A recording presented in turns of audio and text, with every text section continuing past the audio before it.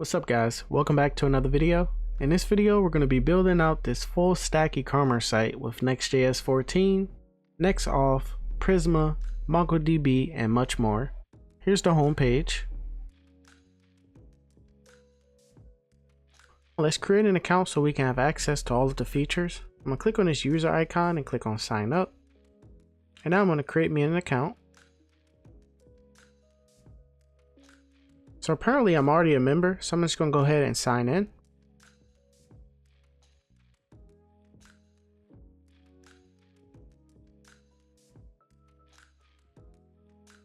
And we get authentication successful. Now let's add some items to my shopping cart. I really like this Stack Overflow shirt, so I'm going to add it to cart. But it says I must choose a size first. I'm going to click on small, add it to cart, and we get the confirmation that it's been added. Also like this looking for someone who can commit shirt. Size large. That's been added. And I think I might get a shirt from my friend. I'm gonna get this debugging shirt.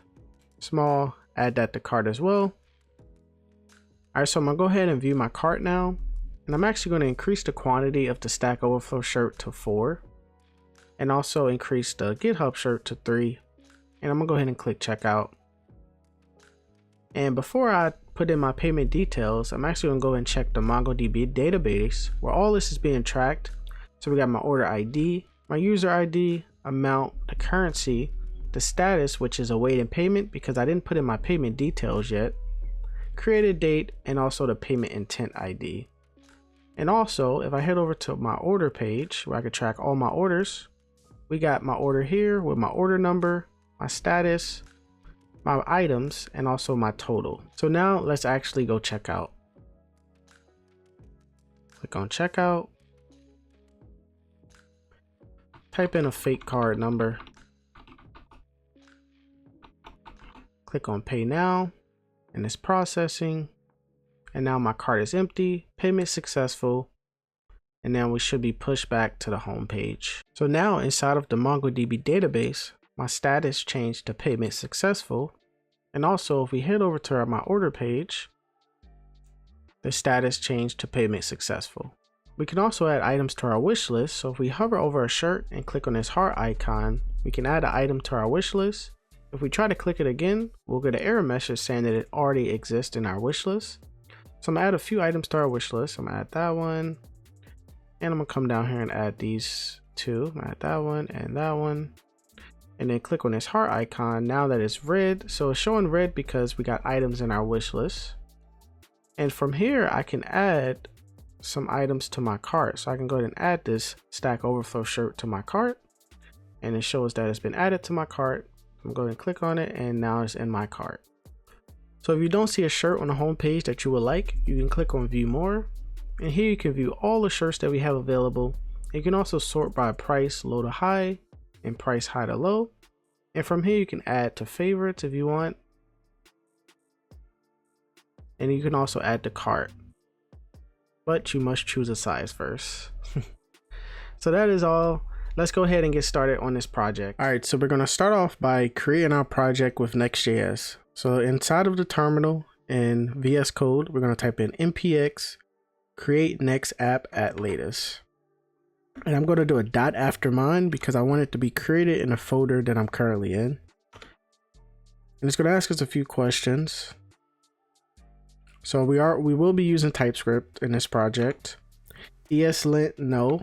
Tailwind, yes. Source directory, no. App router, yes. And the customized import alias, this is optional. I'm going to use it. You don't have to. And I'll be using the @ symbol. All right, give this a second.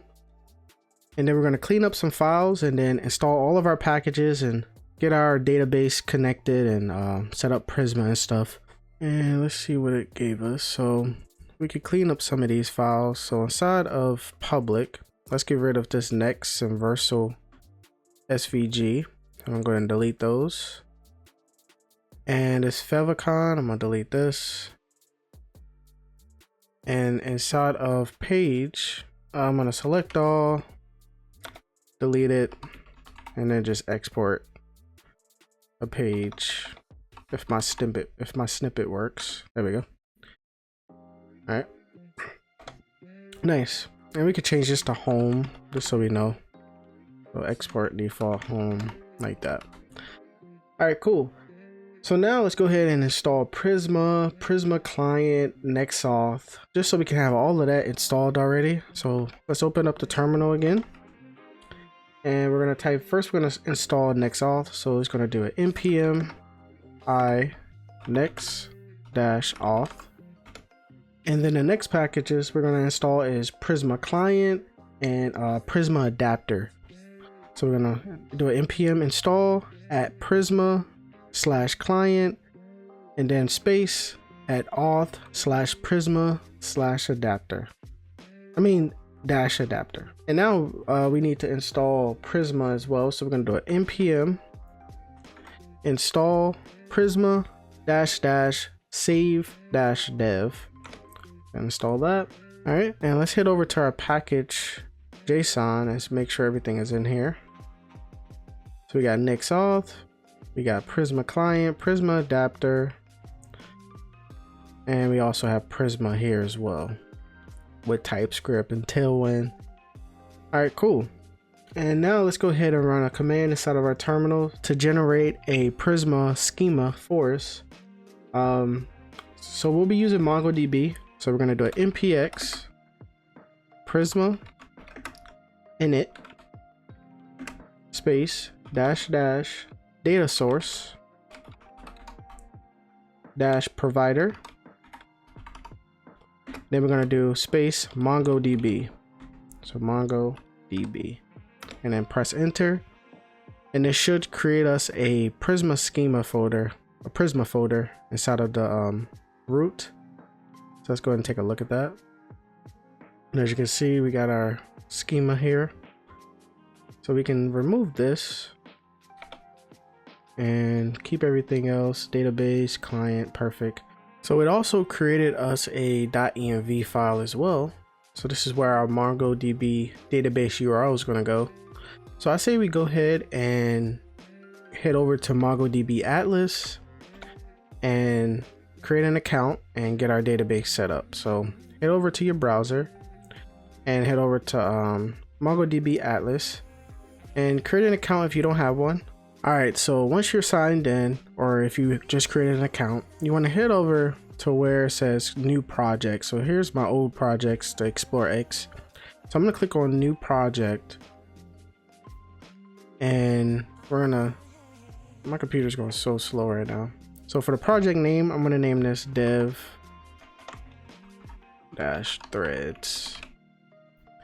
Click next, and the permission is gonna be me.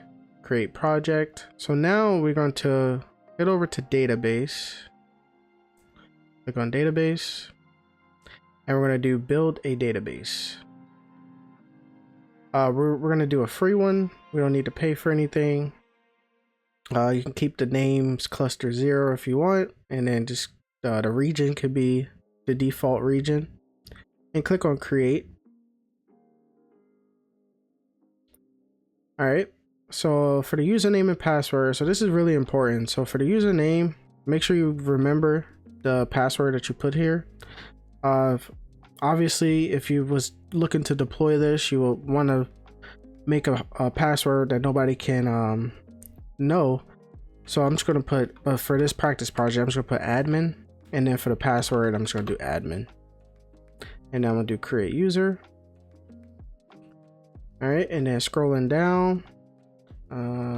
Get rid of this. Actually, I'm gonna remove my IP address because your IP address should show up there. And for the IP address, we're just gonna do 0.0.0.0, and I'm gonna do add entry. And I believe that is it. We can go ahead and finish and close, and then click on go to overview. And now what we want to do is we're going to click on connect, and we're going to click on drivers, and we don't need to install MongoDB because we're using Prisma, but we do need this our database URL. So we're going to need this here. So let's copy that, and we can close out of this. And I believe that's all we need for now. So we could just close out the browser. So here, we're just gonna paste that URL right here. And here's the trick. So as you can see, it says password here. So make sure you put the password that you made here. So we'll do admin. I don't know. Okay, that was weird. Do admin. And then after this slash here, so right in between this slash and this question mark, I'm just going to put store. So just, you could put anything there. I'm just going to put store. All right, and just give that a save. All right, nice. So now let's head over to our schema and actually start writing our schema out. All right, so to help out with our schema a little bit, we're going to head over to our browser and then head over to authjs.dev. And once you're on this page, you're going to click on get started. And on the left side, you should see database adapters. Scroll down and we're looking for Prisma adapter. And inside of their setup, they're using the Google provider. We'll be using credential provider. So you can just ignore that part for now. Scroll down to the schema, and here we're going to copy over a few things. So I say that we copy over the account, copy over this. And also, if you notice, they're using PostgreSQL. So we will get some errors copying this over, but we're going to change over a few things. So we got account. Let's head over to our VS Code, and we're going to paste that in here. And as you can see, we're getting some errors here. But we're going to fix those here in a second. So that's our account. And here's my MongoDB. Okay, perfect. Head back over to our browser. We're going to take this session. And we're going to copy this as well. I'm going to paste it here. All right. And then last but not least, we can ignore user. We're going to create our own user schema. We're going to take this verification token and paste that in as well. So we're getting some errors. So first thing first, I'm surprised we're not getting errors for this here, because when you use a MongoDB, you can't use DB text. You only can use DB string. So let's change that to DB string. I'm going to change this one to DB string. I think I'm zoomed in a little bit too much. Maybe that helps. All right. I'm going to change this one as well to DB string. All right. And also, when you use a MongoDB, whenever you're doing the ID string, you got to make sure you add at map. And then inside of here, you want to do underscore ID, like that. All right, so we got user relation, fields, user ID, on delete cascade. Okay, and the reason why we're getting an error because we don't even have a user schema yet, but we're about to make that. But I just want to make sure we get all the errors done before we do that. So inside of this one, since we're using MongoDB, we got to make sure we do at map, and inside here underscore ID. All right. So there, and for the verification token, so each schema has to have an ID when you use a MongoDB. So inside of here, you got to make sure you do ID, and then we're going to do string, and then same thing, at ID, at default, and in here we're going to do CUID. And then outside of here, we got to make sure we do our map underscore ID. All right. Perfect. And let's go ahead and make our user schema now. So we're going to do a model user. And we're going to take in an ID. Because like I said, you got to have an ID for each model. And so with MongoDB, plus we need a user ID anyway. We're going to do at default, CUID. And then we got to make sure we add the at map underscore ID. All right. So we got that. And we're also going to take in a name, which is going to be a string. Make sure you add a question mark after it. And we're going to email, which is also going to be a string. And the email is going to be unique. right? And then we're gonna do, we don't need to add email verified. We're gonna do image, and the image is going to be a string. And then we're gonna have a hash password. Hash password, and that's going to be a string as well. Then we also gonna have a created at. That's going to be date time, and the default is going to be now. All right, save that. Make sure that perfect. And as you can see, once we saved it, it's popped up. We got account and sessions. That just popped up automatic. But we're gonna switch this up a little bit. So for account, I'm gonna do accounts. I'm gonna change this to accounts like that, and then sessions can stay like that. All right. So underneath this created at, we're gonna do orders, and that's going to equal orders with an array. So we don't have that model yet. Let me just scroll up, make sure we got everything. All right, perfect. Let's go ahead and make that order model now. All right, so model order. And let's go ahead and we got to get rid of this S there. All right, so we're gonna have a ID, which is going to be a string. And we're also going to take in a user, and that's going to be user. So our user schema. So we got to make sure we add a relation. And the relations the fields is going to be user ID. And now I need a reference, which is just going to be ID. All right, save that. And now we need our user ID, which is going to be a string. We need the amount, which is going to be a float.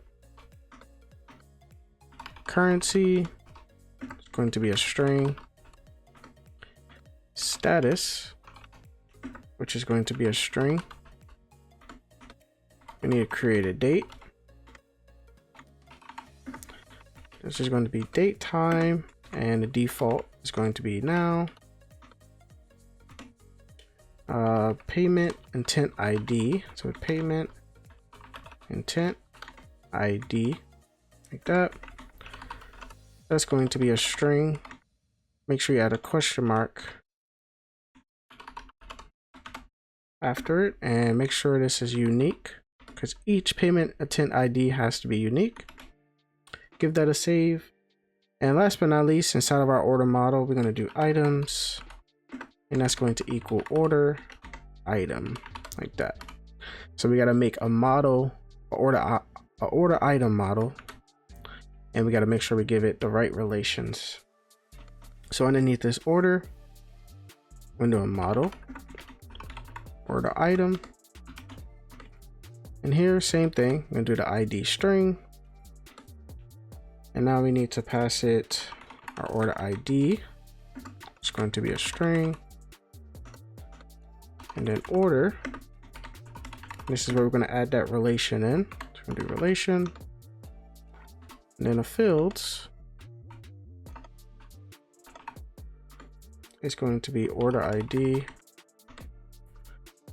and then a reference is going to be, oh, I messed up, sorry, comma after that, and then we're gonna do reference and then ID, like that. All right, and now scroll down some. So inside of our order item, so this is basically each product. We're going to save that inside of our database, and it's going to be tied in to that specific order and user. So all of this is kind of going to like feed off of each other. It's pretty cool. So we got our name, which is going to be a string. So that's the name of the product. The quantity, and that's going to be integer, int, and then price is going to be float. Image is going to be a string, and then the size is going to be a string. so the size of the shirts that we're selling. And then we also need to add unique tag at the bottom. So do 2 @ unique, and then we're gonna do order ID and then name, like that. All right, I think we are complete with our schema. So what we can do now is open up our terminal, and then we're gonna run an npx Prisma generate. So anytime you make any changes to your schema, just make sure you run this command so it can update your whole entire project with the schema. And I also think it updates the database as well. So we're going to npx Prisma generate, press enter, give it a second. So all I see is green, so got the check mark, so we're all good there. Perfect. So there's another package that we have to install. So keep your terminal up. We're going to install bcrypt. So we're going to do an npm because we're working with passwords. Because like I said, we're doing credentials. So we're going to make sure we install this. So the npm i-save-dev @types/bcrypt. Let me zoom in some so you guys can see. Scroll down and press enter. All right, cool. All right, nice. So let's close out of everything and let's get started, man. First things first, inside of our app folder, we're going to create another folder, and we're going to do parentheses auth. So this is where all of our auth authentication stuff is going to go. Our authentication components, our sign up form, our sign in form, everything that deals with authentication is going to go inside this folder. So inside here first, we're going to make a API folder. All right, and inside of this API, we're going to create another folder, and we're going to do brackets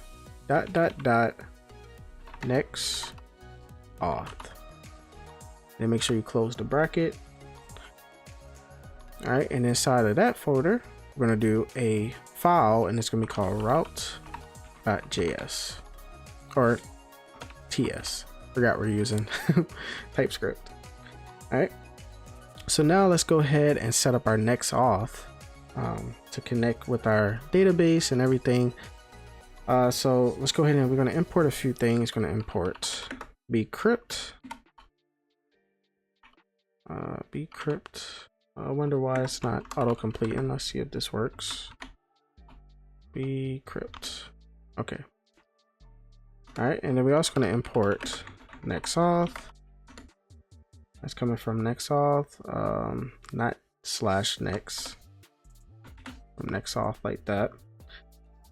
And we're also going to import auth options like that. And I'm going to import credentials provider,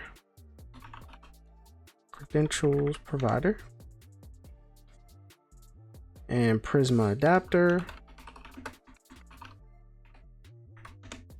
All right.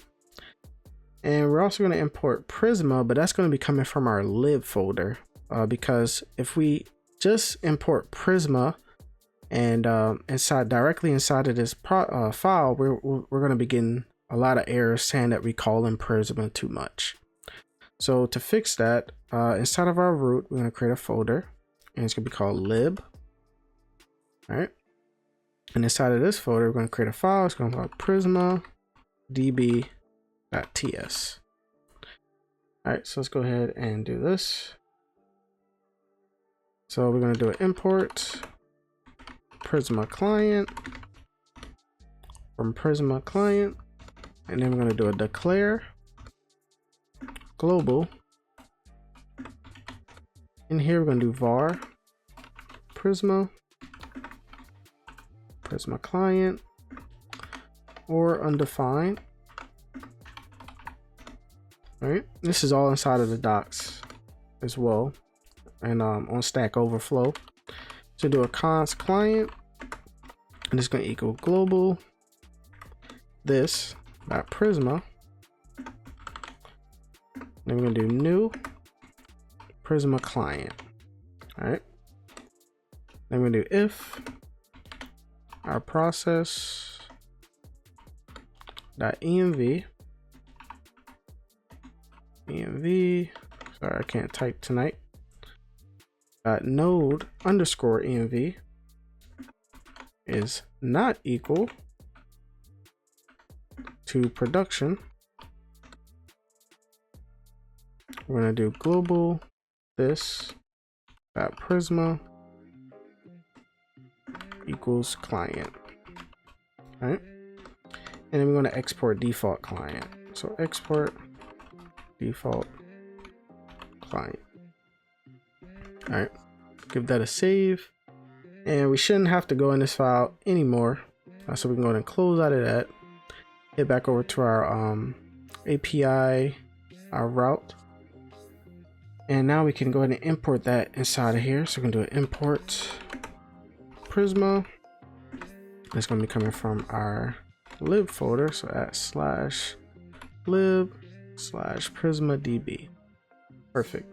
All right, so just to save us a little bit of time, I'm just gonna go ahead and just paste in the rest of this code in this file, but this will be inside of the gist and GitHub gist inside of the description. So just go ahead and just copy and paste this file.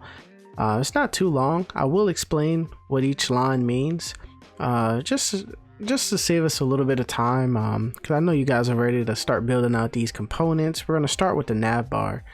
So I'm just going to paste this over here, and as you can see, we are getting some errors. So we got credentials, and that's because we put brackets here for credential provider. So let's go ahead and get rid of that.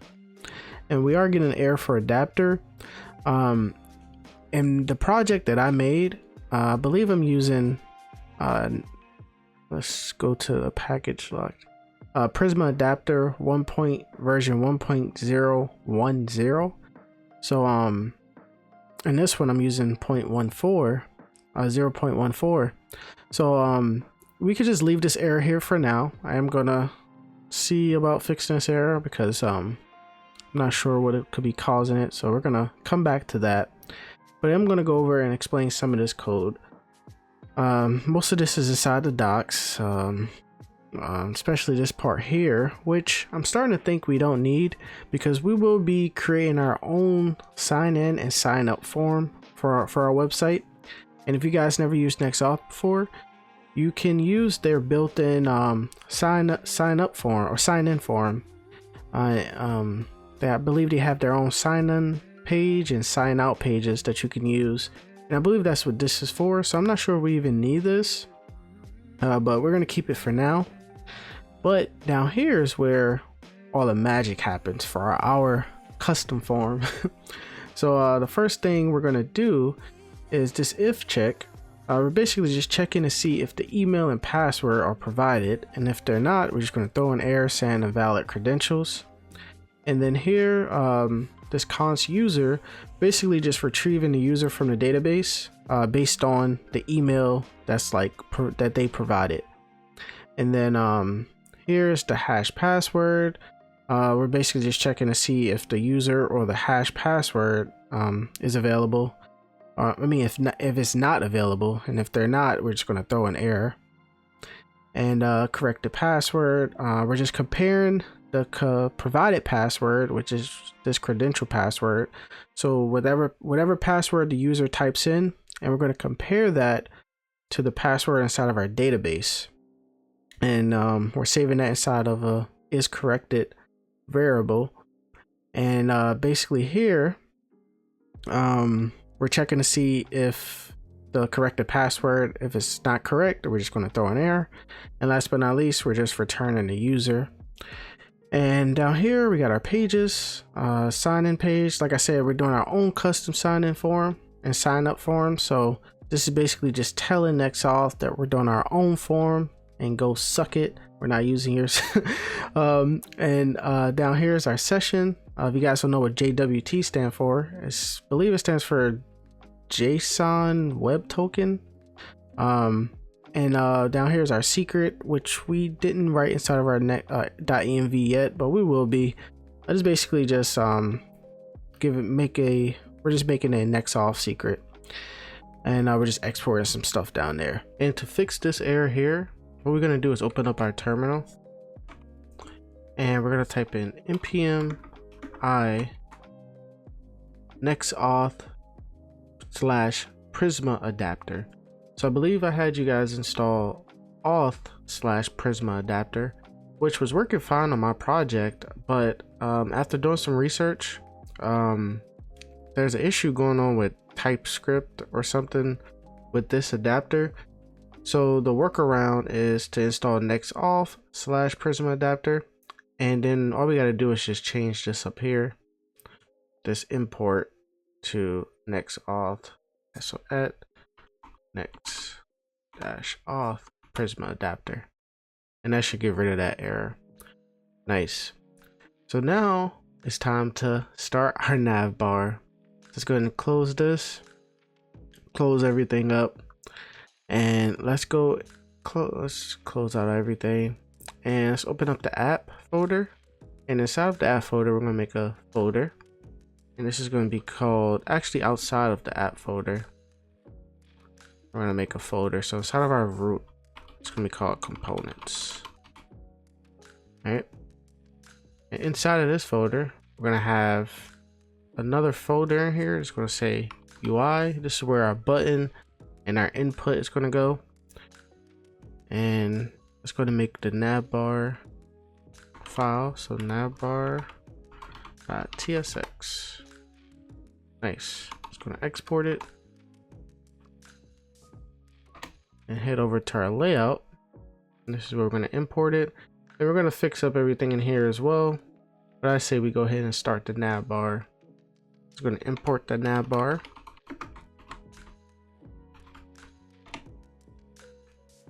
And over top our children, right inside of our body, I have navbar. Perfect. So I'm going to go ahead and open up another window and resize all of my windows so you guys can see the browser and the VS Code. So give me 1 second. All right, so I got the browser open now, and I went to localhost 3000. I haven't started up the server yet because there's a package that I want us to install first.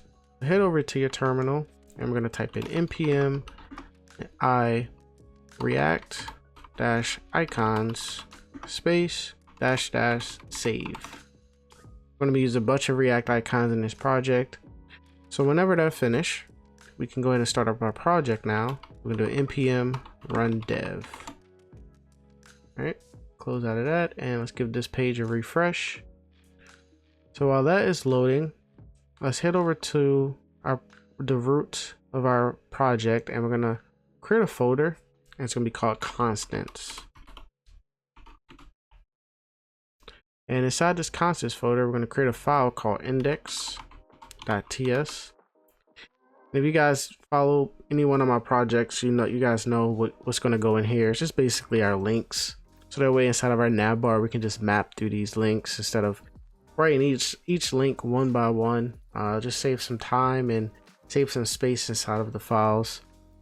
So inside of the description, there's going to be a GitHub gist, or you can head over to the GitHub repository and just copy over this file. Like I said, it's just links. It's not, or you could just pause the video and just copy and type all this out right quick. It's not too much.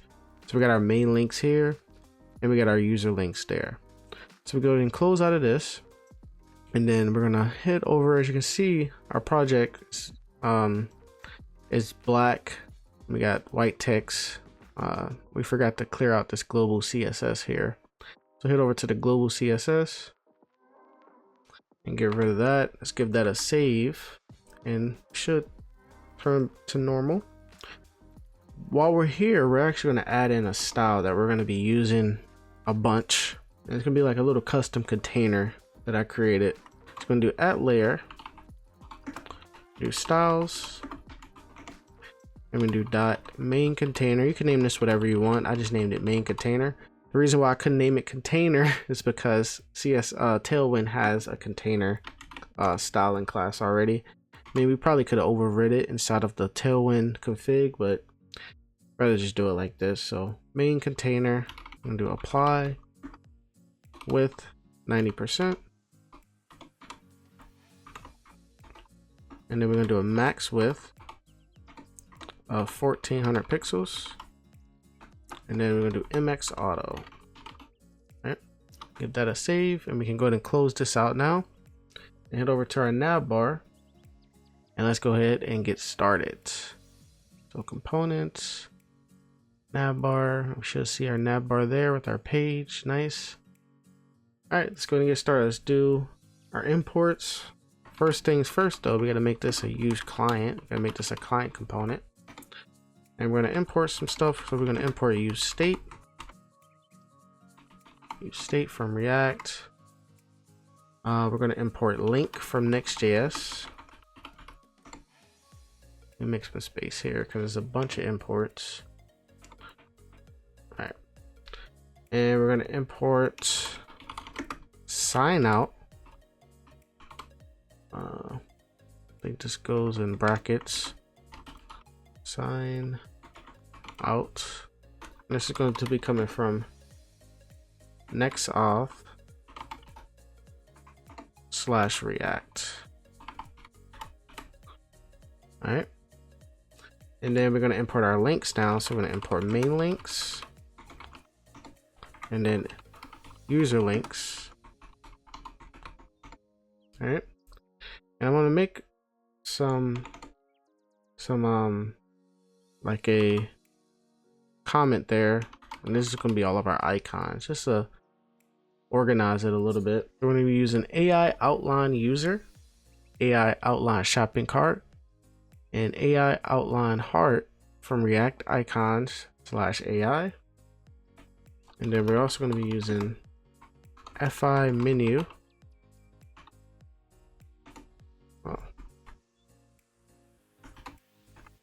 FI menu, and this is going to be coming from React icons /FI, and we're doing MD close. It'll be better if I just copy and paste all of this. MD close, and then we're going to be using TB brackets angle. All right. There's a few other imports that we haven't created yet, but we're going to come back and import that. But for now, let's get some styling done and write some JSX. So inside of this, our return, we're gonna have a nav.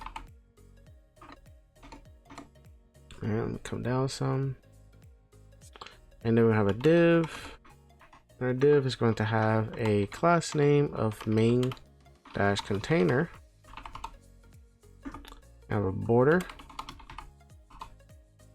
bottom, sorry, a border 1, flex, justify between, item center, a PY of 2, and position relative. Give that a save, and we should see our border there, as you can see. Perfect. And inside of this div, we're gonna do our logo, which is gonna be a link. All right. And whenever you're using Next.js link, you gotta make sure you add the href here, and it's just going to take us back to home like that. All right. And inside of this link, we have a div with a class name of flex, a gap of 1, item center, a text XL, a font medium, and a text black.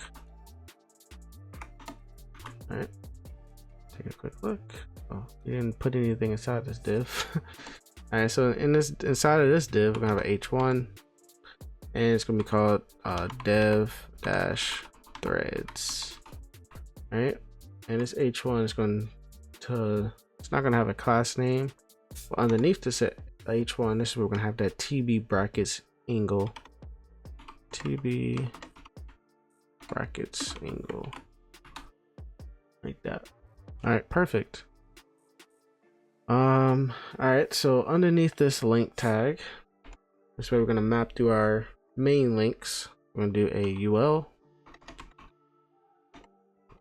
And this UL is gonna have a class name of flex, gap 10, and on max, on medium screens, and below it's going to be hidden.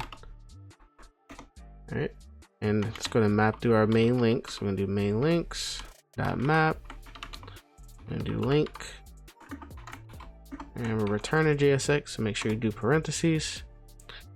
And do link. So we're returning a link for each link, and then we're going to do href, and the href is going to be link dot route, and right in between this link tag we're going to do a li, and we're going to have our link dot label here like that. Give that a save. Nice. All right, so underneath this UL we're going to have a div, and it's going to be a with the class name of flex, gap of 5, a text XL, and we're going to do a little trick here. We're going to do brackets, the and symbol, the greater than symbol, the star, and then make sure you close it, and then we're going to do cursor pointer like this. If you guys don't know what this is basically just selecting all of the children inside of this div and applying this style into it. That's a little trick in Tailwind. So we're gonna have our cart icon. Well, actually we didn't create this cart icon yet, so let's just go ahead and do AI outline cart, shopping cart like that, and then underneath here we're gonna do our AI outline heart, and then underneath these, so let's go and give that a save right quick and see where we're at. All right, nice. And then underneath this here we're gonna have a div with a class name of maxMD hidden. maxMD hidden. All right. When you zoomed in, it's like hard to even operate on here. And here, let's just keep this div like this for now. All right, so we got our icons there, perfect. So inside of here, this is going to be where our hamburger menu is going to go whenever we hit medium screens. So but before we do that, we need to make some state. Let's head up here, and inside here we're going to do const open mobile menu, and then set open mobile menu, and by default it's going to be false. And since we're here, let's go ahead and do the user menu as well. We're going to do a const open user menu, and then set open user menu. And same thing, by default it's going to be false. All right, let us save. Okay, and underneath here, let's go ahead and do our mobile menu handler and our use menu handler. We're going to do a const mobile menu handler,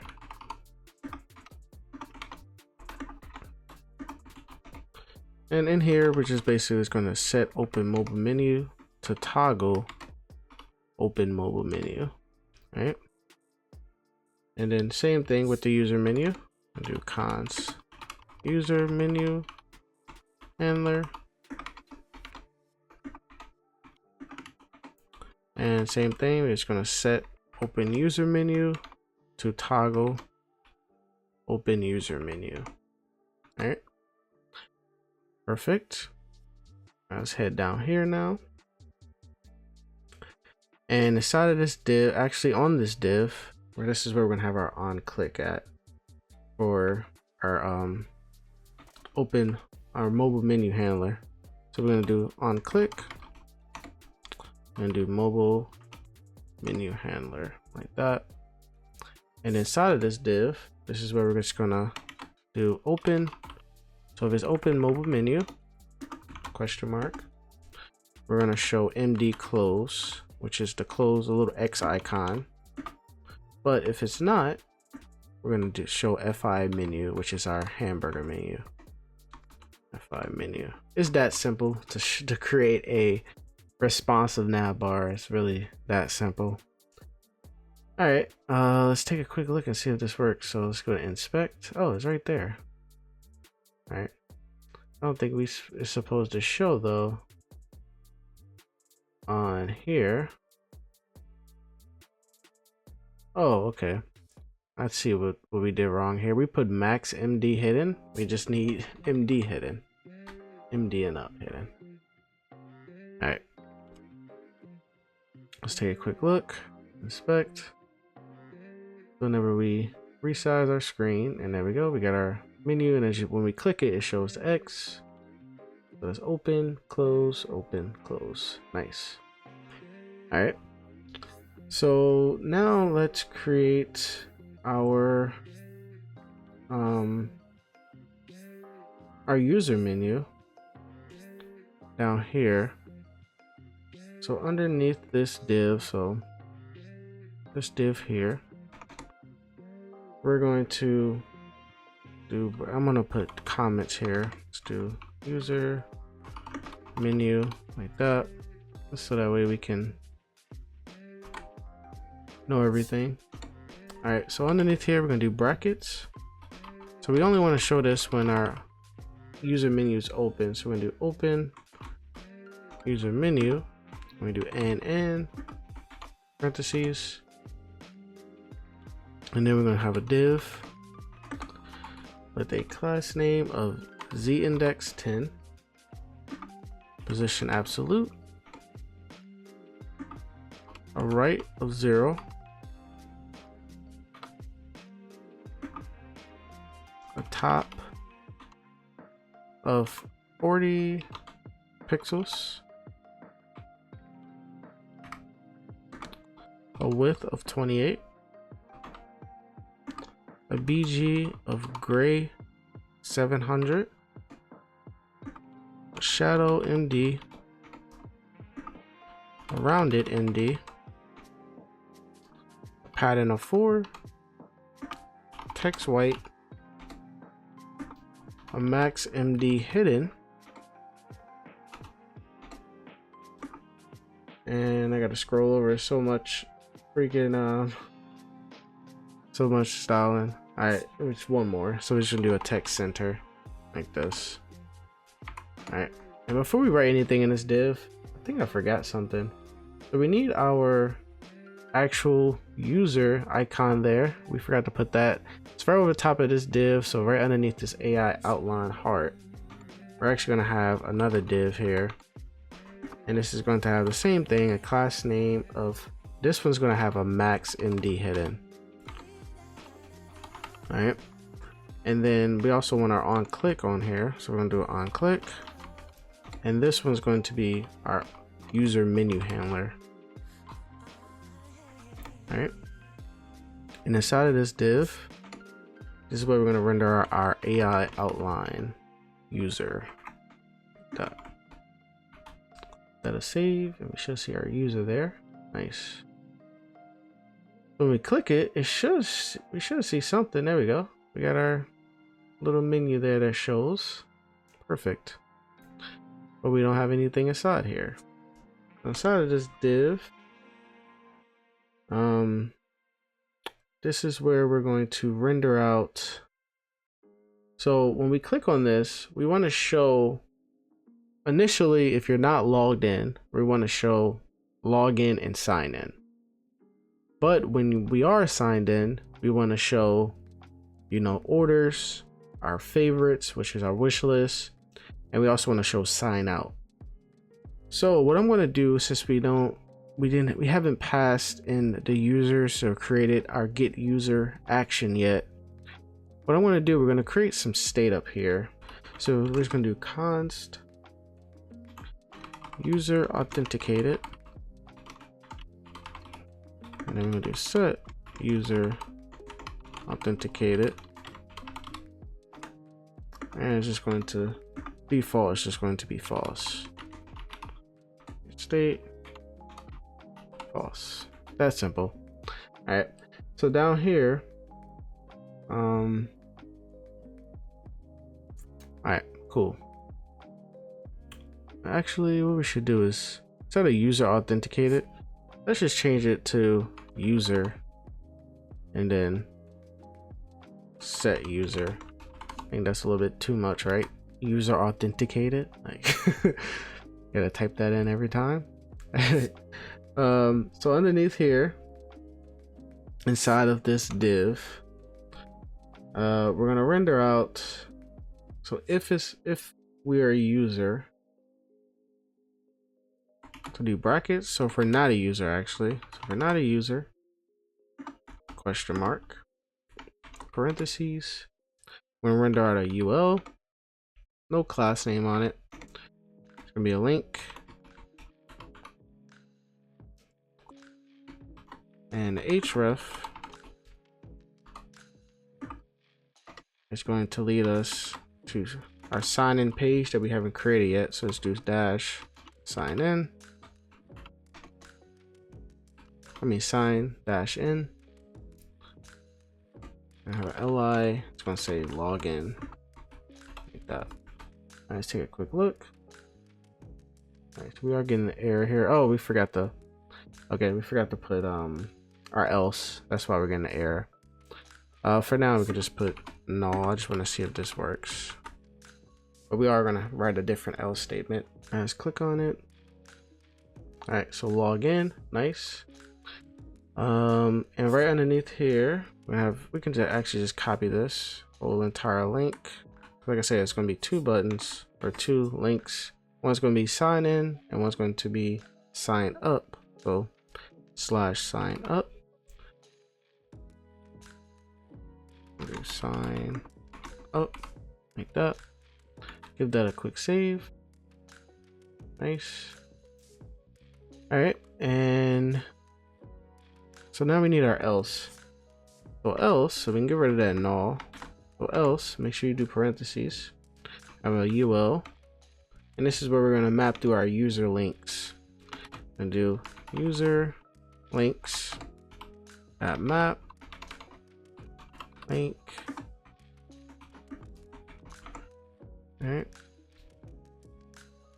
and in here I have a link.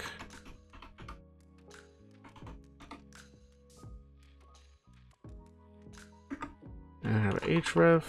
So same thing as the top. This is going to be our link.route. And inside of this link, this is where we're gonna have our li, and it's gonna have our link.label.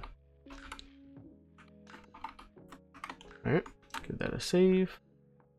All right, so we shouldn't see it because we're currently with our state, we're currently not a user. So let's actually switch this to true. And let's see if that changes. Nice. We got our orders and now we got our wish list. And we need our sign out button. So right underneath this UL, actually we can stay inside this UL. And we could just do a li and just give this a class name of cursor pointer. And we're gonna do an on click. And we're just going to return the sign out that we imported from NextAuth. Sign out like that. And inside this li, we could just do sign out. All right. There we go. Perfect. All right. And like I said, so we got this fake state here. We can actually just comment that out for now. We got it working. We're actually going to pass in a real user and once we create our sign up forms and stuff. But we need our mobile menu now because we don't have our mobile menu yet. So right underneath all of this, let's see where we're at. All these divs it's confusing sometimes. We got our UL, closing UL. We got a div there. So right underneath, actually, no, not that one. So we got our UL, we got our closing div, we got this div. All right, nice. So right underneath this div here, this is where our mobile menu is going to go. So I'm just going to do mobile menu like that. All right. And I don't know if I'm zoomed in a little bit too much. I'm gonna go back and look at the footage here in a second. Maybe I can zoom out a little bit more, like that, maybe. All right, we're gonna do open. So this open mobile menu. Do and parentheses. I'm gonna return a div with a class name of MD hidden. All right. And then inside this div, we're gonna have another div, and it's gonna have a class name of absolute, a right of 5, a width of 48, a BG gray 900. Actually, we should do 700. I believe that's what we did for our user menu. A PY of 5. Shadow MD, a rounded MD, a pattern of 4, text white, text center, and then here's the funny part: we gotta do a Z index of 9999. It's, you guys gonna see why I put that there in a few. All right, so inside of this div, we're gonna have a UL, which is gonna have a class name of flex call, and a gap of 5. All right, and now we can go ahead and map through our main links again. Main links. Actually, we could just go up here and just copy this. Save us a little bit of time. Let's copy this here, come down here, and paste it in here. All right. So after we map through there, we're gonna do brackets again, and same thing. If we're not a user, we're gonna show in login sign up, and if we are a user, we're gonna show our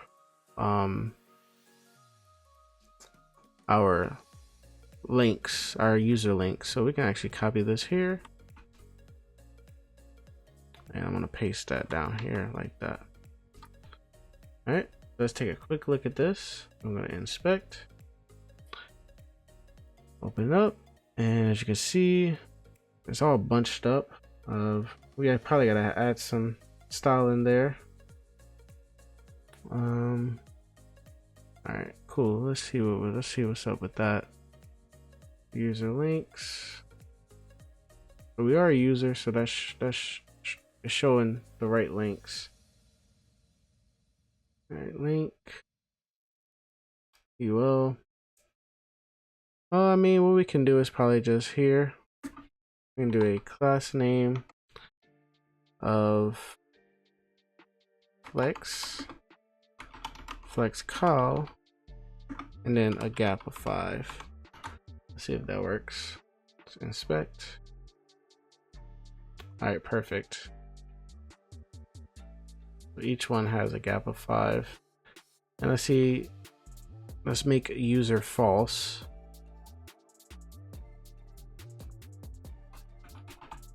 False. And we got our login and sign up. All right, so we got our UL here, which is our whole thing. Then we got a UL inside of a UL. Okay, that's what the issue is. Okay, so I copied over the wrong code. So let's actually get rid of that, and we're gonna do fragments. All right, let's get rid of this here as well. And let's do fragments like that. And now let's save it. And as you can see, now I got that styling that we have on this UL here. Okay, now it makes sense. All right, Perfect. All right, so our navbar styling is complete. We actually have to change our font though, because we're not using this font. So let's head over to our layout, and we're gonna switch over our font a little bit. So instead of enter, I'm gonna use railway.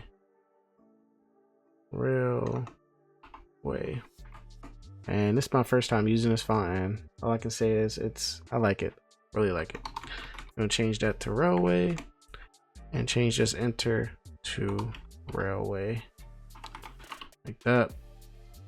So we need to tell it what weights we're gonna be using. Just gonna go ahead and just import them all. So and after this Latin, we're gonna do a comma and then make some space there. Just do weight and do 200, 300, 400, 500, 600, 700, and 900. I don't know why I don't have 800 on here, but I guess we didn't use it. For the metadata, we could change this to dev threads. Let's do dev-threads. And it's gonna do e-commerce site, e-commerce website. All right, and so we gotta change this to railway down here. Let's give that a save. All right, nice. Okay, and since we're here, now let's say we actually go ahead and pass our actual user inside of our navbar. Because we were just using the fake state for now, but we're actually going to pass in our user. But before we do that, we got to create a file inside of our context folder that we didn't create yet. So inside of the root, we're going to create a folder called context, and inside of here, where is it? There we go. I'm going to create a file, and this is going to be called Auth Context .ts. You can do tsx if you want. All right, and in here we're going to do a use client, and then we're going to import session provider. That's going to be coming from NextAuth/React, and then we're going to export interface. So this TypeScript to Auth Context props, and it's going to do children. We're going to take in the children, and that's just basically a React node. Right, and we got to do our export default function. So export default function Auth Context, and we're taking in our children.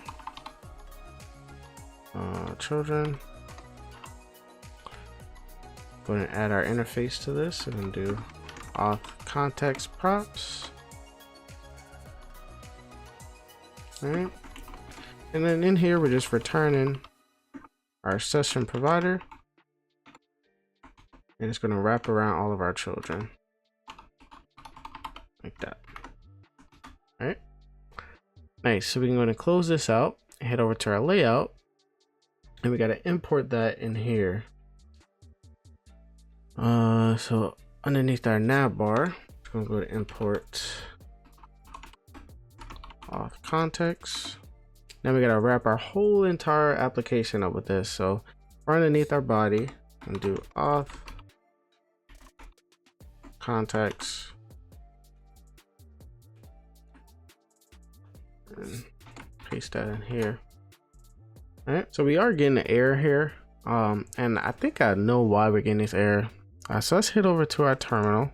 Hopefully this is a fix, and it's going to close out our server, and we're going to type in npm I bcrypt. All right, give that a start, and hopefully that get rid of that error there. And now it's going to start our server, and hopefully that works. All right, nice. So that got rid of that error. So Now let's go ahead and create our actions to retrieve our user session and to get our current user that's currently logged in. So what I'm gonna do is close out everything. And like I said before, everything that deals with authentication is gonna go inside of our auth folder. So open that up and we're gonna create a folder in here called actions. All right. Inside is actions. The first one we're going to create is our getUserSession action, and it's going to do .tsx. Right. So this is a short file. We're going to do import. We're going to do get server. Import get server session. It's coming from NextAuth, and then we're also going to import our auth options. Auth options. So make sure you do the one with the lowercase a, and this is basically our auth options coming from our API route that we created earlier. All right, and then we're just going to do an export default async function get user session. We're just going to return await get server session. We're going to pass it in our auth options. All right, nice. And now let's create our next one. This is going to get current user. So we're going to do get current user .tsx. All right. So in this one, we got to import Prisma. That's going to be coming from our lib folder. So /lib. Always got to type it out whenever I'm importing Prisma from my lib folder. I don't know why. I'm going to do import, and we're going to import our get user session action that we just created. And now let's create our function. So const get current user.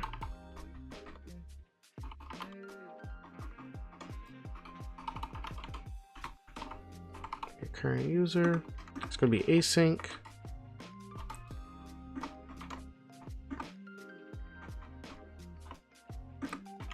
And we're going to do a try catch. So first we're going to try. We're going to do a const session.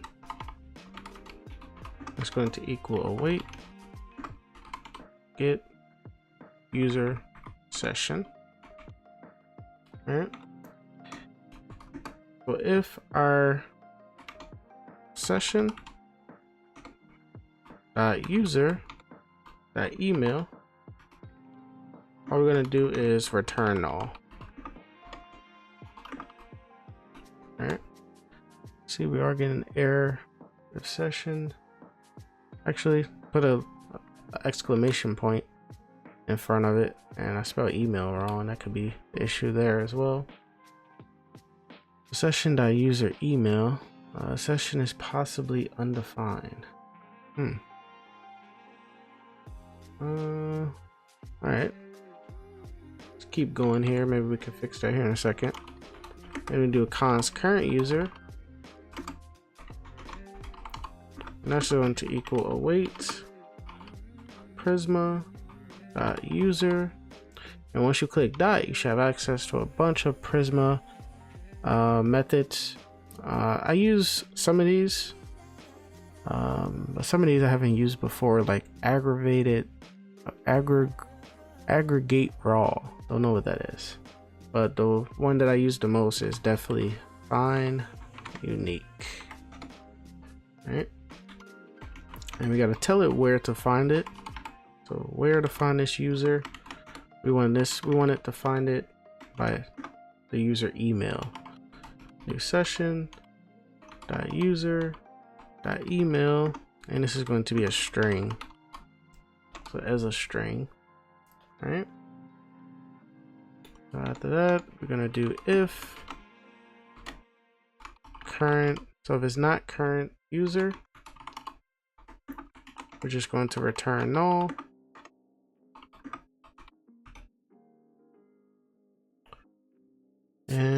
down here, we got to return the current user. Like that. And since we're doing a try, we got to make sure we do a catch. So we got to do a catch.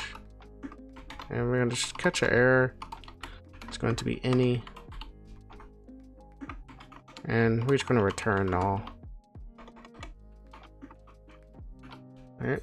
And we got to make sure we do an export down here. I'm going to do export default getCurrentUser. Like that. Alright, so we're getting an error. It says session.user is possibly undefined. Alright, let's see what this issue could be. So we got our user.email. Okay, so maybe put a question mark there because it's possibly undefined. So alright, perfect. So we got our getCurrentUser. So now we can actually use this inside of our layout. Head back over to our layout, and right underneath here we can just do import getCurrentUser, and we actually got to make this a async function now. So export default async function root layout, and it's this easy. All we got to do now, since we got those actions, we just got to do const user. And that's just going to equal await get current user, like that. All right, nice. And now we can pass our user inside of our navbar. So user, like that. And as you can see, we're getting an error here. All we gotta do is do a exclamation point there. And we're probably getting an error because we're not accepting a prop inside of our navbar either. So let's actually head over to our navbar component. And let's take in this prop. We're not going to do anything with it yet because we want to create our sign up and sign in forms. And do user like that. All right, perfect. We are getting an error. Let's see. Oh, okay. It's because we have user here. Okay. All right. We're setting the user state. Let's just get rid of that. And let's see. We got 3 errors it's showing. Oh, now it's showing 1. Nice. Let's go ahead and save that, and that should get rid of that error there. All right. So as you can see, we got some TypeScript errors here because user can be has an any type right now. Let's go ahead and fix that right quick. Up here, we're going to go ahead and import. Make sure you do brackets. We're going to import user, and it's just going to be coming from Prisma/client. And then underneath these imports, right outside of our navbar component, we're going to do interface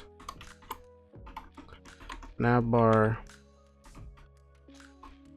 props.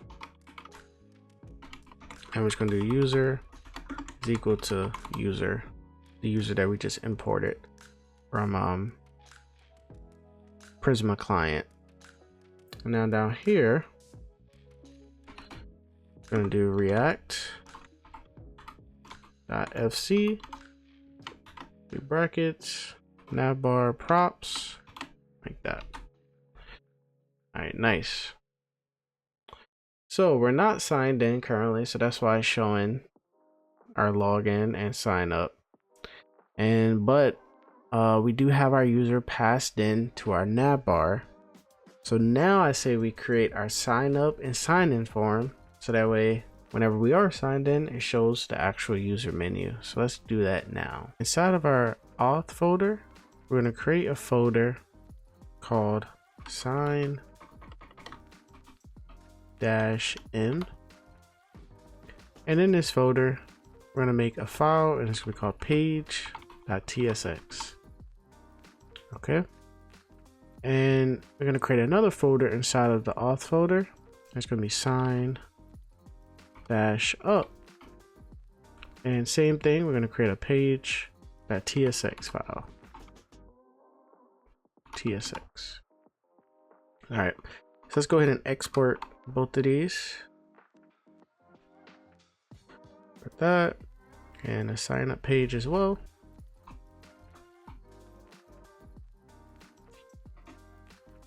All right, cool. And we could keep it like this for now. What I want to do is create our UI components that we're going to be using in these pages. We're going to be using an input and a button. So let's go ahead and close out of these for now. And then inside of our components UI folder that we created, we're going to create two files. The first one is going to be input.tsx.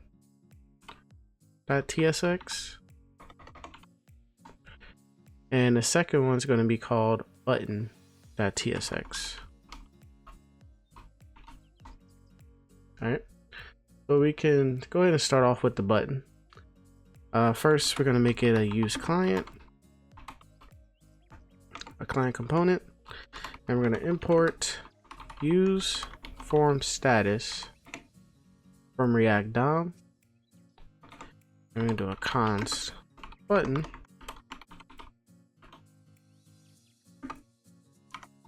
And we're going to take in some props. The props we're going to take in a type. We're going to take in children. We're going to take in an on click. And we're also going to take in if it's disabled, which is going to be a Boolean, so if it's disabled or not. And let's go ahead and write a return. So we do a const pending. That's going to equal to use form status. Like that. All right. Ignore these errors for now. We're going to take care of those in a second. All right. Underneath here, let's write our return statement. So we're going to return a button. And disabled is going to equal to disabled. On click, it's going to be on click. Type is going to be type. And we're going to do ARIA dislabeled. A little bit of accessibility in here. That's going to equal to pending. And we also can give it a class name of bggray 700.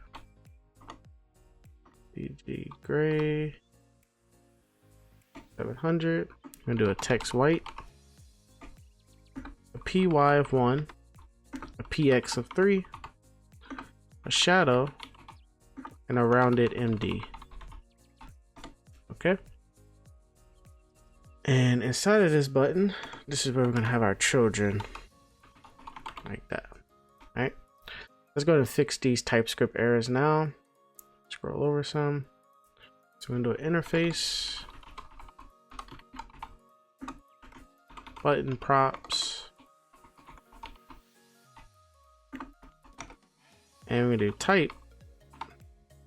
We're going to make it optional. So we're going to do button, or it can be type submit, or it can be reset, or it can be undefined. Undefined. All right. And after that, we're gonna do our children, and that's just a React node. All right. And then on click, which is also optional. Our children is optional as well. That's going to be a React.mouse event handler. You gotta do brackets. We're gonna do HTML button element, like that. All right, and last but not least, disabled, which is going to be a Boolean.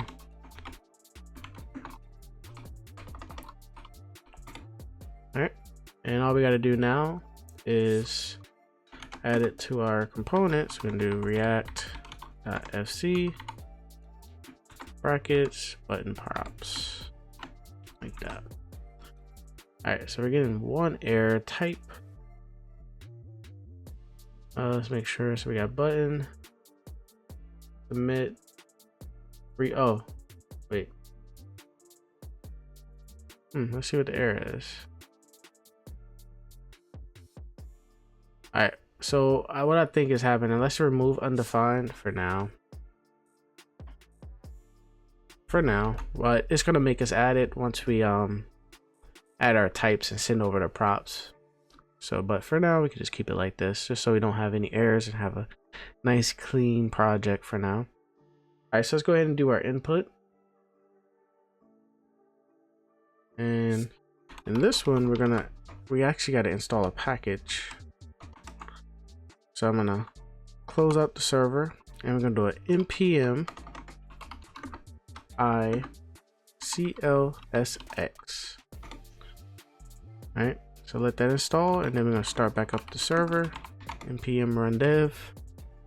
Close that out. We can go ahead and give this a refresh. And now we're gonna import that new package that we just installed. Import clsx from clsx. All right. Const input. And this one's going to take props as well. We're going to take in a label, take in an ID, and take in a type. And we also going to take in disabled as well, just like our button. All right. Let's write our return statement, and we're going to return a div. No class name on the div. But after this div, we're going to return a label. HTML4 is going to be for our ID that we get from our props. We also going to have a class name on this label, which is going to be block. Text small, a font medium, and a leading 6. Okay. So after that, go inside of here. This is where we're gonna have our label that we get from our props. All right.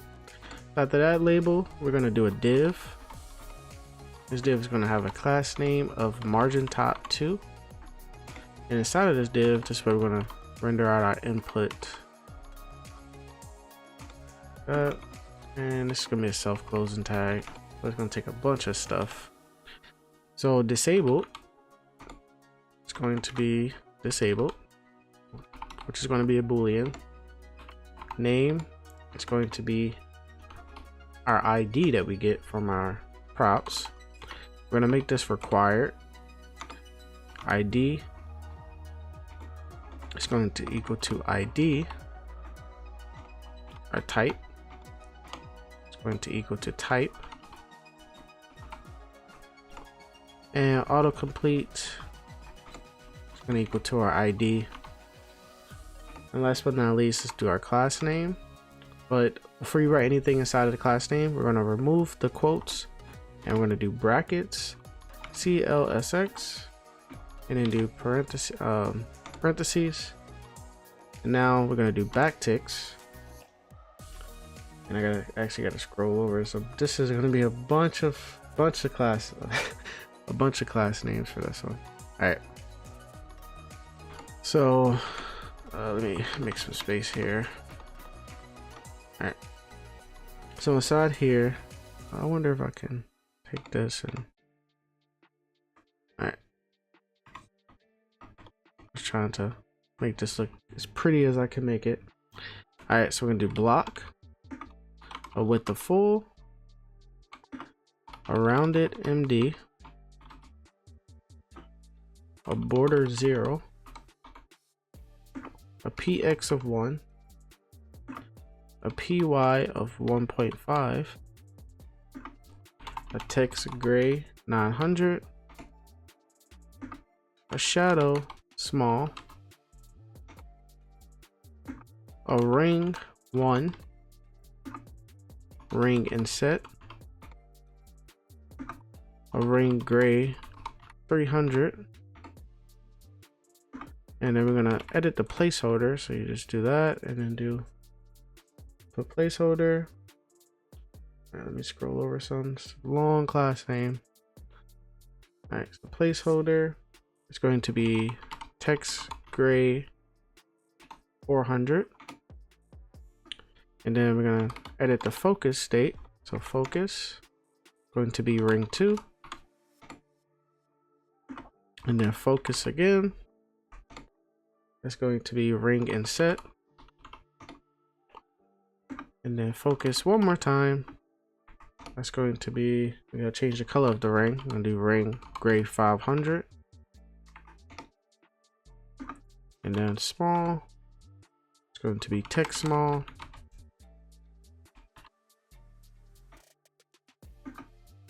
And then on small screens and up, we're gonna do a leading of 6. Leading of 6. All right. Nice. All right, so now after this, we're gonna add a comma because now we're gonna edit the disabled state of this input. So make sure you add a comma there. And now we're gonna do if it's disabled, do the and opacity. I want the class name to be opacity 50. And then we're gonna do cursor default like that. All right. I think I go over this every time I do a project. So this is called, I think this is called short circuiting, like a short circuiting technique. Basically, you could write it out as a ternary operator. So if it's disabled, do a question mark, then run this these class names, and then you do your else, which you could just probably return like null or something. But when you do the and basically if it's disabled, that's when the second half of this it's gonna fire. It's gonna render out. But if it's not disabled, that's when it's just gonna short circuit out and don't even run this these class names. So that's a little cool little method there. All right, so we need our interface. And do input props. And a label is going to be a string. ID is ID is going to be a string.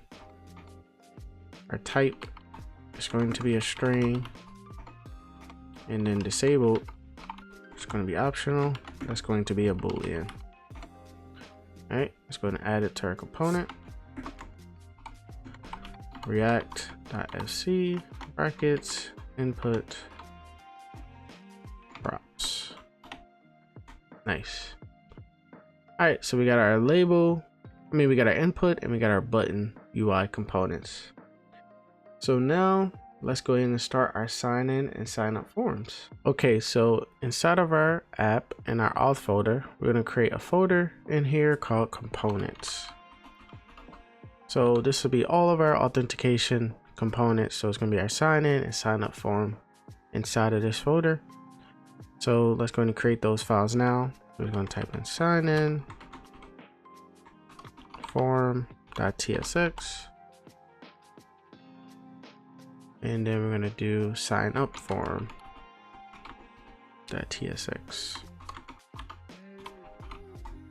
All right, let's go ahead and export them.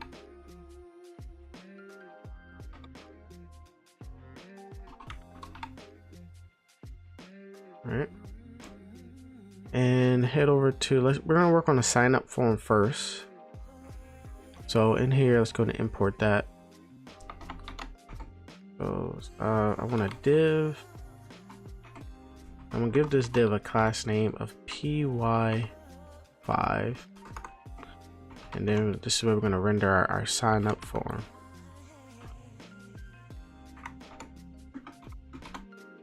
All right, so we can actually go and click on sign up, and there we go. We got our sign up form there. So now we can go ahead and start styling this up. We'll head over to the component and let's get started. All right, so first things first, we got to make this a client component and try to think if we should just, I say we just go ahead and get the styling done, and then there's a few packages that we're gonna have to install. So we use React Hot Toast, and if you guys don't know what that is, basically I could show you guys right quick. React Hot Toast, it's like notifications that pop up. It's really cool. It's my first time using it in one of my projects, but we're gonna be using this so whenever a user's created, if you're successfully signed in, you know, you get that little toast right there. Then if you get an error, toast gonna pop up, and they got a bunch of other stuff here that I found, like they got notifications. Pretty cool.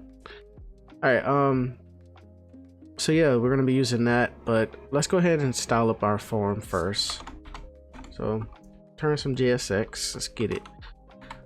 So we're gonna do a div, a class name, and do a margin top of 8, small screens, and do an MX of auto, small, and do a width of full, small again, max width 2XL. On medium screens and up, we want it to have an outline, and then we have an outline 1, and then we also want the outline to be gray 200. All right, and inside this div we'll have another div. It's gonna have a class name of px4, a py of 8, small screens and up, it's going to be rounded lg, and small screens and up, a px of 10. All right, and inside this div, this one will have another div, and this one's gonna have a class name, medium screens and up, it's gonna have a text of 4XL, small screens and up, it's gonna have a text of 2XL, a margin bottom of 5, uppercase, a width of full, text center, flex, item center, a text of white, a gap of 1, justify center, and do a BG of gray 700, a PY of 4, and then a rounded MD. Whew, man, bunch of class names on that one. All right, and inside of this div, this we're gonna have an H1, and it's going to say join the DT squad. It's kind of cringy to be honest, but whatever. Join the DT squad. Let's take a look at that. There we go. Nice. All right, and we're gonna have our TB brackets. TB. Let's see if it auto completes. TB bracket angle. That. Our little logo icon there. Nice. All right. So underneath this div, this is where we're gonna have our form. Not that div, this div here. So we're gonna have our form, space, Y6, and a margin bottom of 3. All right. Now we can go ahead and render all of our input and our inputs, UI component, and our buttons. Let's go input. Give it auto import input. It's not auto import, and let's go ahead and import it, I guess. Import input from /. components / UI / input. All right, so let's head over to that. Something's up. Okay, we forgot to export both of these. So let's do export default button, and for the input we gotta export it as well. Export default input. All right, save that. Get back up to our sign up form. All right, and now we got our input. For our first input, it's going to be type, and the first one's going to be type text, and then the ID for this one's going to be name, and then a label is going to be name with the uppercase M, and then disabled is going to we could just do disabled for now, but it's going to equal to is submitting, but we didn't set that state yet. But so for now, I'll just put disabled. Actually, we could just type it in, is submitting. All right, we might get an error, but we got our input there, and yep, we got an error. So let's go ahead and set that state, I guess, right now, so that way we can see everything working. We're gonna do a const is submitting, and then set is submitting. That's going to equal use state, and default is going to be false. Right? And we gotta go ahead and, okay, we already imported use state. Give this a quick refresh. We can actually copy this input and just change up some of the props that's sent over. So it's going to be 3 inputs. So 1, 2, 3. And the second one's going to be email for the type. For the ID, it's going to be email. For the name, for the label, it's going to be email with the uppercase E, and disable is submitting. Third one is going to be type password. The ID is going to be password, and the label is going to be password. Uppercase P is submitting. Let's give that a save. And there we go. We got our inputs there. Now we need our button. So underneath here, we'll render our button UI component. There we go. And this takes in a type, which is going to be submit. And we also got to render our children inside this, so we can just type in create account. Good look. Nice. All right. So if we already have an account, we want a way to send the user to the sign in form. So right underneath this form, we'll have a link. Make sure we import it from Next. And this link is going to send us, so href is going to send us to the sign in page. Right. And inside this link, we have a span with the class name of margin top 3, a hover of underline, and it's just going to say already have an account question mark sign in. And I use a HTML entity for like this little arrow, and it's basically the and sign, the pound sign, the number 8594, and press enter, And as you can see, it got that little arrow there. We click on it, it's going to take us to the sign in page. Let's see. Sign in. Perfect. So we got sign in page, but we want to go back to the login page because we want to finish this. All right, so I think the styling's done. We exported it. So now let's go ahead and add let's create our server action that we're going to be using on this sign up form.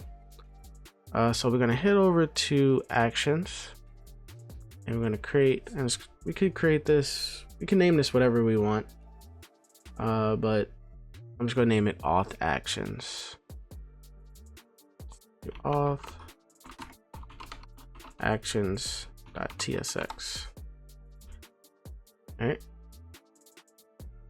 and we're going to be using use server. I gotta import a few things. We're gonna import Prisma from our lib folder. /lib/Prisma.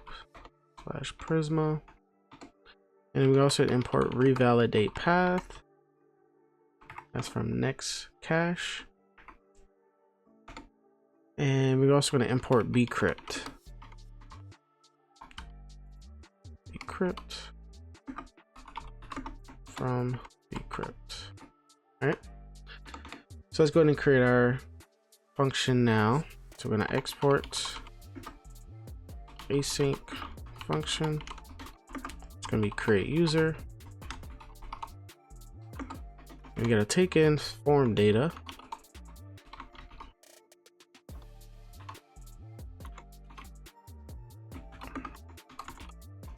And it's going to be form data. And we gotta do our try catch. So we're gonna try const email. That's going to equal to form data dot get, and it's going to get the email and as a string. And now we need our name and password as well. So I'm just going to just copy this, paste it 2 more times. We're going to need our name, and this is our name, and we need our password. This is going to be password. All right, so basically whatever we named our inputs, that's where this data is coming from. So if, for example, if I head over to my sign up form, if I have an input and the name or the ID is I don't know,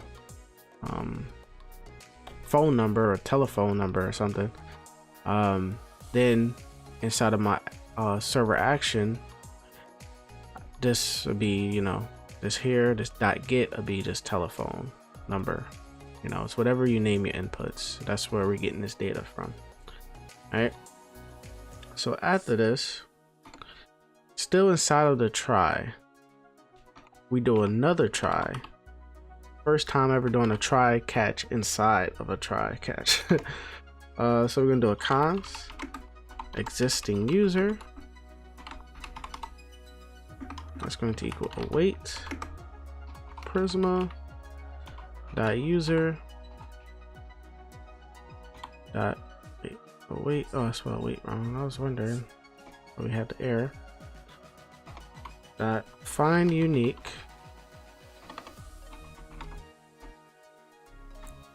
Find unique.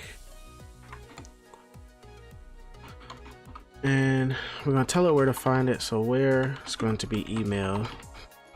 All right. So that's if the user exists.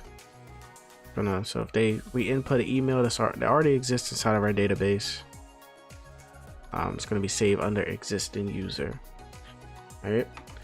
And if we get existing user,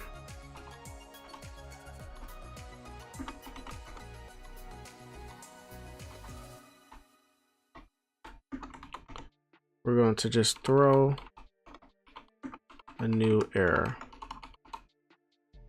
And you can just do you're already a member. All right. cool. So after this, I'm gonna do const hashed password.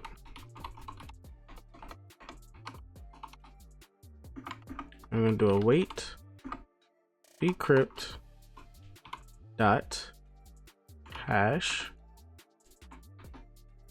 and do password comma 12. All right, that's our hash password. And right after this, we're gonna do await Prisma .user .create. And we gotta send it over our data. It's going to be email. It's going to equal to our email input that the stuff that we get from our email input, and then name. It's going to be name, and then hash password. It's going to be our hash password, like that. All right. We are getting an error name. Oh, I forgot the comma here. All right, cool.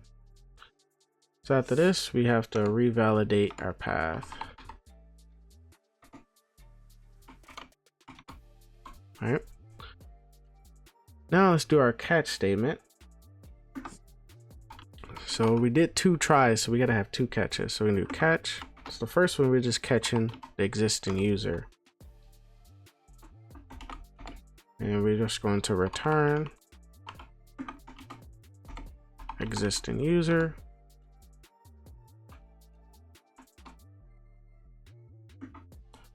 And we could type in you are already a member.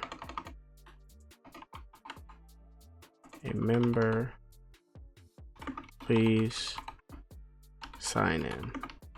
All right. And so now we got to do our next catch. Do 2 go here and catch error. And we could just console .error. I guess error. Do it like that. Perfect. All right, so we got our server action. If you guys don't know what this is, I got a video on server actions. Personally, I like it, but you can't really use it all the time. If you want to overcomplicate things, you can, but sometimes, as you can see in this project, you can use it sometimes, and then you can also reroute back to the old ways of doing things, which is, you know, your get and your post requests and stuff like that. So yeah, so this is our server action. Let's go ahead and close out of this, and close out of that, and head over to our input form. So there's a package I want to install first. Let's go ahead and install Toast, React Hot Toast. So open up your terminal, close it out, and let me get the, so it's npm I react dash hot dash toast.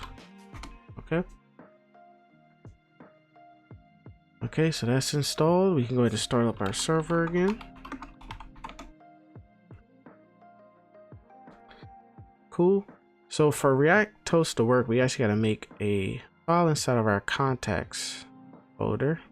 So let's go ahead and close out of that, open up our contacts, and we're going to create a file. Let's see, contacts. It's going to be called Hot Toast Context. Hot Toast Context .tsx. All right, and here we're just going to do a use client, and then we're going to import toaster from React Hot Toast. Then we can do a const toaster contacts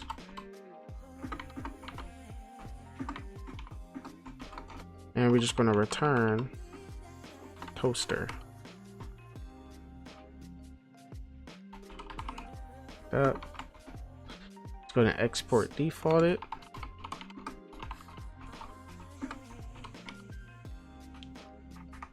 All right, we're going to close out of that and head over to our layout, and here we're going to import it here and wrap our project with it.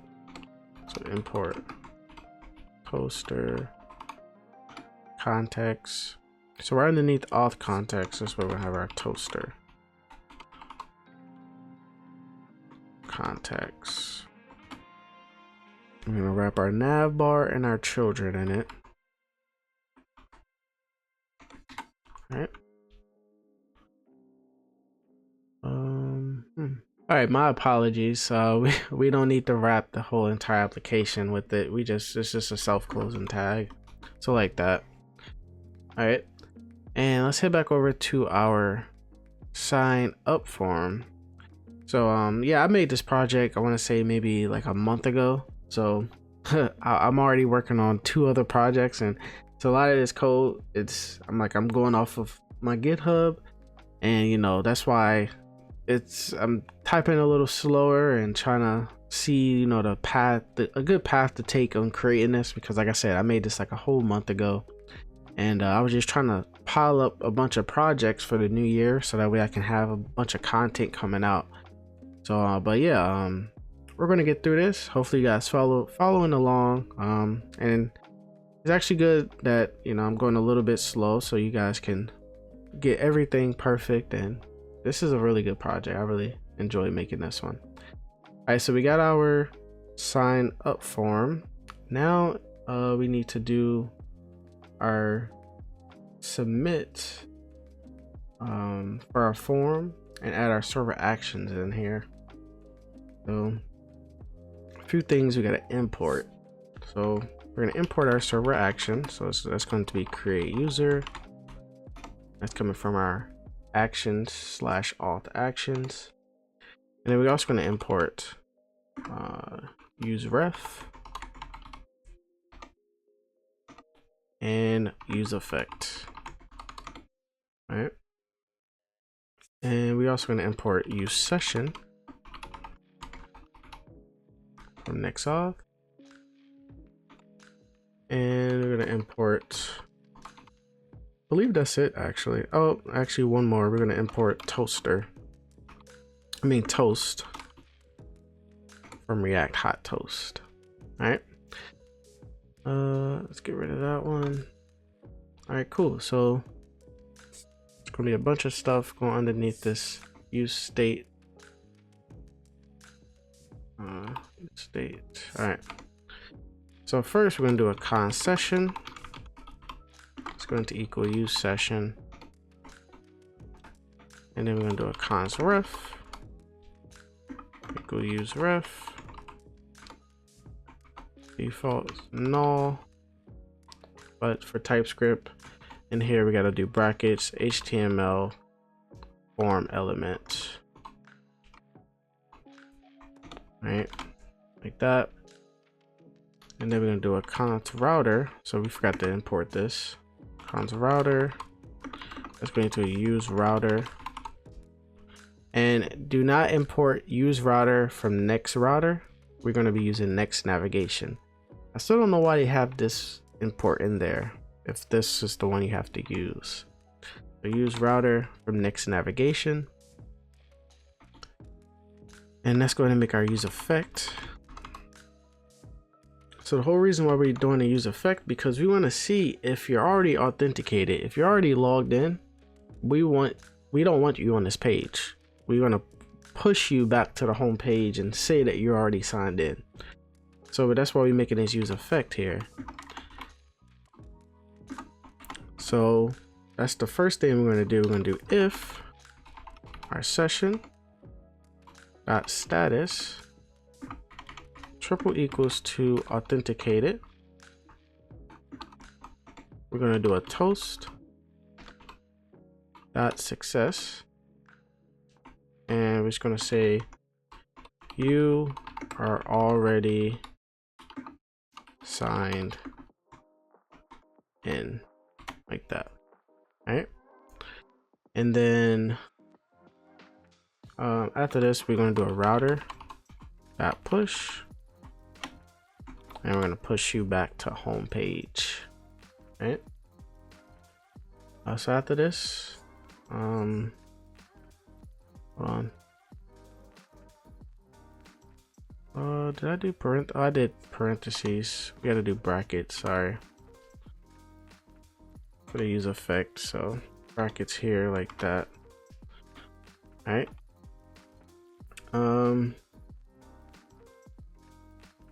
We do router.push, and then we need our dependency array, which is just going to look out for our session dot status, and then also our router, like that. All right. So basically, this is just checking to see if we're already authenticated. If we are, it's going to push us back to home. It's going to give us a nice toast message at the top saying that we're already signed in. Probably should be toast.error, right? I mean, I guess it could be a success. Now let's go ahead and make our handle submit for our form. It's going to be cons handle submit, and this is going to be an async. We're taking in our form data.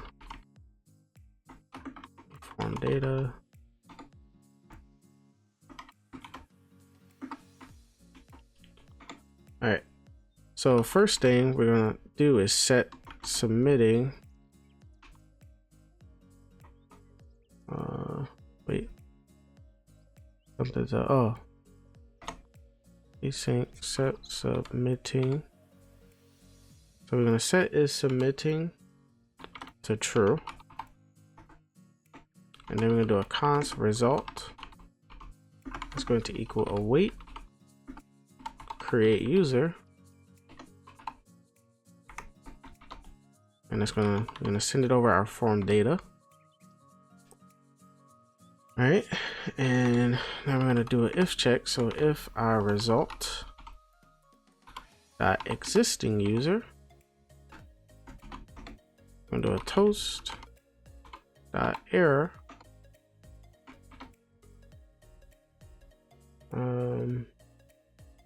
Toast dot error. I'm gonna do result dot existing user. So that message that we wrote inside of our server action.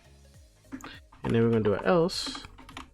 We're gonna do a toast dot success and say welcome. Please welcome. I'm gonna do please sign in.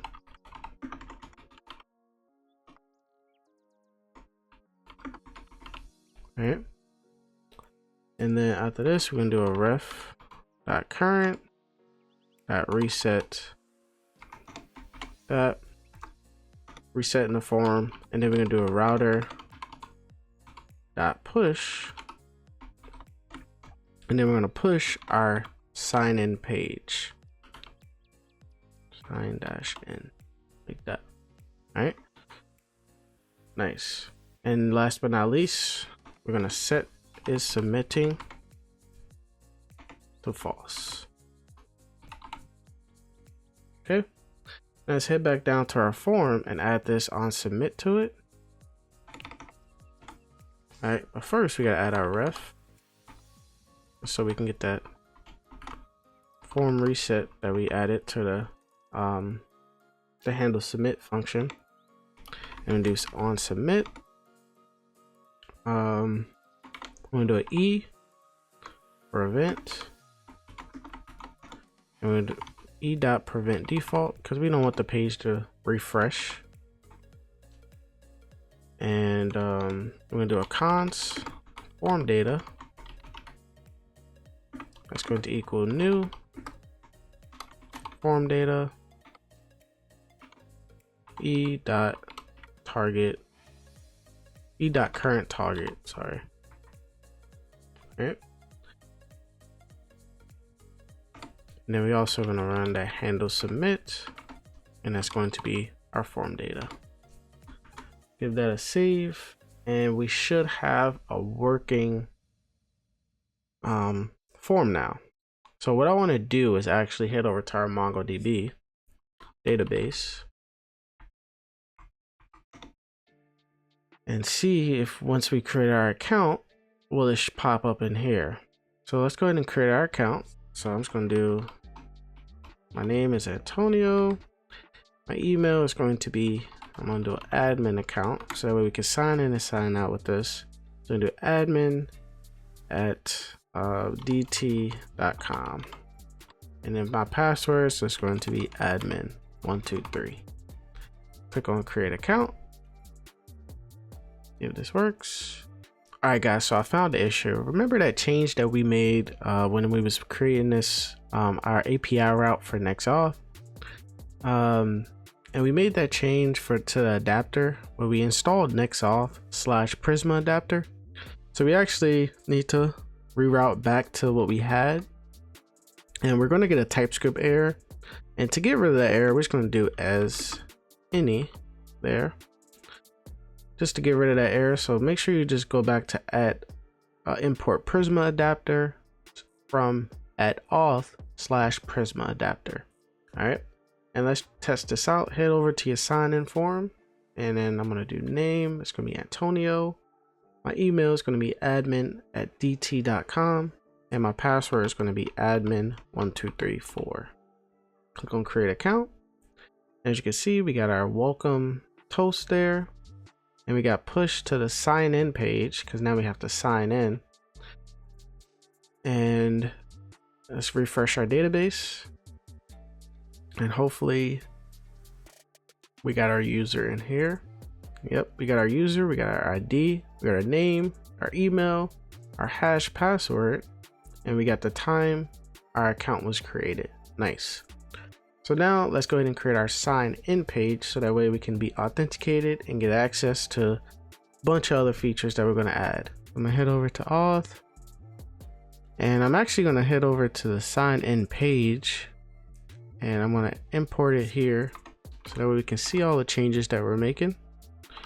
I'm going to do a div. I'm going to give this div a class name of py10. And then I'm going to import the sign in form.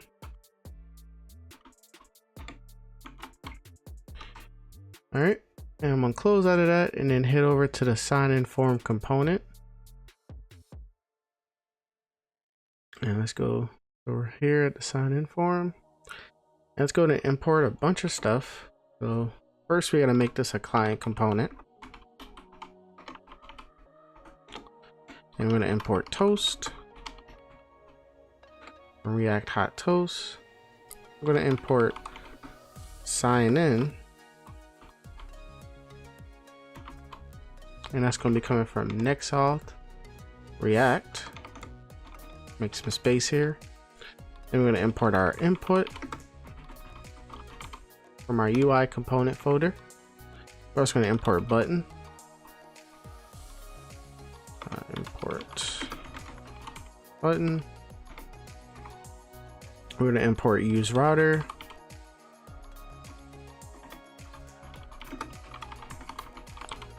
Router from next navigation, not next router. And last but not least, I believe that's it actually. So we got toast, sign in, input, actually use ref.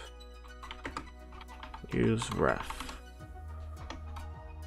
And that's coming from React. Alright. So our sign in form, first thing we're going to do is do our cons form ref.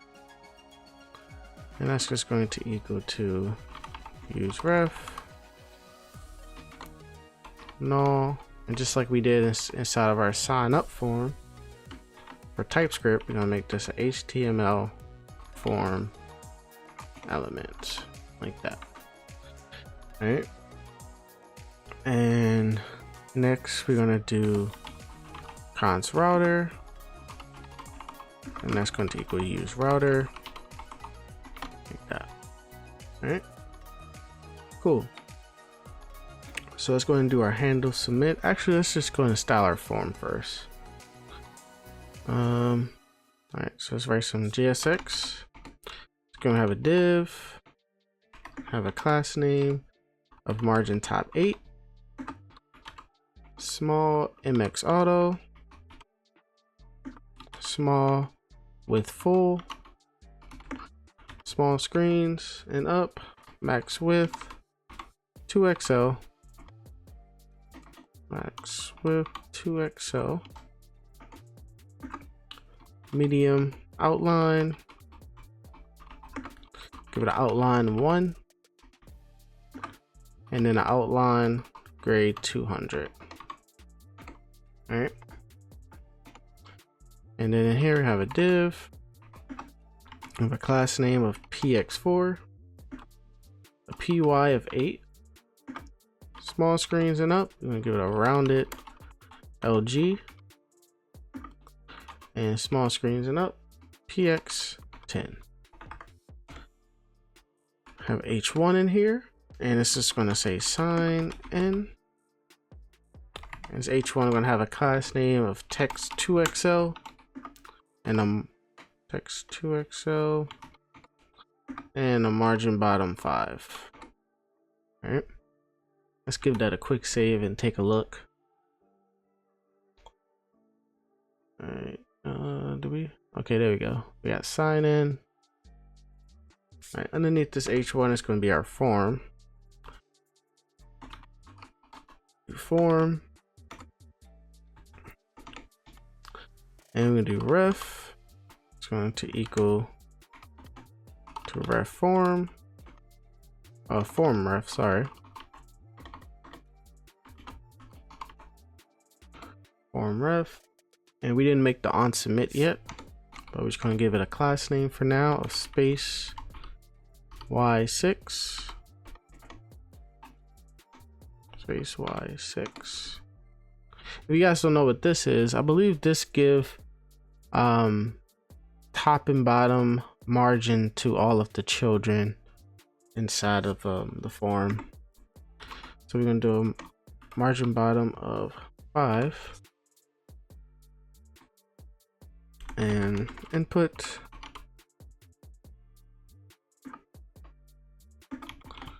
All right. Let's do our types. So the first one is going to be email, type email, ID, it's going to be email, and then the label is going to be email. All right. And like before, we're just gonna go ahead and copy over this, but we only should copy it one more time because we just need an email and password to sign in. We don't need our name. So the next one is password. ID is going to be password, and then a label is going to be password. All right, and then we need our button, and this is going to have a type submit, and keep forgetting that it takes children, so we just got to put login like that. Take a look. There we go. We got a nice sign in form. But just like our sign up form, if you already have an account, you can click on a link and it pushes you to this page. But if you go to this page and you don't have an account, you will want to get pushed to the sign up page. So after this, we're gonna do a link. And this link will take you,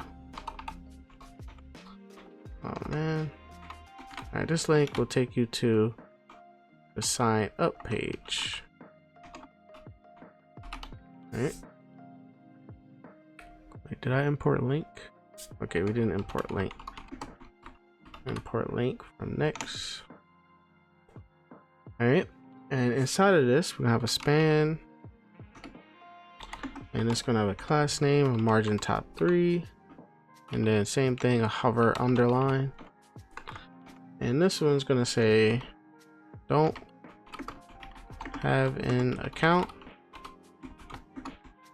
create one. It's gonna have that little arrow, HTML entity right there. I'll give that a save. And there we go. So this should take us to the sign up page, and then we got the sign in page. Nice. All right, so let's go ahead and do our handle submit. So we can get signed in and authenticated. We're gonna do a const handle submit. All right, and this will be a async function. So we're gonna do async, and this will take in form data. Actually, we'll take in so yeah, we're not sending over the form data because I forgot we didn't use server actions in this component, but it will take in an event, and this is a React.form event. All right, first thing I'm going to do is e.prevent default, and then we're going to do a const form data. That's going to equal new form data form ref dot current. All right, and just to get rid of this TypeScript error, we're going to exclamation point right after that, and then we're going to do a const email. That's going to equal form data dot get. Same thing, we're going to get the email. That's going to be as string. All right, let's grab the password now. Password and password. All right, and now we're going to do our try catch. We're going to try const result. It's going to equal await sign in. This is coming from NextAuth and credentials, comma. First we gotta give it a redirect of false, and then email, comma, password. All right. Then we gotta tell it what to do if we get an error.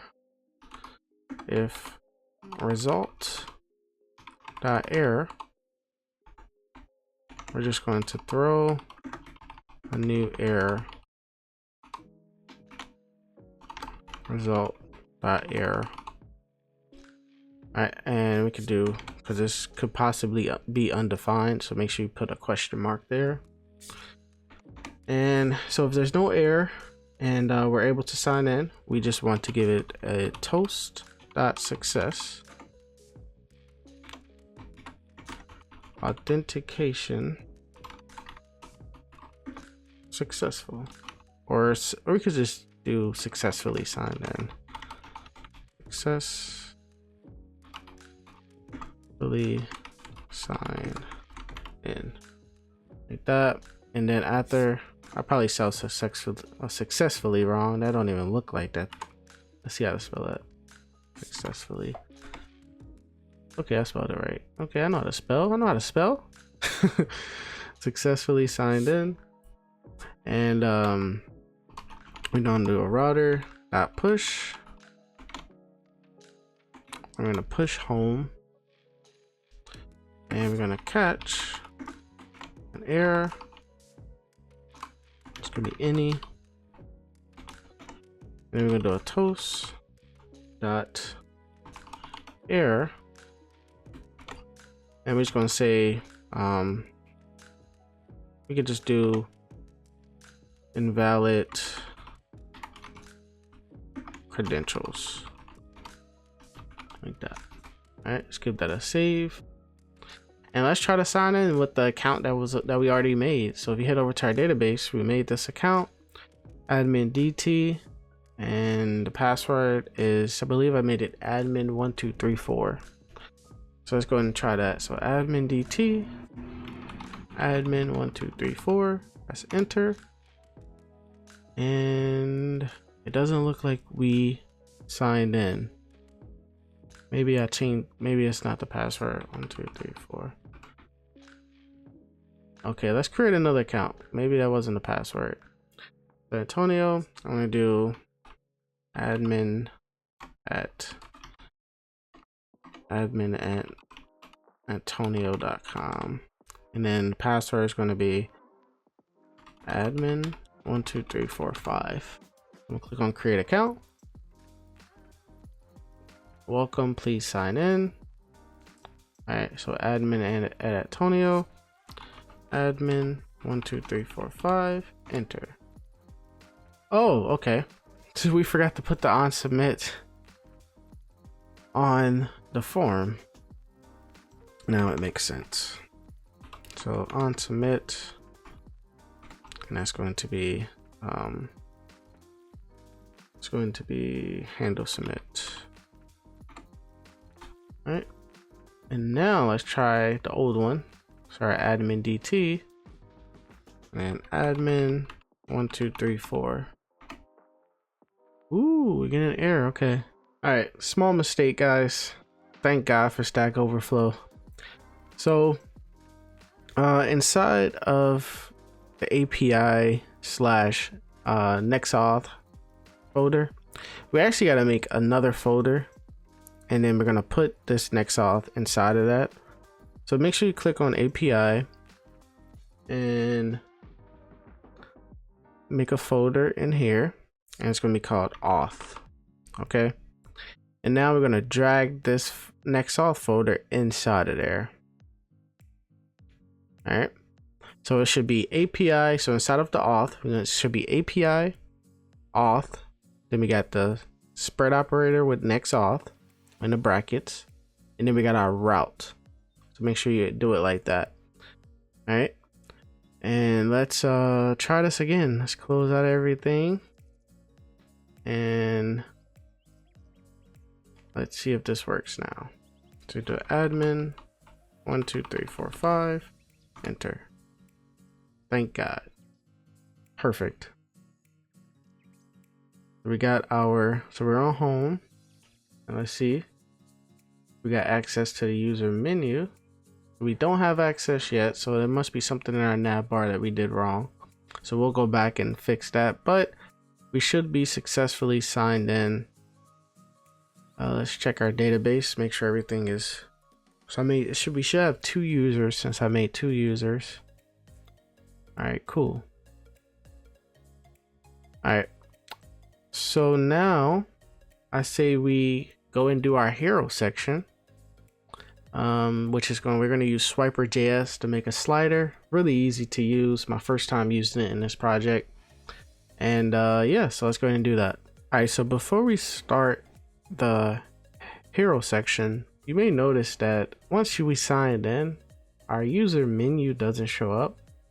And that's because if you check the terminal, we are getting an error.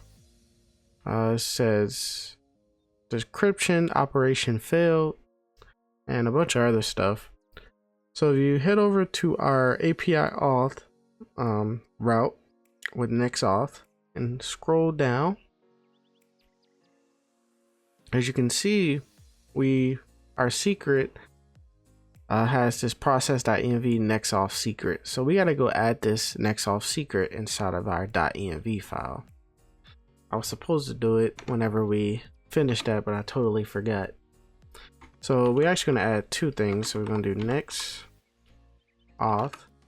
underscore URL, and that's going to equal to http / localhost 3000.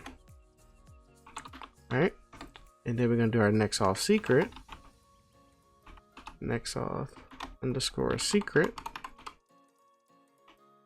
and that's going to just, you can literally do this, you can do that and it will work, but we're going to be a little bit organized and just name it NextAuth secret like that. All right, so yeah, I think we have to sign in again because remember that use effect that we put on this page? It was supposed to bounce us back to the home page and say that we already signed in. So I don't think we're currently signed in right now. So let's actually go and log in. And I'm going to sign in with this one here. Admin 1 2 3 4 5. Admin. Maybe okay, I got caps lock on. Alright, so authentication successful. Page a quick refresh, and let's see if we got access now. Yep, perfect. So we got access to the user menu now. So orders, wish list, and sign out. Nice. Alright, so before we start the hero section, what I would like from you guys is to go download all of the images that we're going to be using for this project. There will be a link in the description. You can either go to the GitHub, but I highly recommend using the link because the link is going to provide you with the product images as well. And those are the product images we're going to be adding to Stripe and fetching those products. So I highly recommend going to the Google link inside the description and downloading the whole folder. And here are the site images we're going to be using. So close out of that and let's go ahead and start the hero section. There is a package we had to install, so we're going to go ahead and do npm install Swiper and let that install, and we're going to start back up our server. All right, and get this page a refresh. Let's go ahead and create our component. It's going to be called hero.tsx. All right, it's going to export it.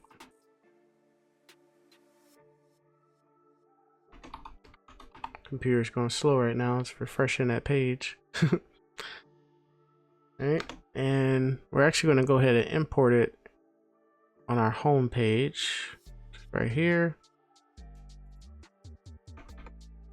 And I'm going to import hero, our components. Let's go ahead and put it down here. I'm gonna do fragments because we're gonna have a bunch of other components coming here. Hero, like that. All right.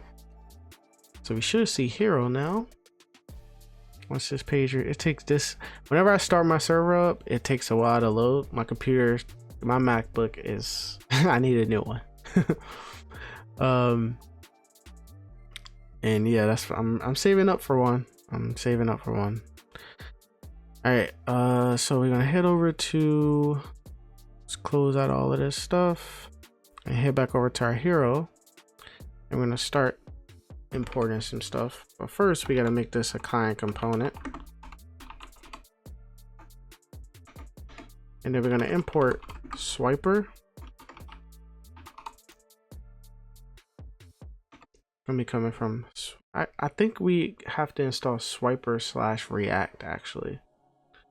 Now that I'm thinking about it, let's see if it already, okay, still, I think it'll still work.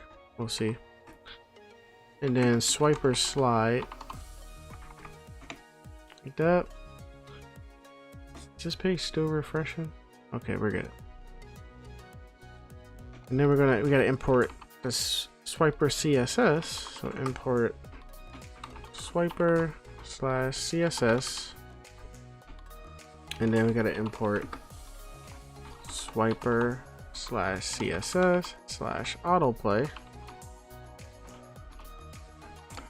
and then import Swiper/CSS/pagination. All right, and this is my first time using Swiper in any project. I could say they got some really good documentation and really easy to use.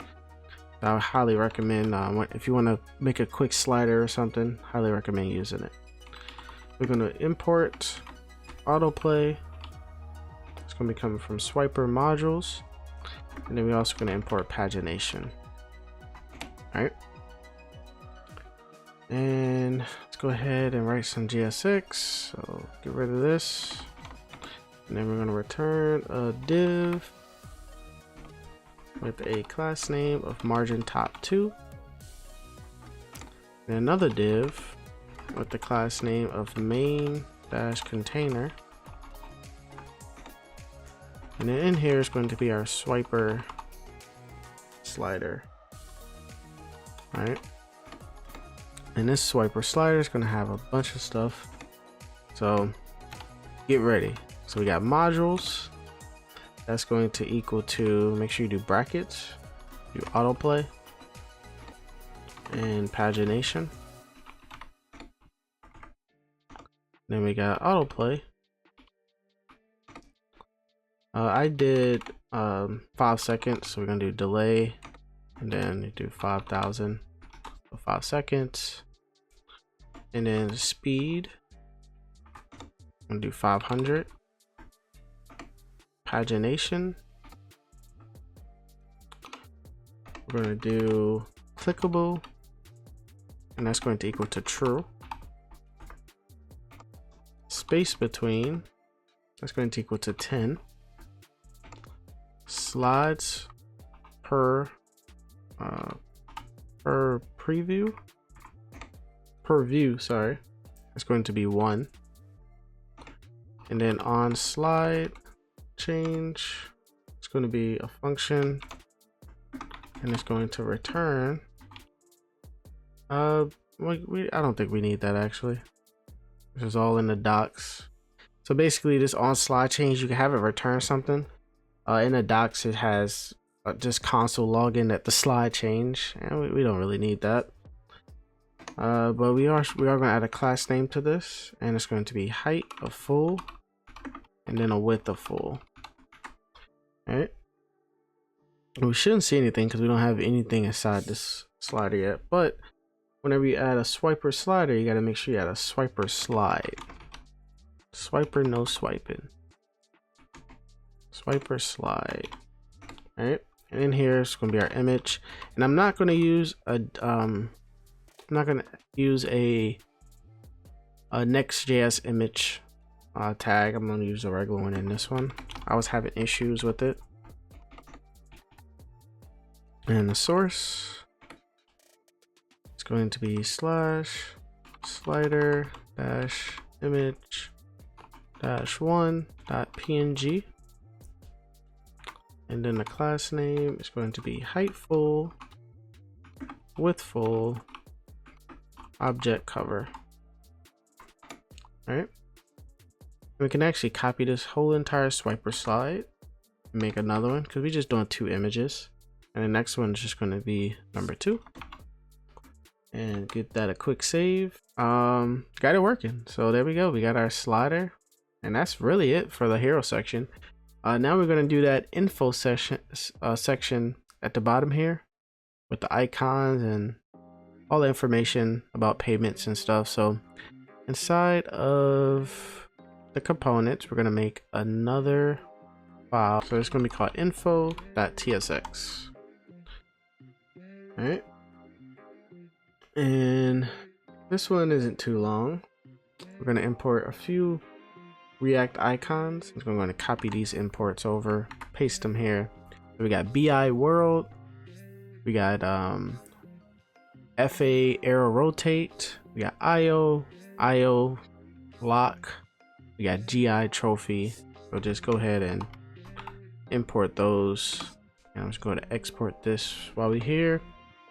And then we're going to import this inside of our home page. It's going to be right under here. So info. All right, hit back and let's go ahead and write some JSX. So we're going to do a div. And this div is going to have a class name of margin top 2 and a py of 5. And do another div. It's going to have a class name of main container. Flex, justify between on max MD, we're going to do a grid cal2, and on max MD we're going to do a gap x of 20, and then on max MD we're going to do a gap Y of 10. All right. And all right, cool. And then now we're going to do a div, and then we're going to give this a class name of flex item center gap of 2 uppercase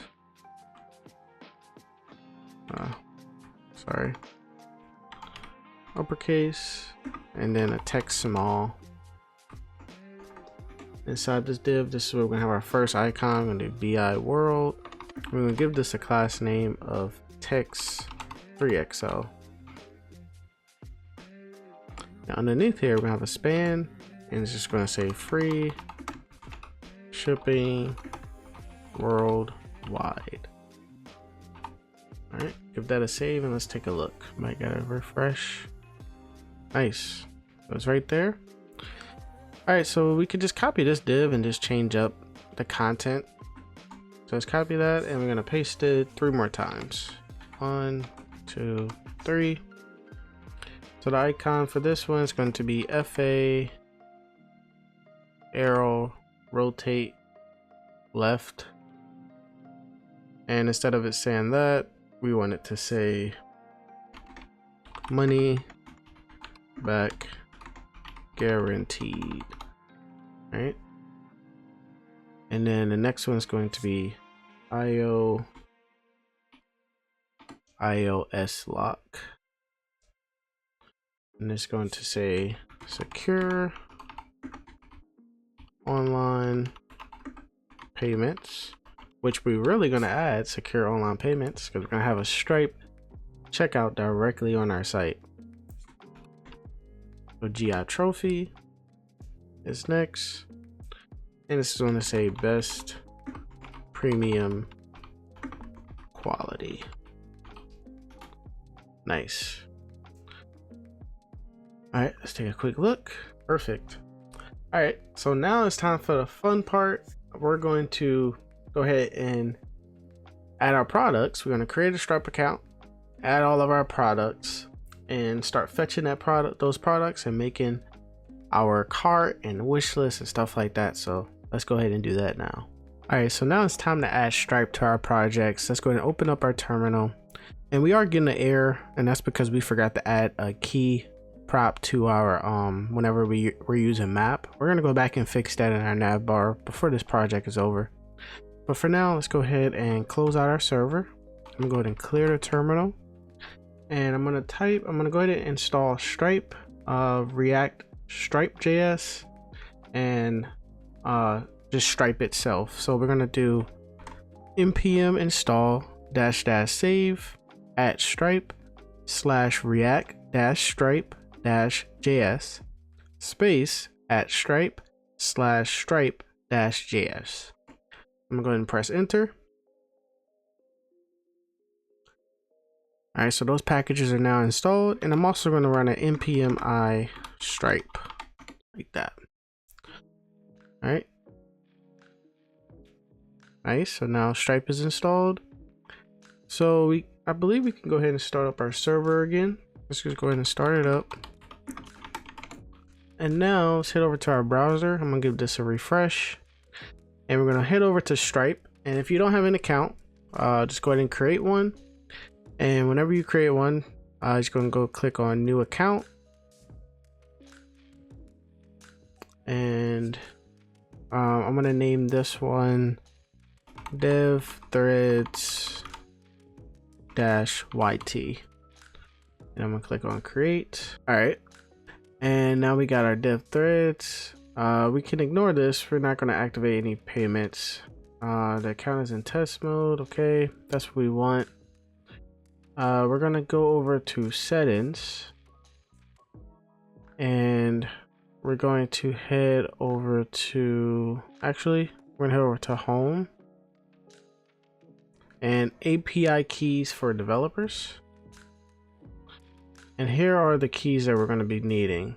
So let's head over back to our project, and inside of our .env, we're going to paste this key in here. So we're gonna need the next. We're gonna name this one next underscore public underscore stripe underscore publishable key. All right, this is going to be the publishable key here, so I'm going to copy that and just paste that in there. And then next is going to be our Stripe secret key. I'm going to do Stripe underscore secret underscore key. All right, let's go back and copy this.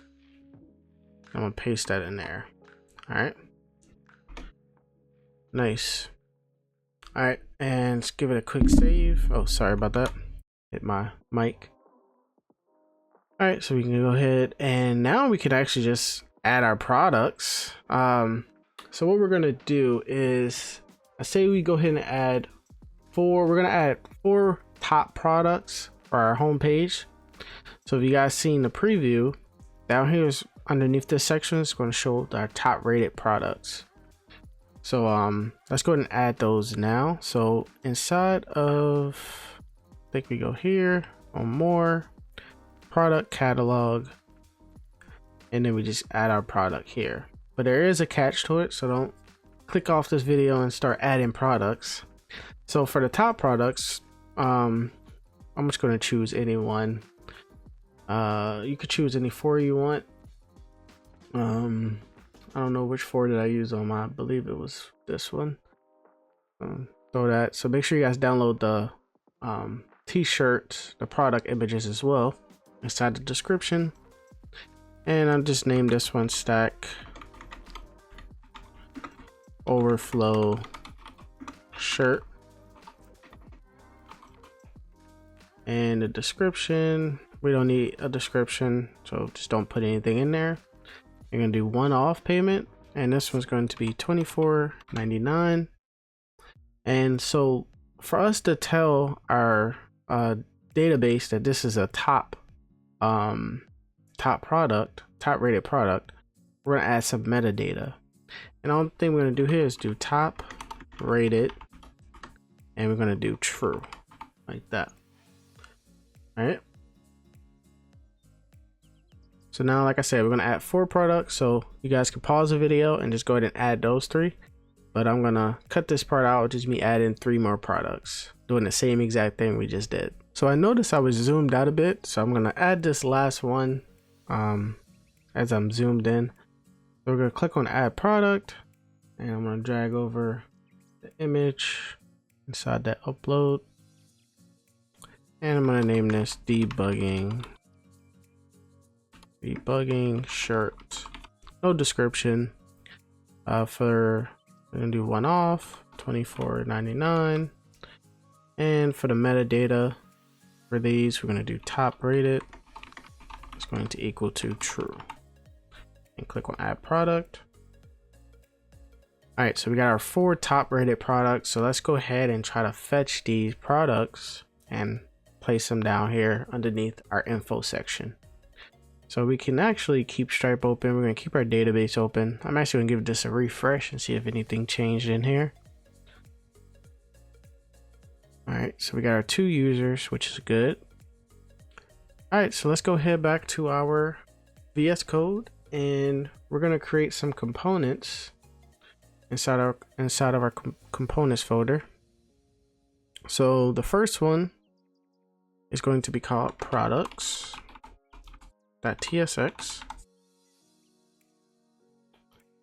and the next one, actually let's export it just so we don't forget. And the next one is going to be called productCard.tsx. Let's export this as well. And last but not least, we're going to do top rated component. So top rated.tsx. Now we need an action to actually fetch our products from our Stripe. So inside of our app, we made a folder called actions earlier. Well, I thought we did. we're going to create a folder called actions because we made one for auth. So this is all of our auth stuff. So I want all of that to be separate from there. So we're going to create another folder inside of our app, and this was going to be called actions. All right.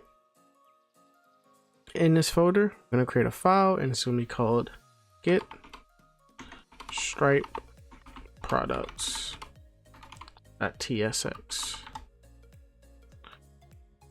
All right, and this is a pretty lengthy action. There's a bunch of stuff going on here. Try to explain it the best I can. So only import we're going to have is going to import Stripe from Stripe, and then we're going to do an export const fetch products. It's going to be an async function.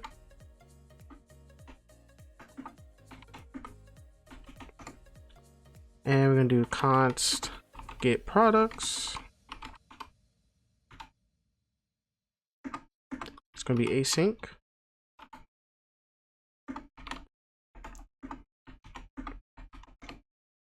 And then we got to do const stripe. That's going to equal new stripe. All right, and in here we got to do process. We got to send over our .env stripe, our stripe secret key in our .env file. So we do process.env .stripe stripe underscore secret underscore key. Right, and then we got to do a comma, and we got to give it an API version. API version is going to be 2023 1016. Perfect.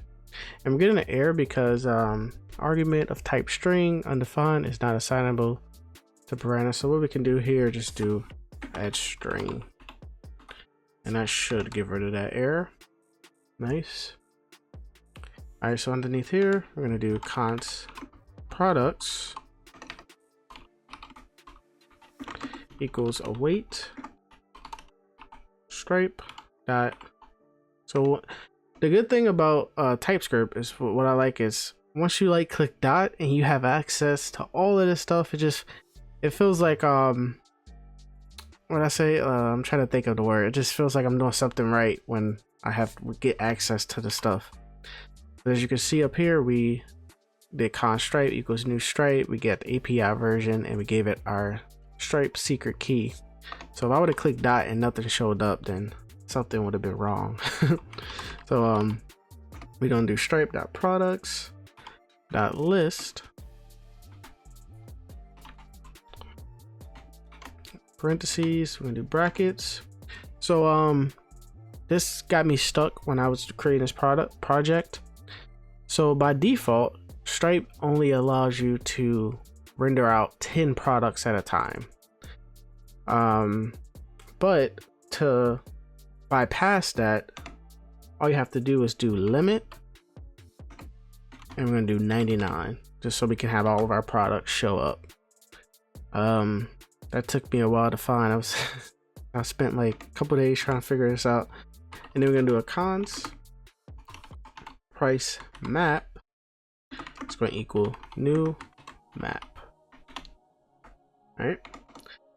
And to retrieve the price from Stripe, it's really complicated. Can't just be like, product.price. You gotta do all this extra stuff just to get the price.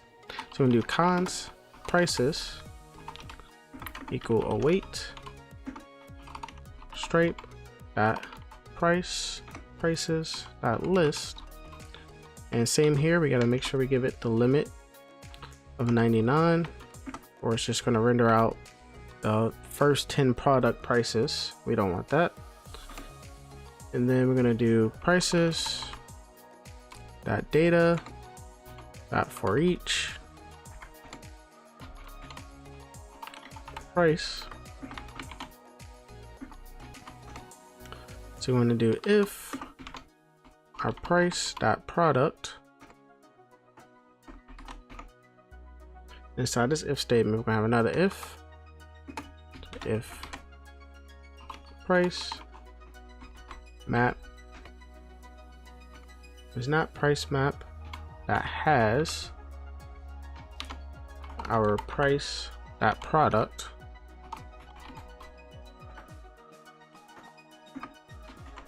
we're going to do price map that set our price that product. Right, and we're getting an error because we gotta also do price there as well. All right, and now we need our else. Just gonna go right after this. We're gonna do else, and then we're gonna do const existing price equal price map that get our price dot product. All right, and now we're gonna do an if check. So we're gonna do if our price dot created is greater than existing.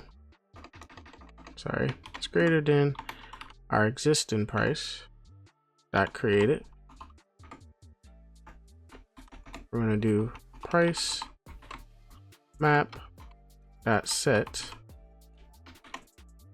our price dot product, and then comma price. All right. That was a lot of work there. All right, so that's all just to get the prices from Stripe, and we're still not done. All right. So after trying to see where all this in at. So 1, 2, 3, 4, 5. 1, 2, 3, 4, 5. So here we're gonna do const all products.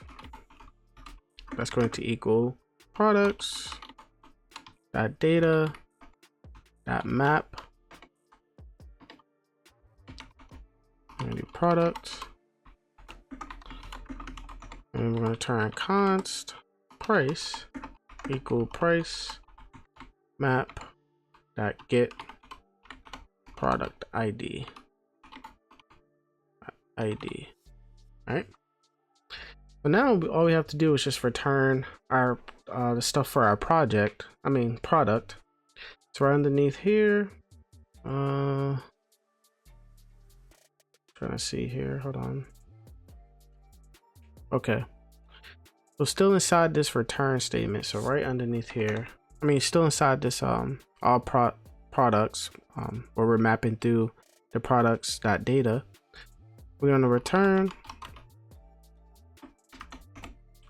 our ID, which is going to be product.id.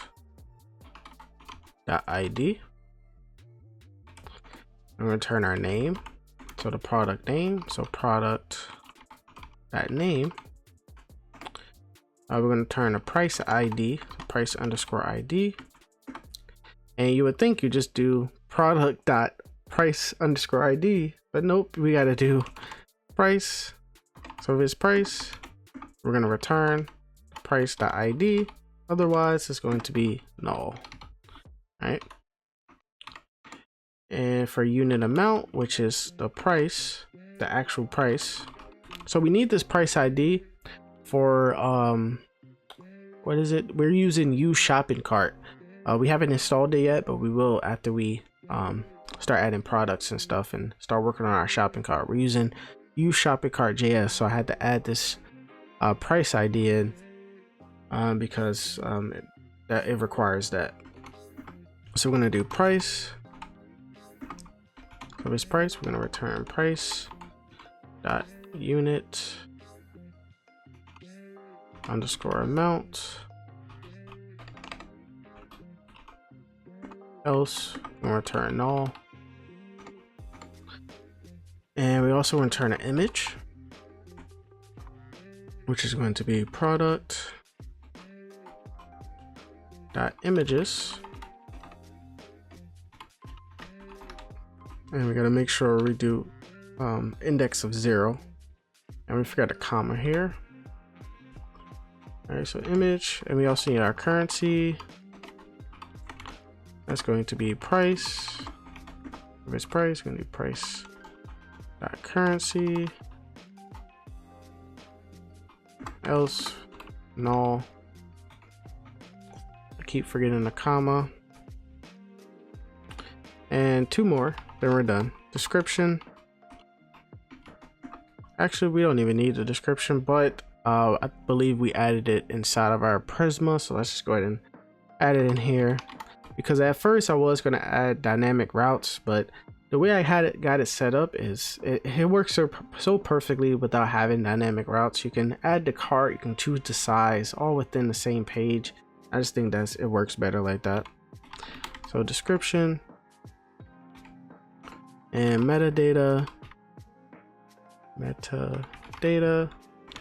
is going to be product dot metadata. All right, nice. And now all we got to do is just return all of our products. So return all products. All right, and right underneath here we're going to do a const products equals await get products, like that. And now we're just going to return products. All right, cool. So that is initially our fetch products, fetching products from Stripe. If you guys know a more simpler way to do it, this is the way that I found out how to do it. And I know it's pretty complicated, but yeah, we got our products now. So now what we can do is inside of our top products, our top rated products, and I meant to change this to top products, not top rated. So we're gonna do top products. Make sure you guys change that. I'm going to change the export as well. Top products and top products. All right. Let's see. So now here, what we can do is we can go ahead and import our fetch products. Fetch. Oh wait, we're doing something wrong. Oh, there we go. All right. Fetch products. And then we're also going to import our product card.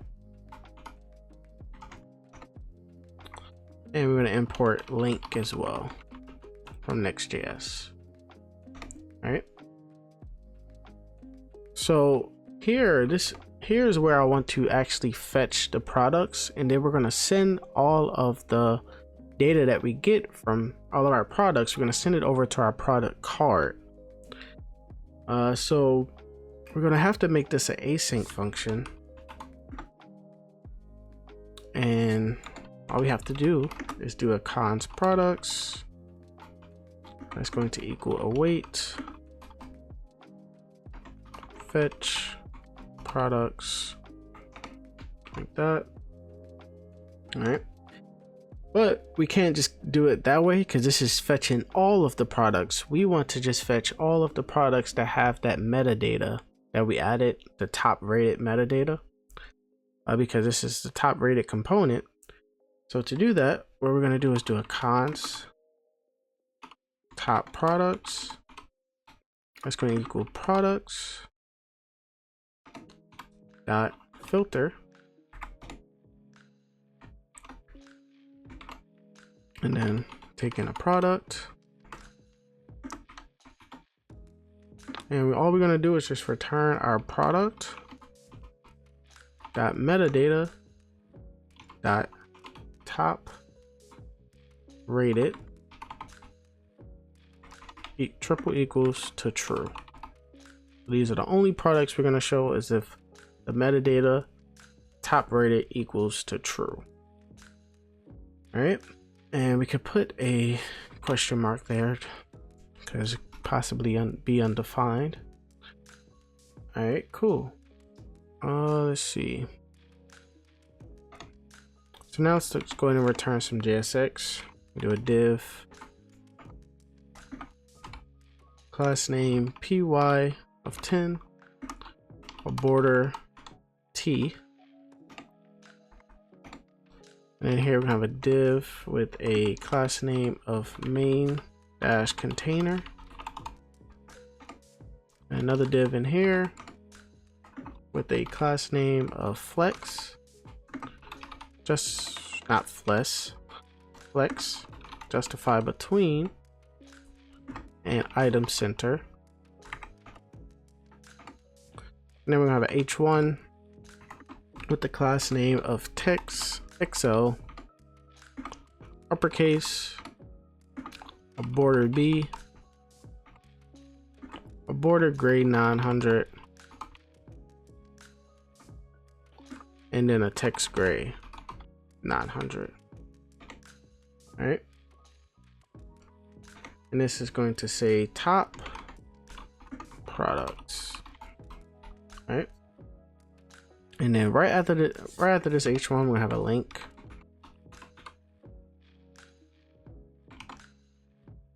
All right. And this is going to have a href. And all it's going to do is just take us to our shop page that we haven't created yet. And it's going to have a span in here that says view more. And we're using the HTML entity again. I believe it's the same arrow that we used before on our sign-in form.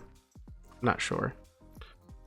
All right, let's give that a quick save. So we won't see anything because we don't have the top rated imported inside of our home page yet. So let's go ahead and do that. It's gonna be right underneath this info bar. Top products, sorry.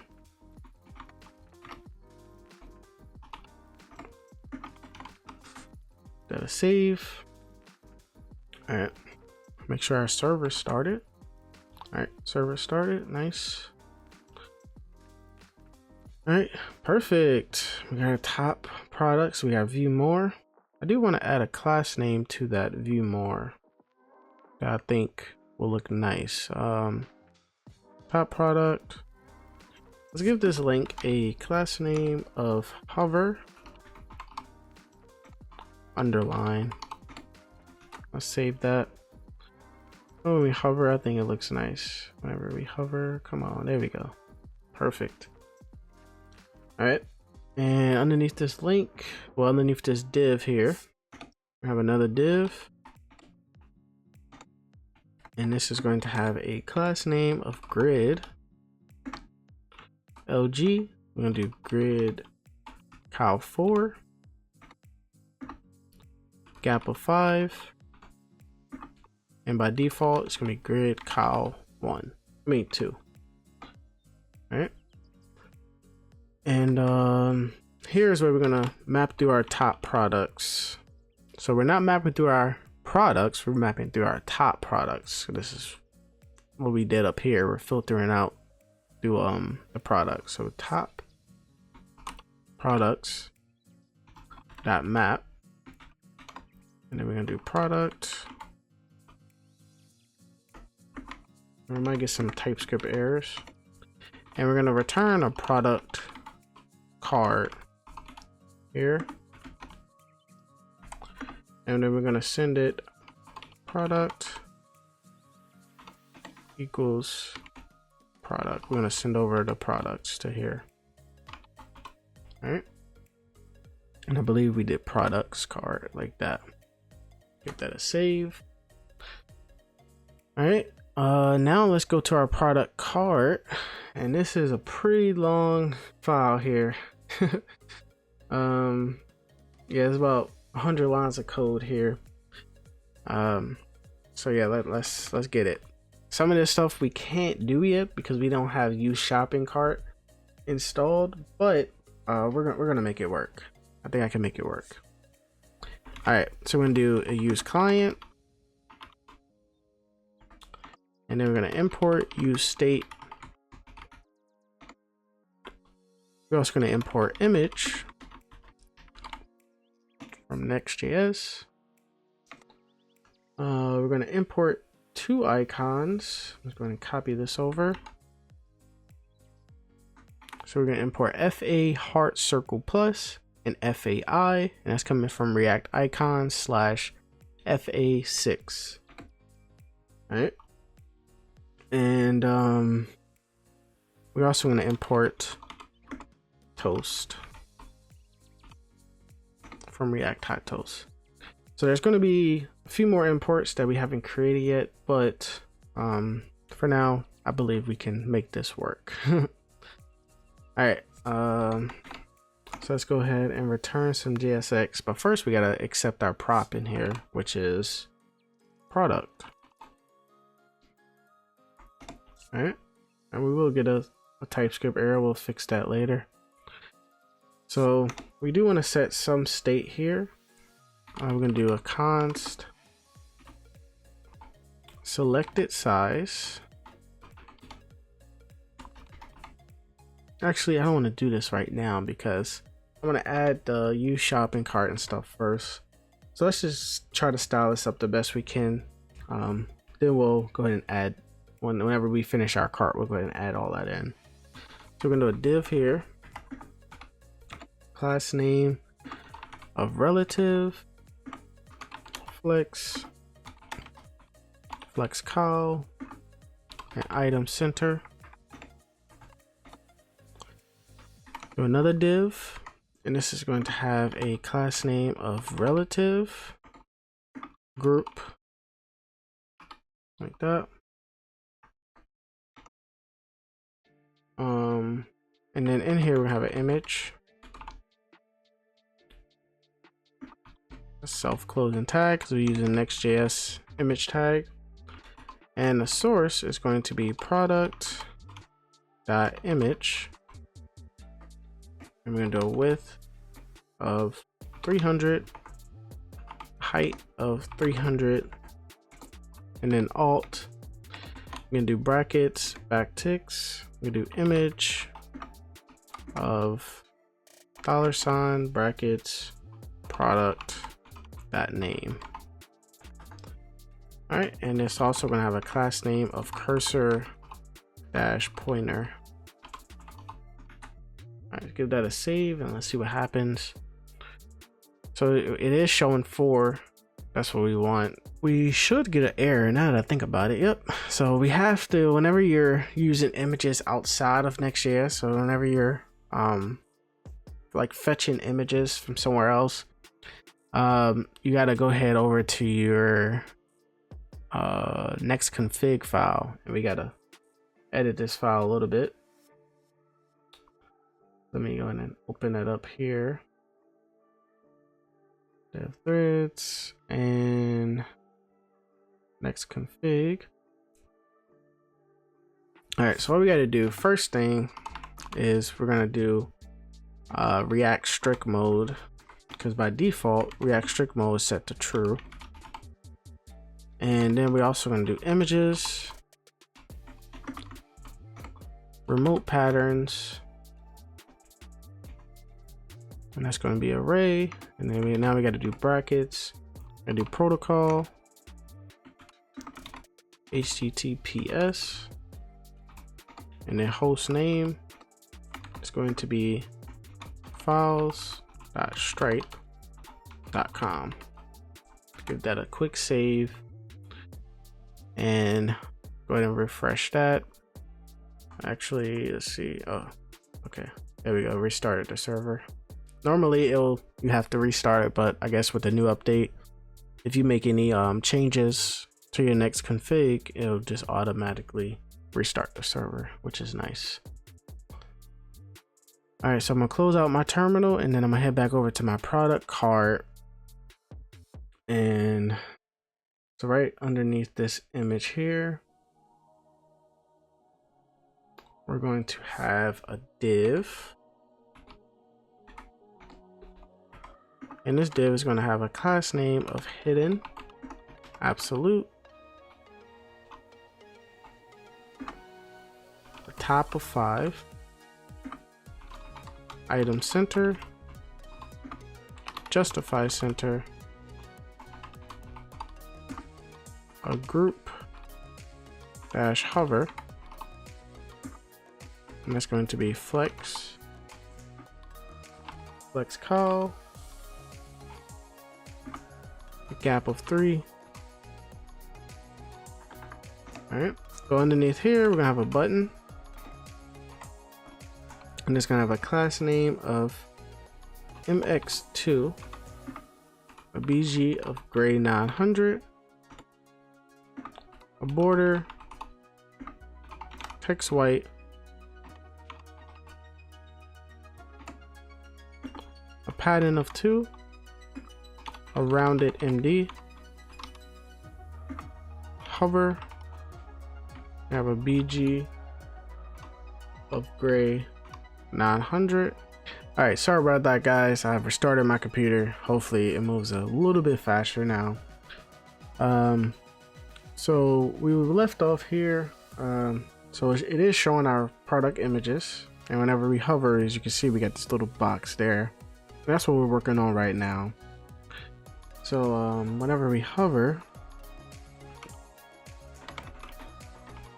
you want it to be BG gray 900 /75. All right, and in this button we're going to have, let's see, so for now we're going to add FA heart circle plus, but we're going to make our own wish list button component, but for now we're just going to add that in there. And I'm actually going to copy this button, and I'm going to go ahead and paste it again, but I'm just going to change this one to FAI. Give that a save, and let's take a look.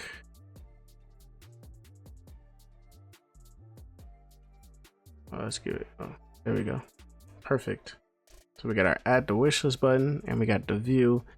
But like I said, I didn't add dynamic routes in, so this view button is not going to have any functionality, but to add the wish list will. All right, so underneath this button, then we got 2 closing divs here. We're going to have a H3, and this is going to have our product.name. And this H3 is going to have a class name, a font bold, and a tracking wide. All right, save that. Underneath this H3, we're gonna have a span, and this is going to be our product.unit_amount. And it might look a little weird just because we haven't made our formatPrice util yet. So it's going to look like this without the $sign and a dot in between the 24 and 99. So, but we're going to come back and fix that. And now we need our drop down menu to choose our size. We're going to have a select.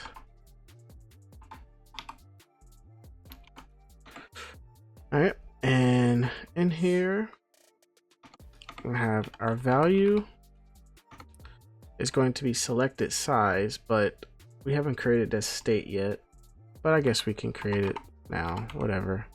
Selected size, and then our on change is going to be taken event, and it's going to set our selected size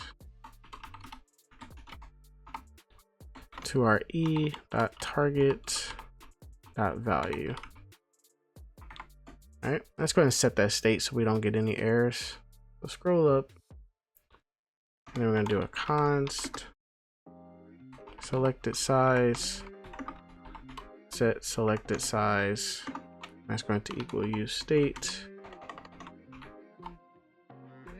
And by default, it's just going to be empty quotes like that. All right. Scroll down. So we got our value, selected size.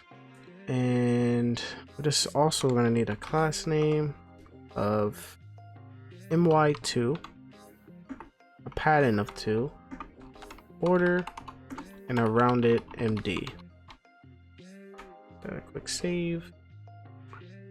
As you can see, it's right there looking all sexy. All right, so in here, we're gonna have 4 options. Actually might just copy this over. 4 options in here. All right, so the first one is going to be empty because that's our default state, and it's going to say select size, and then a value for the small. It's just really simple: small, and then medium, and then large. And you can see we got the values here. All right, and just a quick summary. I'm pretty sure all you guys know this already, but this is basically just setting whenever one of these changes. It's just setting the state. Selected size is setting that to whatever the value is. So if we change it to medium, selected size value is going to be medium. All right, and now all right, now we need our add to cart button. I'm just going to do a button for now that just says add to cart. All right, nice, perfect. So we are getting some TypeScript errors, as you can see. To fix that, we're going to create a file or a folder inside of our root, and it's going to be called types. All right, and in here we're going to do product types.ts. All right, and we're going to import Stripe in here. Import Stripe from Stripe, and then we're going to export interface product type. So our product, it has a string, ID, which is a string. Of course it has a string, come on. A name is going to be a string. A unit amount, underscore amount, and that is, we're going to do any. Image, it's going to be a string. A price underscore ID, that's optional. I'm going to do a string.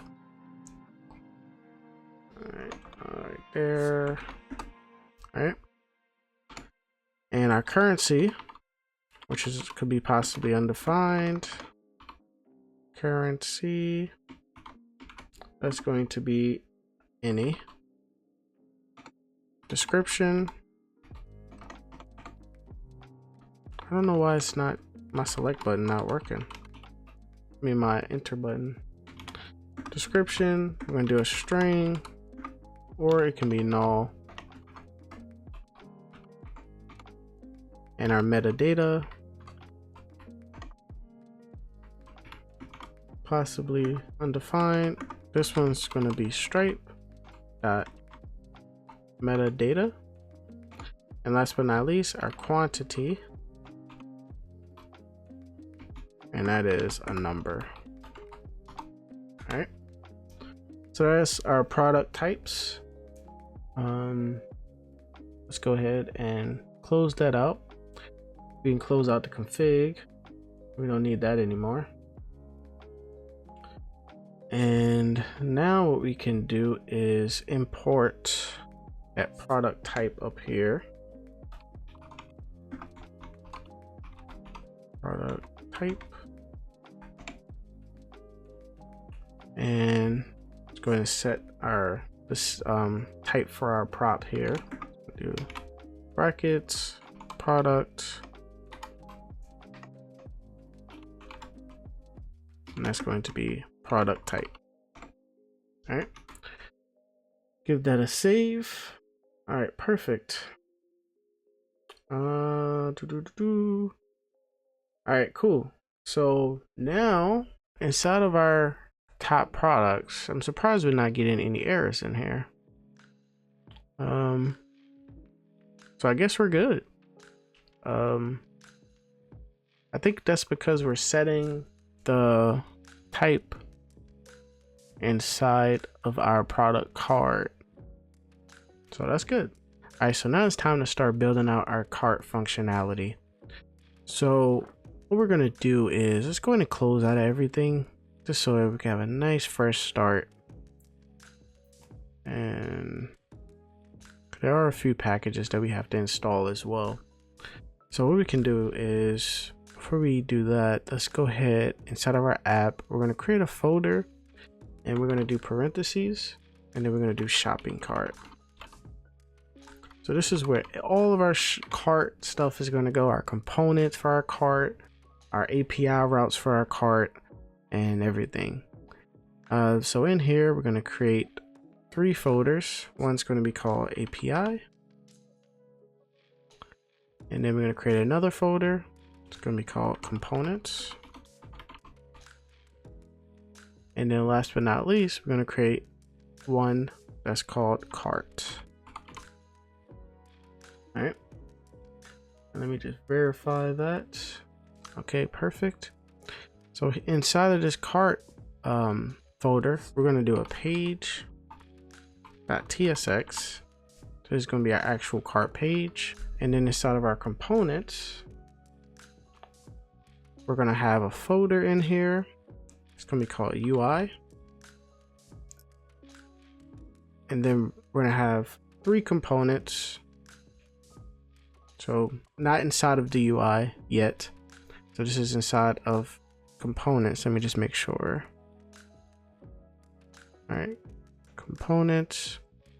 So we have a cart.tsx.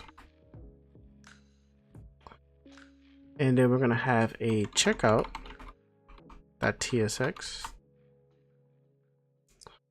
And then we also want to have a checkout form.tsx. All right. And then inside of the UI, we're going to have our add to cart button. So we'll do add to cart.tsx. And then we also gonna have our cart icon, which is this up here. So cart icon.tsx. All right, cool. So that's our components. And inside of our API route, we're gonna have 3 API routes. We're gonna have one. It's gonna be a folder. This is going to be create-order. And inside of this folder, make sure we do our route.ts. Route.ts. All right, 2 more. So we're going to have a order ID. Order ID. And we're going to do a route.ts in here.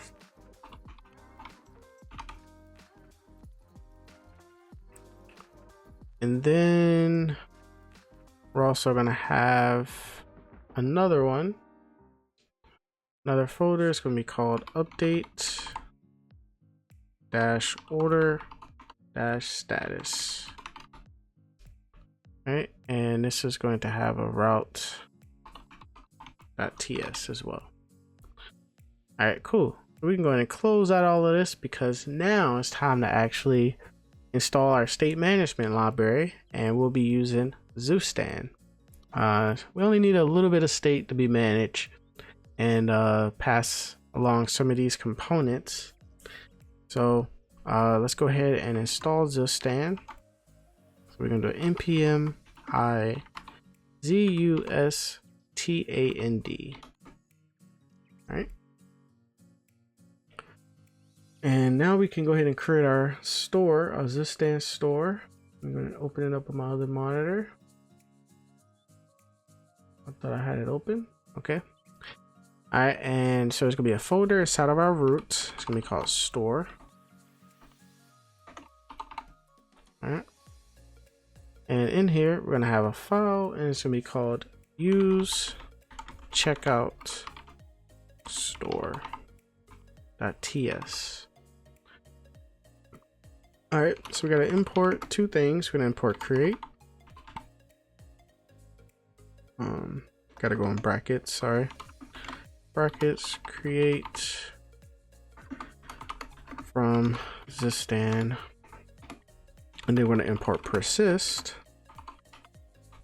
and that's going to be coming from Zustand middleware.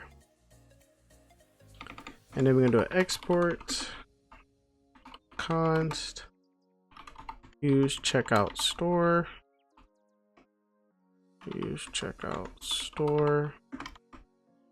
and we're going to equal it to create,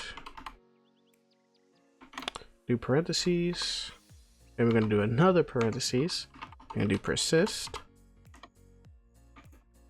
and then do another parentheses, and this is where we're going to set our initial state.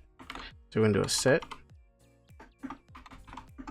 parentheses brackets. So our initial state, our payment intent is going to be empty, and then our on checkout is going to be cart, and then our cart, actually we're not adding a cart because we're using useShopping cart. All right, and now we set our state here. So let me just put like a comment. So we're gonna do initials, set initial state. This is initial state. All right, and then down here is where we're actually gonna set our state. So do a comma there. We're gonna do a comma there, and now we're gonna set our state here. So set state. Zustand is so easy to use. So set state. All right, and we're gonna do a set payment intent. All right, so we're gonna take in a value, and then we're gonna return set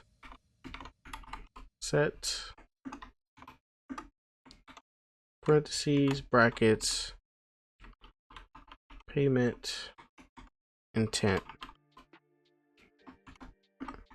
value. So whatever this value that we take in, we're just going to set payment intent to that value. Really simple. And then same with the checkout. I'm just going to copy this over. So we're set checkout. This is basically like use state. So we got our initial state, then we're setting our state. So same here, we're set checkout, taking a value, and then we're just setting on checkout to that value. Really simple. And after this, we're gonna do a comma. Make sure I added all the commas here. We need a comma there. Do not forget these commas because this thing will break. And we gotta have a name for our store. I think you can name this anything we want, but I'm just gonna do checkout dash store. All right, and we are getting some errors because value got any type, so let's go ahead and set our types. We're gonna do type checkout state, and then our payment intent is going to be a string. Our on checkout, I don't know why. Okay, on checkout is going to be a string, and our set payment intent is going to be a function that's going to take in a value, which is going to be a string, and just going to return void. All right, and same with our set checkout. I'm taking a value, and that's going to be a string and return void. All right, and I believe that is it for this. We just gotta set our so right in between this create and this the parentheses here, we're just gonna do brackets and then checkout state like that. Nice. So that's all we get. That's all we need to do for our statement. Actually, we do have one more. We got use wishlist store we're gonna create, and that's for our wish list. But we're not gonna do that now because we're focusing on the cart. All right, so I think it's time to install useShopping cart. So head over to useShoppingCart.com and we're gonna copy over this code. And they have some pretty decent docs. Pretty straightforward how to use it. It just saves us some time from creating our own cart. So if you guys want to check them out, check out some of the docs. We'll be using most of this stuff in here, but yeah, definitely check them out if you're creating a store. I'm gonna head over and paste that code inside my terminal, and then I'm gonna start back up my server once it finishes. All right, npm run diff. I'm gonna give this page a refresh. Close out of that. And I say we go ahead and work on our add to cart button first. And then we're gonna work on our cart icon. And then that's when we're gonna start styling the cart once we have some items inside of our actual cart. Because I don't see the point of styling up our cart and we don't see anything. So as you can see, it says add item, and this is how you add the items to the cart. It's pretty straightforward. We got remove item, we can increment it, we'll be using that one. We'll also be using decrement item. We won't be using clear cart or low cart. There's a few more stuff. We'll be using total price, cart count, cart details, formatted total price, and stuff like that. So we can actually close out of use shopping cart. And let's head over to our app, shopping cart, components, UI, add to cart. All right. So first we're going to make this a use client. Then we're going to import use shopping cart, use shopping cart. I'm not sure why I'm not getting the autocomplete. Hopefully it installed. All right, there it goes. Use shopping cart. We're also going to import product. That's going to be coming from use shopping cart /core. This is for TypeScript, so that way we can add types to our props that we're going to be getting from this inside of this add to cart. And we're also going to import toast because we want a nice toast whenever we add an item to cart. And do const add to cart.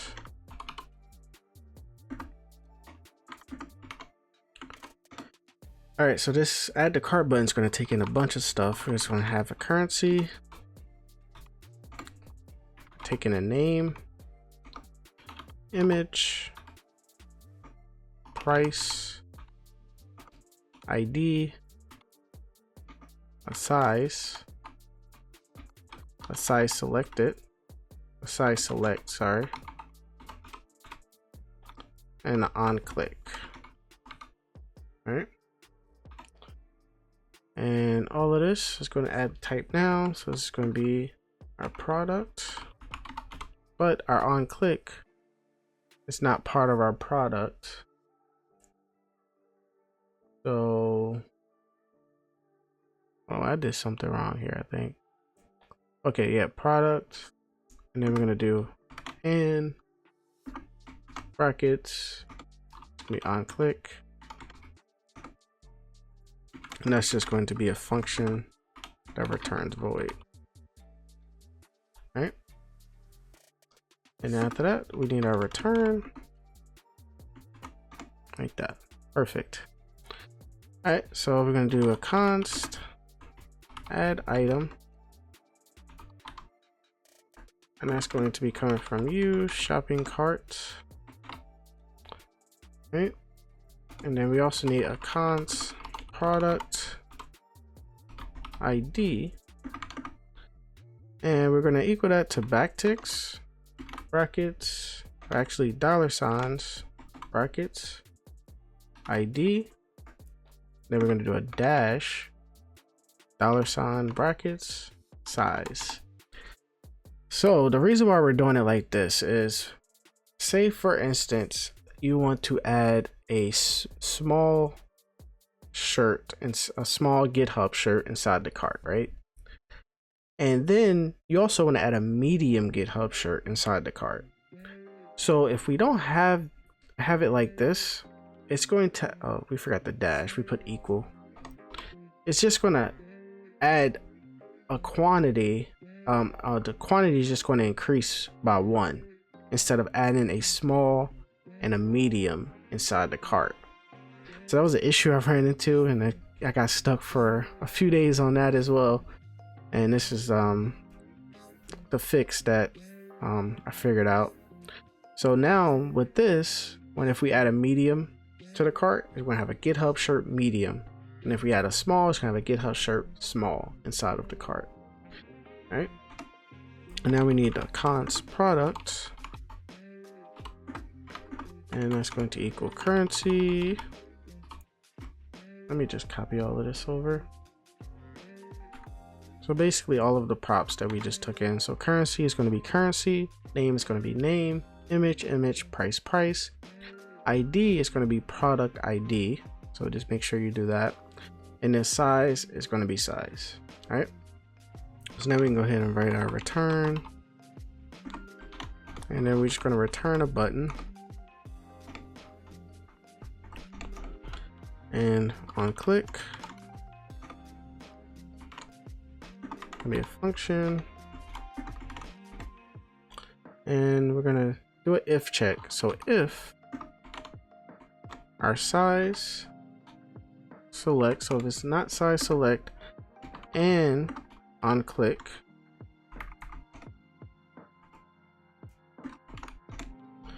we're just going to return on click. All right. Else, we want to go ahead and add our item. So we're going to add item, and we're going to add product, and just do as any. And then we're also going to have a toast.success, and we're going to do backticks, $, brackets. We're going to do name has been added to cart. Right. All right, and in between this button, we're just going to say add to cart. Oh, for case. Actually, just keep it like that. Add to cart. I think it looks better when it's like this. Add to cart. All right, cool. So let's go and export this. Export default. Add to cart. Nice. Let's go ahead and import this inside of our product card. I'm going to open that up. Okay. And import that here. Import. Add to cart. So down here, wherever we wrote this button, we're just going to remove that. I'm going to have our AddToCart component in there. So I got to take in a bunch of props that I'm just going to copy over and paste it up in here. All right. So we got our name, which is going to be our product name, image, product image. All this is straightforward. Until we get here is where it gets a little weird. So we got our on click is selected. If it's not is selected, so if it's false, it's going to show toast. Else it's going to be undefined. So we didn't create this show toast yet. So let's scroll up. And right underneath this use state, so we're going to do a const is size selected. That's going to equal selected size when it's not empty. Okay. And then we're going to do a const show toast. That's going to return a toast dot error, and it's going to say please choose a size first. So what we just did was basically if somebody tried to add an item to the cart without choosing a size, it's going to throw an error, and we are getting an error here. Add to cart, did it? All right, so as you can see, we are getting an error here, and we're getting an error that says undefined read and dispatch, and that's because we forgot to make a cart context, and we got to wrap our whole application up with a use shopping cart. So inside of context, we're going to create another file. It's going to be called CartContext.tsx. All right, this is going to be use client, and then we're going to import React node, and then we're also going to import cart provider, and we're going to do it as cart. All right, and then let's do want to make our export default function cart context parentheses brackets, and we're taking in our children.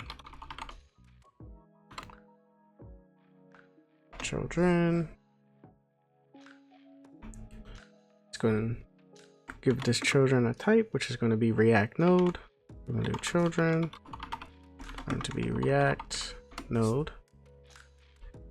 All right, and let's go ahead and write our return statement. So we're going to do return and return cart.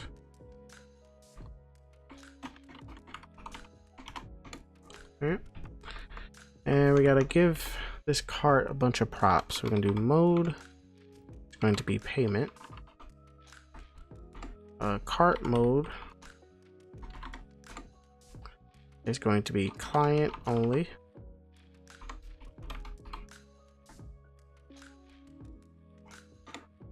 Stripe is going to be process.env.next public Stripe underscore publishable underscore key, and let's make sure we do as string before we get an error. As string, and we also need a currency. This is all in the docs as well, by the way. Currency. We don't need any billing address collection because the cool thing about use shopping cart is you get access to Stripe, but it's going to be on a whole different page. We want the checkout form to be directly on our website. So, but if you want to, it's so easy to integrate it. You just click checkout and it just takes you to the checkout page by Stripe. But we want the checkout form to be directly on our website. So we do should persist, and that's going to be true. And we also need a language. It's going to be en_US. And we are getting some errors. I believe we got to do like I think we also got to give it like a success URL and stuff like that. What can be, it can just be home and then cancel URL. Let's see if the error goes away. It can be home. And maybe billing address can be false. All right. Oh, okay. Maybe that's why we didn't put our children in. All right, there we go. So I don't even think we need the success URL. Oh, maybe we do. Billing address. Don't need that. Cancel URL. All right, so I guess we still have to put success URL and cancel URL, even though we're not using the checkout form that's given to us by use shopping cart. So just still put it and just make the cancel and success URL the route to be our home page. All right, so we can go ahead and close out of that, and we're going to head over to our layout. Let's go ahead and wrap our application out with this. Import context. So right underneath here, we're gonna do cart context and wrap all of that up with that. And hopefully this error goes away. Perfect, it went away. All right, so let's go ahead and try to add something to cart without choosing a size. Okay, it says please choose size first. That's perfect. Now let's go ahead and add small. And now it says debugging shirt has been added to the cart. So before we do the page for our cart, we're actually gonna create our cart icon. So head over to CartIcon.tsx. We're gonna do import. It's going to be a link from Next. We're also going to import a React icon, AI outline shopping cart. I believe this is the same icon we used inside of our Navbar, so that same exact icon. And then we're also going to import useShopping cart from useShopping cart. Let's go and do a const cart icon.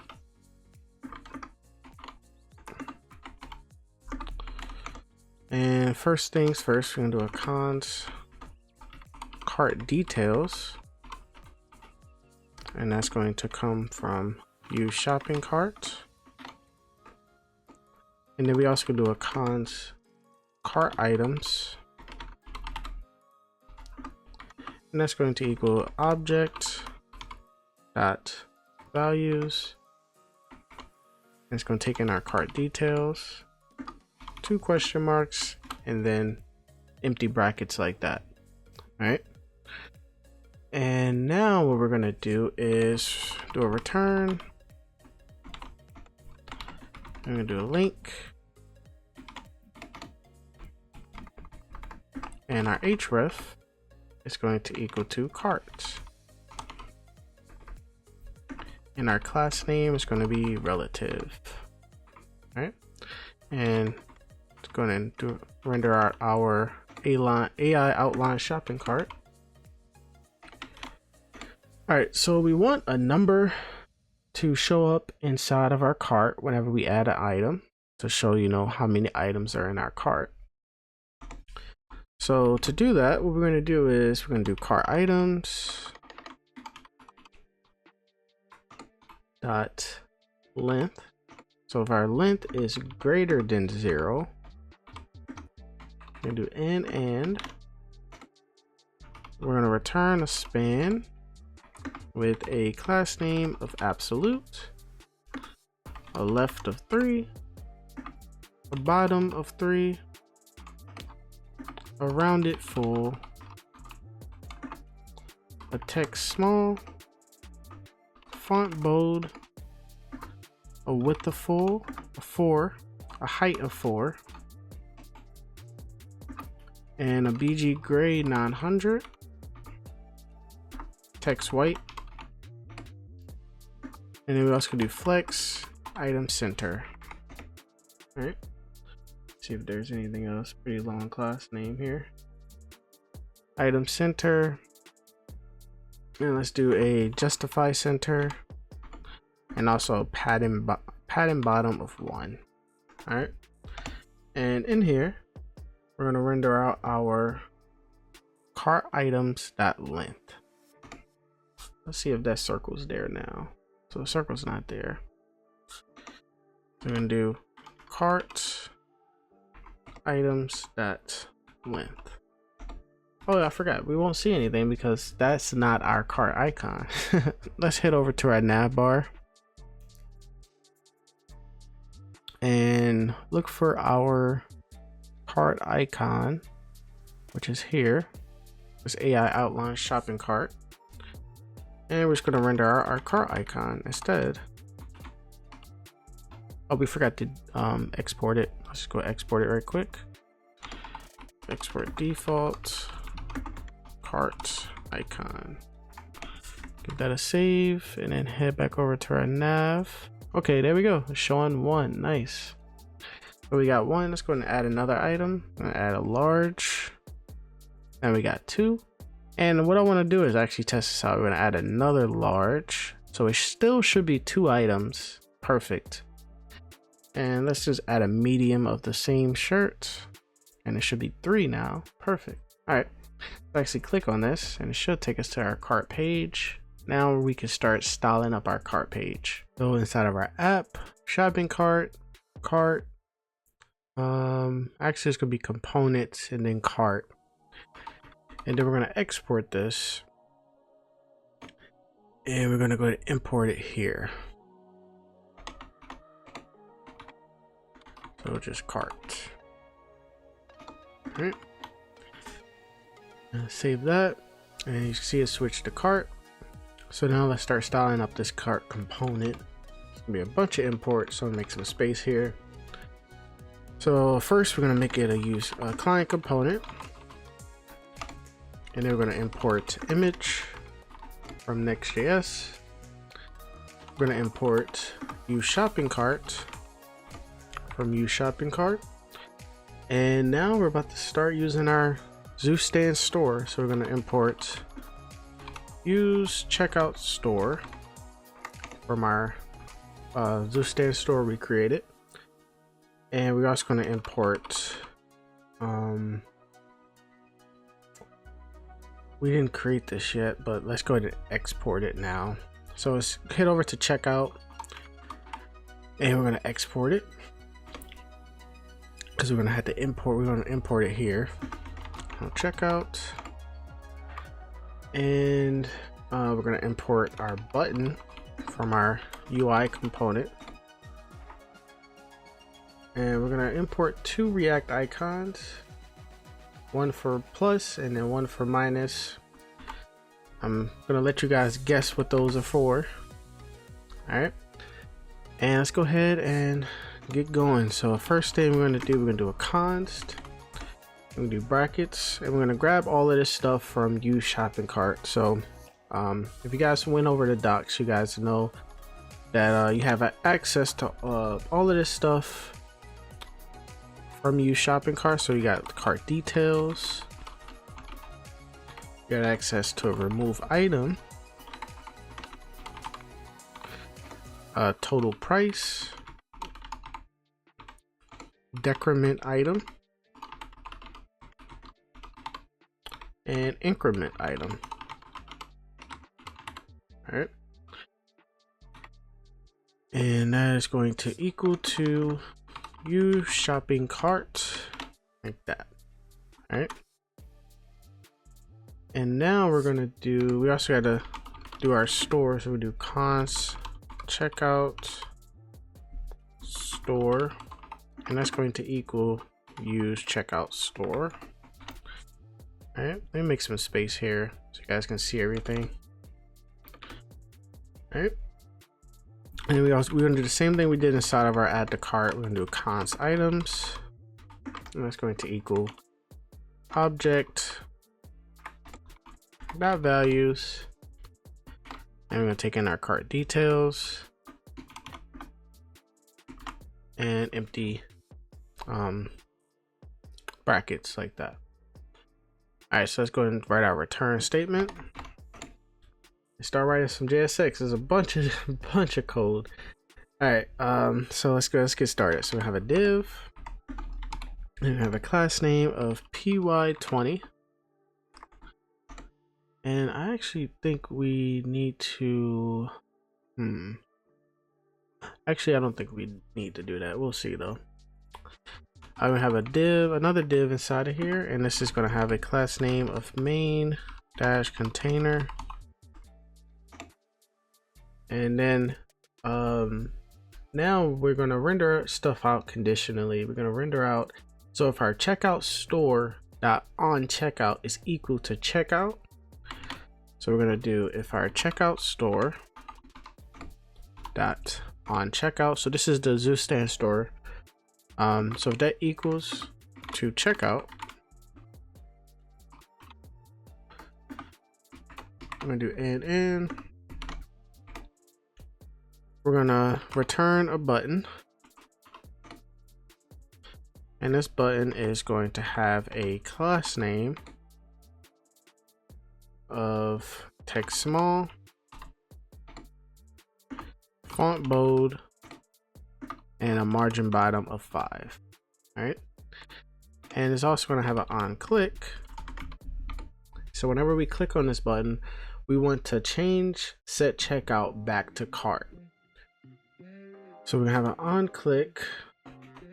So we have return checkout store dot on checkout, and we're just gonna change it back to cart. Sorry, my cord fell. Alright, we're gonna change it back to cart on checkout. Oh, set checkout, sorry. Set checkout. Alright.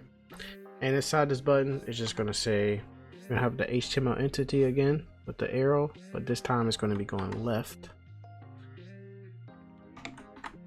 And it's gonna say back to cart, just in case you want to add some more items to your cart.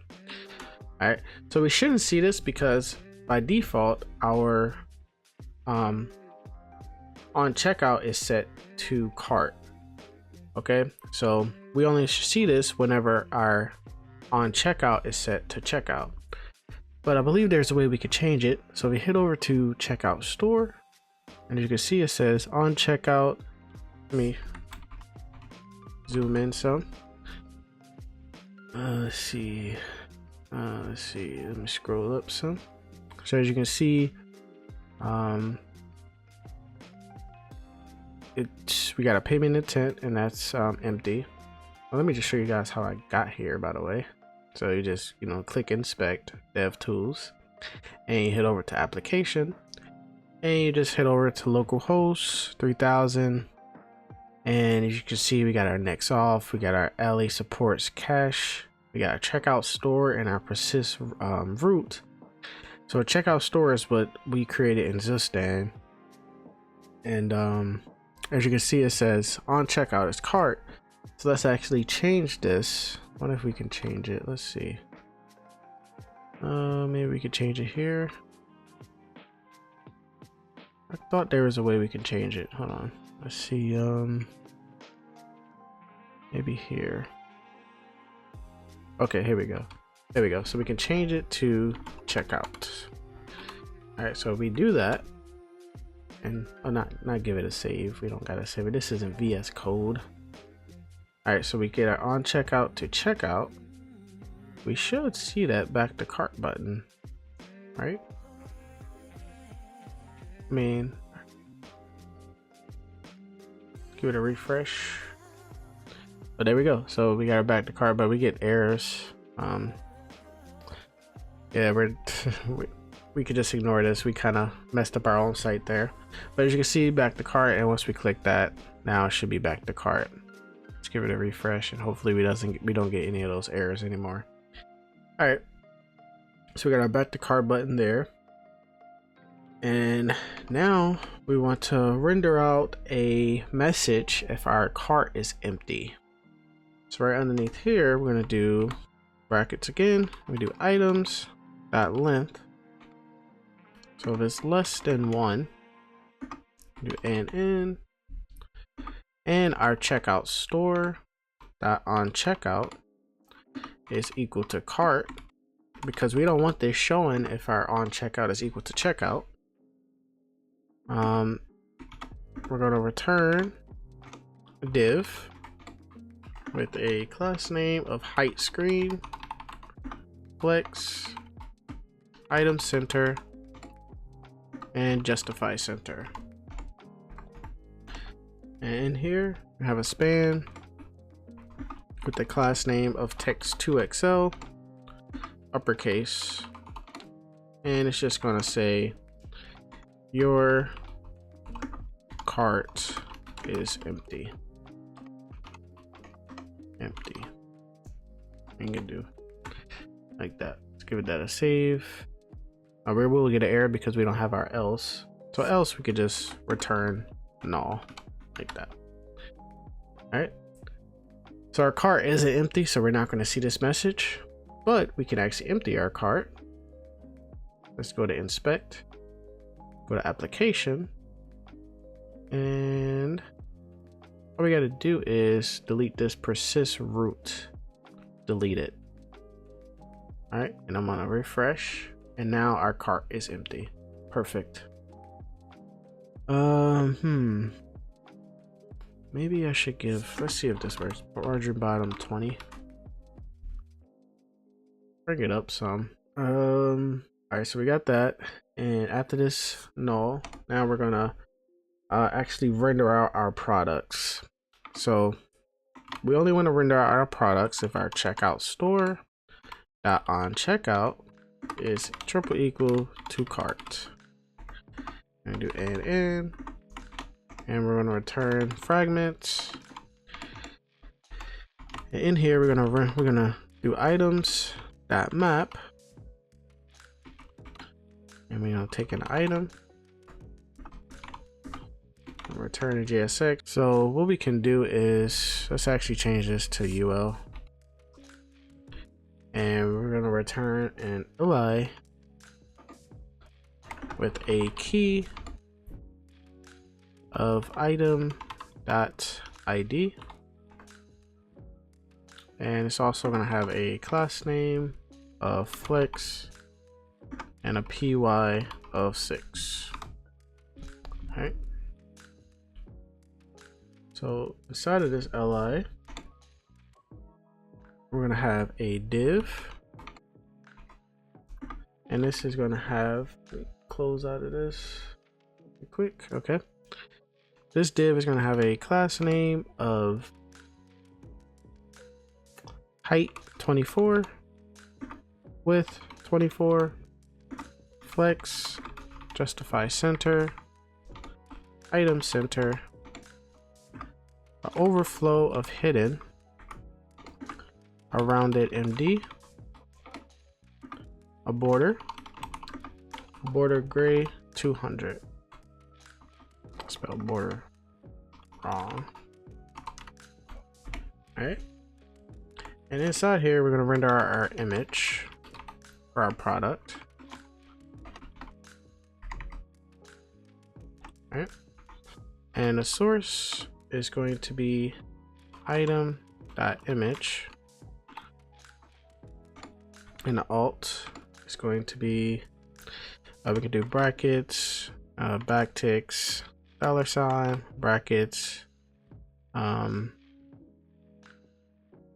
actually let's do image of $, brackets, item dot name. All right, and we get an error because, let's see, so string undefined is not assignable to string static import. So all we got to do is just do as string here, and that should get rid of that. We're gonna alt, and we're gonna do a width of 100, a height of 100, and let's go ahead and add some products to our cart so we can see these products. So I'm gonna add a medium debugging shirt, a stack. Oh dude, this shirt right here, dude, these two right here, the looking for someone who can commit, this shirt goes too hard, bro. Like I'm actually thinking about buying this shirt. So we're gonna do a large in this, and I'm gonna do medium in this. I really like this one too, the stack overflow. And let's check our cart, and as you can see, we got our images there. And so right underneath this div, I'm gonna have another div, and it's gonna have a class, a class name of margin left 4, a flex 1, and also a flex cowl. All right, in here we're gonna have a div, and in that div we're gonna have another div, bunch of divs. I have a class name of flex, justify between a text base, a font medium, and then a text gray 900. All right, inside this div I have another div that's going to hold this h3 and this is going to be our item dot name. All right, and then we're gonna have another h3, and this is going to be our item dot size. All right. This h3 is actually gonna have a class name of text small, and let's go ahead and save that and see if everything pops up. Perfect. Looking good. All right. We got our item dot size. So we got our closing div here, and now we're gonna need our p tag, and this is going to have a class name of margin left 4. And this is going to show our price. So we're going to do item dot price. All right. And we still haven't made that formatted price util yet. We're going to do that here in a second. All right. So P1, 2 underneath this div. So 2 divs down. So 1 closing P down and 2 divs down. We're going to have another div. And it's going to have a class name of flex, a gap of 5, and a margin top 3. All right. This is where our increment and decrement button is going to go. It's going to have a button. And inside this button, it's going to show our fi minus React icon. And we're gonna have an on click. I gotta return our decrement item. Decrement item that takes in an item ID, and you also tell it how much you want to decrement it by. So you can decrement it by any number you want. We're just going to do it by 1. So count is going to be 1. All right. So now we need our increment button, but I'm just going to copy this, save some time, and I'm going to paste it right underneath this button. And we're just going to change it to increment item, and then change the icon to IO MD add. Let's take a look. All right, there we go. And now we need somewhere to actually see our quantity. So right underneath this div here, so we scroll down some. I have another div, and it's going to have a class name of flex 1, items in, justify between, and a text small. I have a p tag in here with a class name of text grade 500.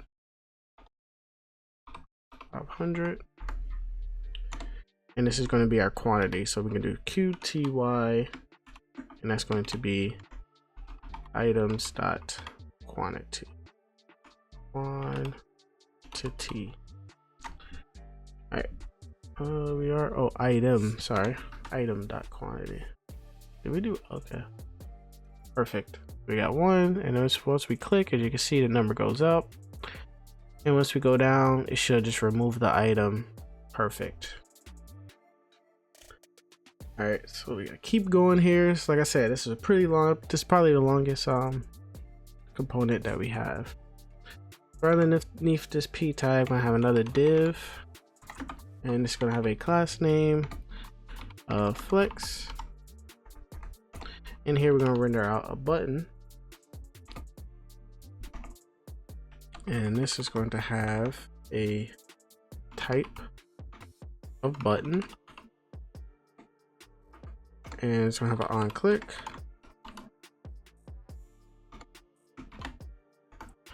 and we're gonna remove item, and that takes in an item ID as well.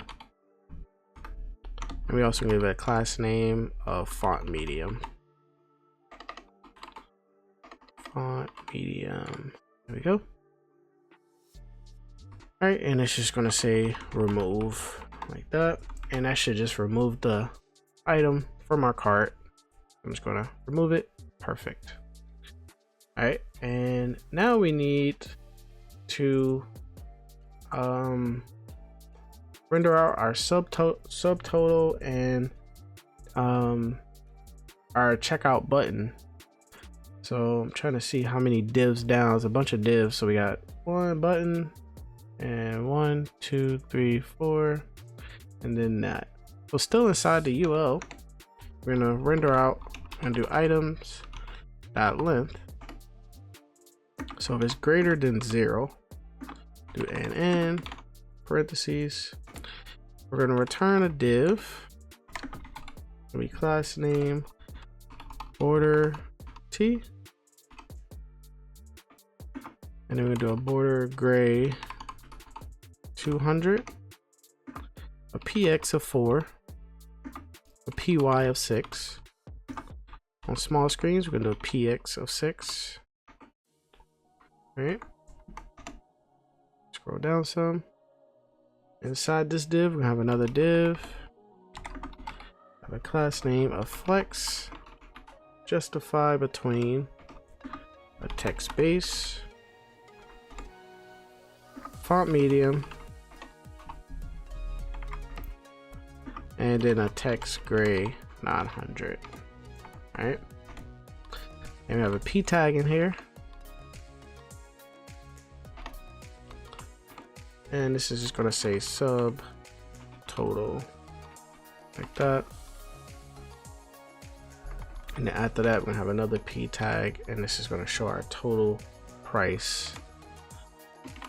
Total price. So yeah, let's just keep it like that for now, because we still haven't done the formatted price yet. So total price. And so after that div there, we're gonna have another p tag, and this is gonna have a class name of margin top 1, a text small, and then a text gray 500. And this is just gonna say shipping and taxes are calculated at checkout. Alright, give that a save. Perfect. Alright, and now underneath this p tag, we're going to render our checkout button. So we have a div, class name of margin top 6, a width of full, flex, justify center.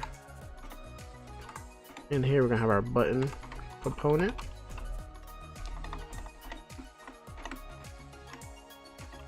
Button. All right, and remember, our button component takes a bunch of props. Actually, well, we made most of those props optional, but in this case, we're just going to have an on click on this. And first thing we're going to do, we're going to take in an event, and then we're going to return e.prevent default. And we're also going to do checkout store dot set checkout, and we're going to set it to checkout. All right, and oh, it does take children, so we got to make sure we just change this to checkout. All right, nice. We got a checkout button. So once we click, it should change our checkout store to checkout, and now it says back to cart. Perfect. All right, and underneath here, so underneath right here, so 2 closing divs up. Don't want you guys to get lost, because I know it's hard. It's really easy to get lost whenever you're dealing with a large file like this. I don't want you guys to put something inside the wrong div and then you got to backtrack. So 2 closing divs up, we're gonna do checkout store on checkout. So if it equals to checkout, we want to render out our checkout component.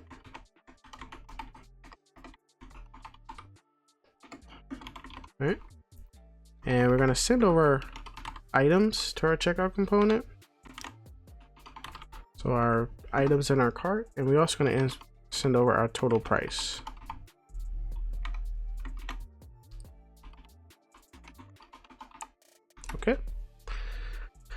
Perfect. Items is items. Okay, nice. All right, so that is it for our cart. Really simple cart. Let's go ahead and add some more items. I'll add a large, add a Stack Overflow shirt. Oh, we gotta choose the size first. Small. All right, cool. So now I say we go ahead and do our API routes, because we have to do that before we actually do our checkout page and before we do our checkout form. So let's head over and do that now. Let's see, let me go ahead and open it up. We got dev threads, and then we're going to go to app, shopping cart, API, and we're going to do create order first because that's the largest one. All right, so let's head over to there, create order, API route. Perfect. All right, this one's pretty long as well. All right, so here we're going to import next request, and we're also going to import next response. All right, and we're going to import our getCurrentUser action, import Prisma from our lib, so @/lib/Prisma. All right, and we're also going to import Stripe. And last but not least, we're going to import cart entry, and that's going to be coming from useShopping/core. All right, so first we got to do a const Stripe. It's going to equal to new Stripe process.env.stripe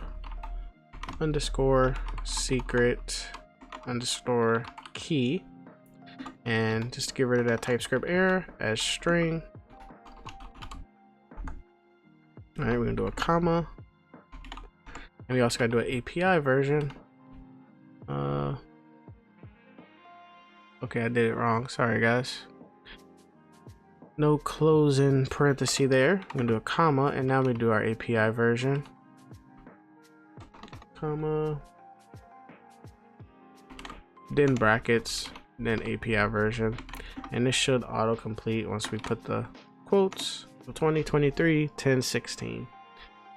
All right, and we need a closing parenthesis there. All right, so now let's create our manage Stripe payment intent function. So we're gonna do a manage Stripe payment intent. It's going to be an async function, and we're taking in a payment underscore intent underscore ID, which is a string, and we also going to take in our total, which is a number. All right, and it's going to return. So we're going to do if, let me make some space here. So if our payment underscore intent ID, we're going to return, oh wait, Stripe. So once we click dot, we should get access to a bunch of stuff, and one should be payment intents, and we're going to dot update. So we're going to update the payment intent ID, comma, and also the amount and the total. All right, so what this is doing, what this function is going to do is basically, if we click checkout, it's going to create a payment intent ID. Okay, but if we click, so let's go ahead and click checkout, and then if we click back to cart, it's going to still keep that payment intent ID, but if we remove an item, it's just going to just update the amount. It's just going to change the amount on the order, and so it's not going to create a whole nother payment intent ID, because you know, you could just spam checkout back to cart, checkout back to cart, and then our database will just get filled up with different payment intent IDs, and we don't want that. So if our payment intent ID, we return that, and then after this, we're gonna do return await Stripe dot payment intent dot create. So amount is total. Our currency is USD, and then our automatic payment methods is enabled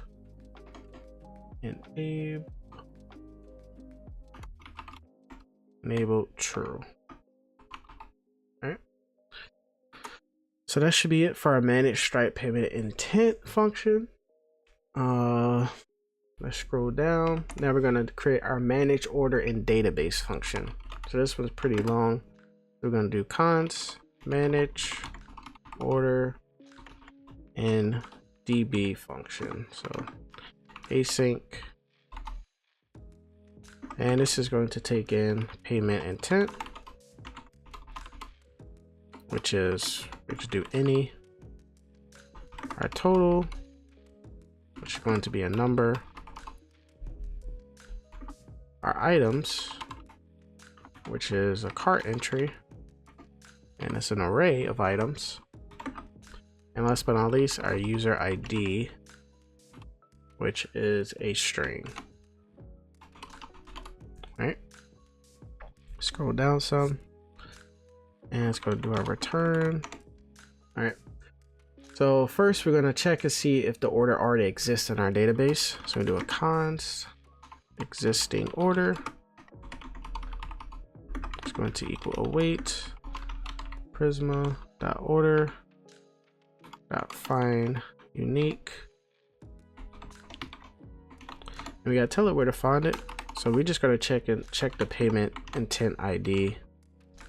And that's going to be payment intent ID. I must have spelled intent wrong up here. Yep. Intent. Payment intent dot ID. All right. So let's just check in to see if the order already exists in our database. All right. So now we got to tell it what to do if the order exists in our database. So if existing order, we're just going to return await Prisma.order.update. So we're just updating the order instead of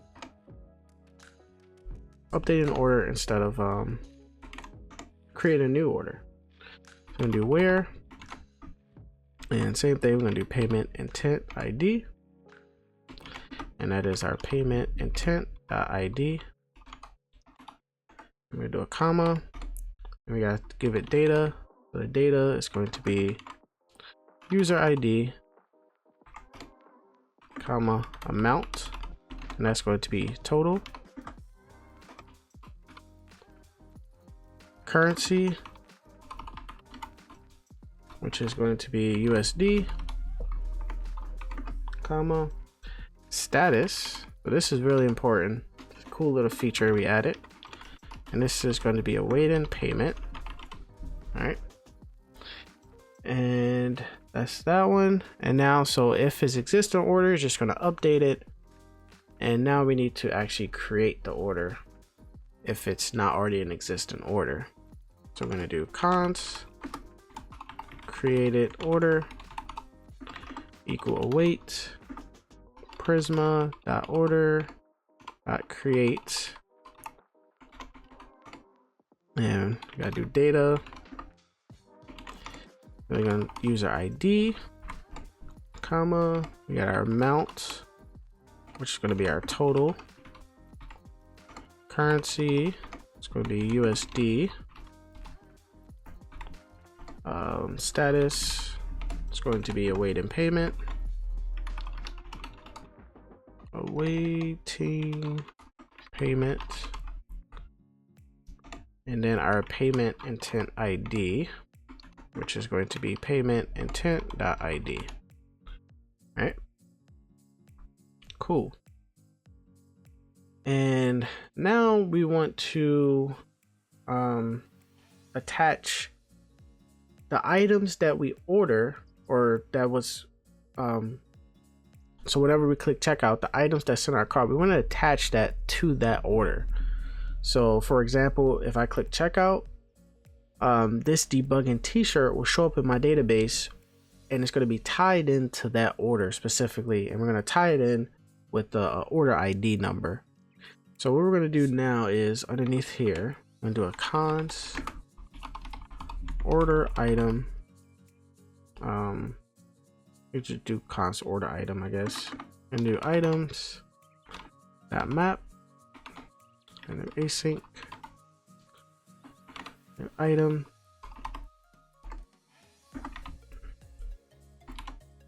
I gotta do brackets like that. All right, so we're gonna do await Prisma dot order item dot create and data. All right, so we gotta give it an order ID, and that is going to be our created order.id. All right, and then we also want to give name, and that's going to be our item.name. Make sure we add the commas here. I'm actually just going to copy and paste all this over because this is all easy stuff. So we got our quantities, item.quantity, price, item.price, image, item.image, and size, item.size. Really easy. So underneath all of this, we're just going to do await, and we do a promise dot all, and then we're gonna order item, our order item function, and then we also want to return our created order. All right, so that right there is our manage order in database, and now we need to do our post request. So we're going to do an export async function post brackets, and then we're going to do request, and that is a next request. All right, and in here we're going to do a const user, and that's going to equal to await getCurrentUser, and then we're going to do if we don't have a user, we're just going to just return a next response.json, and it could just say something like, I'll do parentheses brackets, we do an error, and it could say something like not signed in. All right, we can also give it a status as well. Status, I think it's got to go in brackets. This isn't in my code, but something that we should probably get in the habit of doing whenever we're doing API routes. So status 403, and then we gotta, let me scroll down some. So we're gonna do a const user ID, and that's going to equal user.id, and then we gotta do a const body, that's going to equal await rec.json. Right, and we got to do const items payment intent ID and total amount, and that's going to be all coming from our body that we're going to send over from our checkout form. So this part all makes sense here in a second once we do our checkout component. All right, so we're just extracting everything that we send over from our checkout. So we're just going to be sending these three items, our cart items, our payment intent ID that's stored inside of our state that we made with Zustand, and total amount. All right, so we got our body, and then our const total is just going to equal to total amount. All right. Now let's go ahead and do our try catch. So we're going to try. Do a const payment intent. And that's going to equal await. And we're going to do our manage Stripe payment intent function. And we're going to go ahead and send over our payment intent ID and our total. All right. So that one's done. And then we're also going to do our const order. And we're going to do await, manage order in database. And same thing, we're going to send over our payment intent. We're going to send over our total. We're going to send over our items. And we're going to send over our user ID. All right. Nice. And we can just go ahead and do return a next response.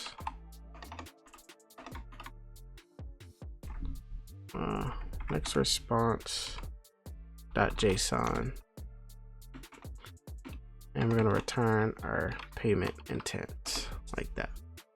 All right. So now we need our catch. So we can do catch error. And you can do whatever you want. We could just do console.error error. All right. I'll give that a save. And that was a bunch of typing. Whew, that was a large file there. Wasn't that long. I mean, it wasn't longer than our cart.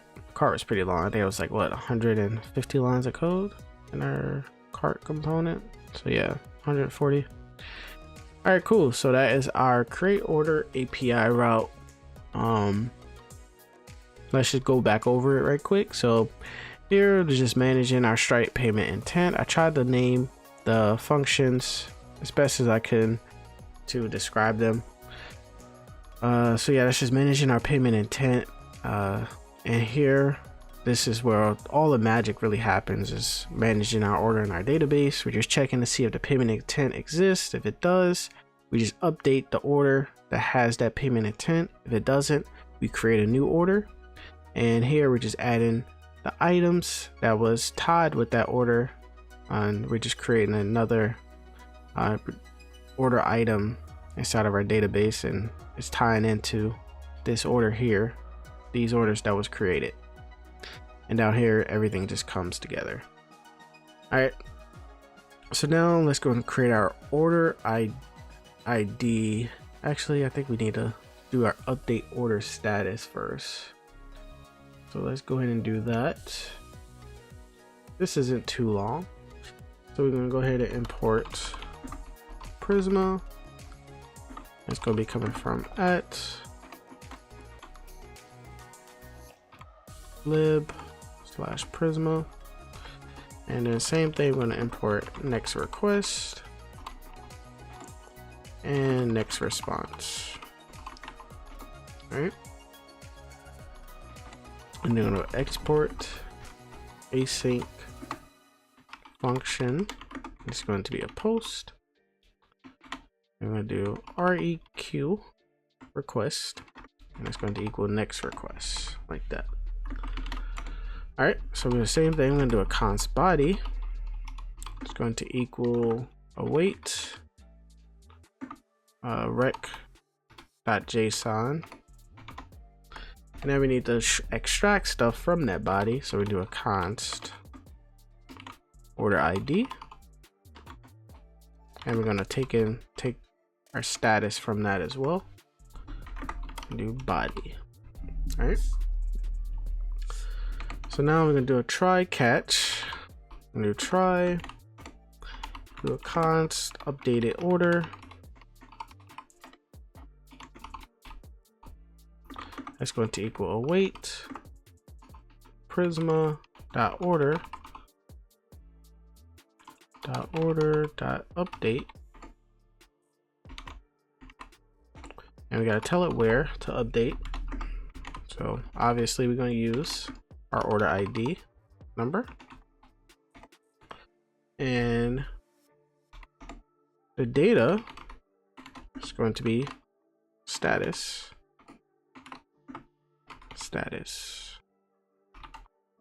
All right. And we can also return a next response.json.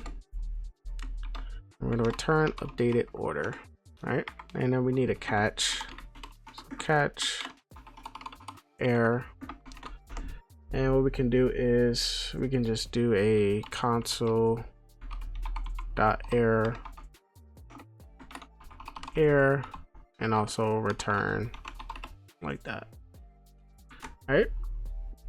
So that is our update order status. So this is basically once we check out completely, we want to update the order status to payment successful. And we're going to use this inside of our checkout form. All right, so now it is time to do our last API route for our shopping cart. And that is going to be our order ID. All right, so we're going to import our next response and also next request.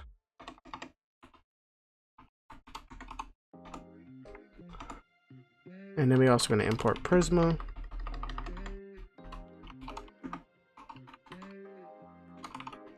I don't know why this is the only thing that doesn't autocomplete for me. All right. So let's go ahead and do our export. And instead of a post, we're actually going to do a get. A save function. So get. And then we're going to do req. That's going to equal next request, comma, res, and that's going to equal next response. All right. Let's go ahead and do our try catch. So we're going to do try and do a const latest order equal await prisma.order.find first. Oh. And we're going to do order by the created date, and we want it to be descended. All right, and then select. We're going to select by ID, and that's going to be true. All right, and underneath all of this, so if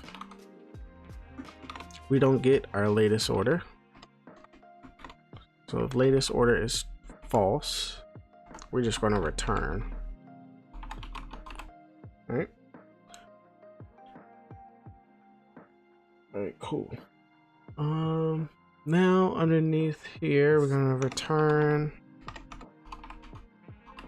a next response, not next request, next response .json. Parentheses, brackets, and then our order ID is going to equal latest order dot ID. All right, and we also need a catch. So same thing, we can just do catch error and then just console dot error the error, and then we can just return like that. All right. So that is it for our API route. So now it is time. First, we're going to try to fix this, see what's up with that. I don't know why that is happening. But afterwards, we're going to work on our checkout page and then our checkout form. And then we'll be all complete with our cart. And then we'll go into the wish list. We'll focus on that. And then we'll just finish styling up the home page. We still got to do our footer. We got to add the rest of our products. So we still got some ways to go. So yeah, let's head over to this checkout page. All right, so it's time to actually build out the checkout page. So we're going to make this a use client component. And we're going to import a few things. We're going to import load Stripe. And this is going to be from Stripe at Stripe / React / actually it's going to be at Stripe / Stripe.js, and this has to go in brackets like that. And also we're going to import Stripe elements options is here. Elements options. There we go. All right, and we're going to import elements, and this is going to come from Stripe/React Stripe.js. We're going to import our checkout store, so use checkout store. All right, and use state and use effect. Use state and use effect, and also use router because we're going to be pushing the sign-in form. If you're not signed in and try to check out, you got to be a member to check out, so that way you can track your order inside of your user dashboard. I'm going to import, I'm going to use router, and that's going to come from Next Navigation, not Next Router. And we're going to import the checkout form, which we haven't, I don't think we exported it yet. So let's go ahead and export this right quick.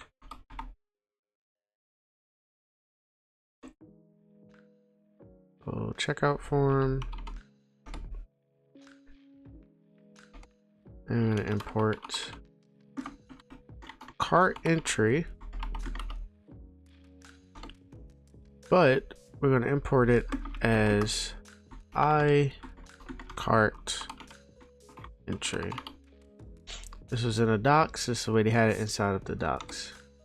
So we're going to import toast from React Hot Toast, and that should be all of our imports for this component. So first things first, we're going to do a cons Stripe promise, and this is going to be load Stripe, and this takes our Stripe publishable key. So we're going to do a process .env .next underscore Stripe or public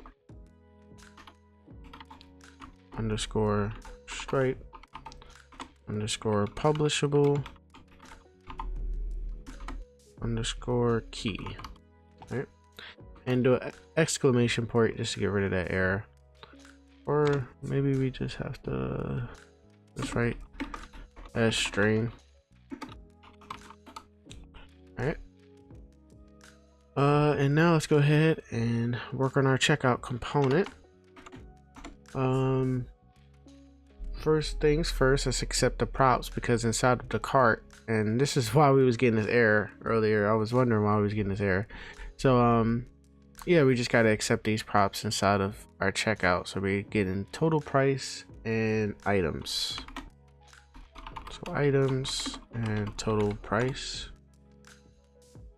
And now let's give these types. I'm gonna do brackets, and total price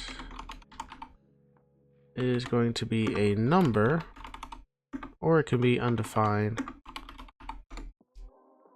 And next items is going to be our iCart entry, but it's going to be an array.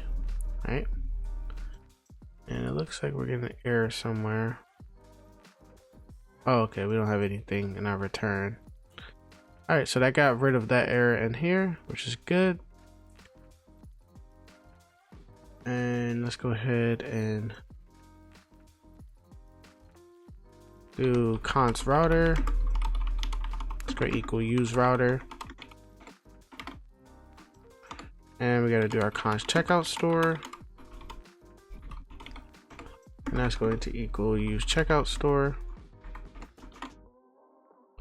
And last but not least, we're going to set some state. So we're going to do a const client secret. And a set client secret. And by default, it's going to be empty quotes view state, and it's just going to be empty like that. And made a mistake. All right, and now we're gonna have a use effect, and this is going to be our create order function, and we're gonna send a post request to that API route that we made earlier, just create order, and we got to send it over items. We got to send it the payment intent ID from our checkout store, and then we also got to send it over the total amount. So let's go ahead and do that now. Pretty lengthy, but it works. All right, effect, use effect. All right, so we're gonna do a const create order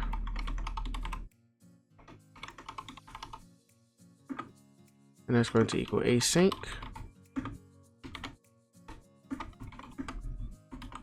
All right, let's go and do our try. We're gonna do a const response. It's gonna equal await fetch. And we're gonna fetch the API route. So it's let's do slash API slash create order, create dash order, and then we're gonna do a comma, and we gotta send it over a method. The method is going to be post, comma, and our headers is going to be, I'm gonna do content type, content dash type,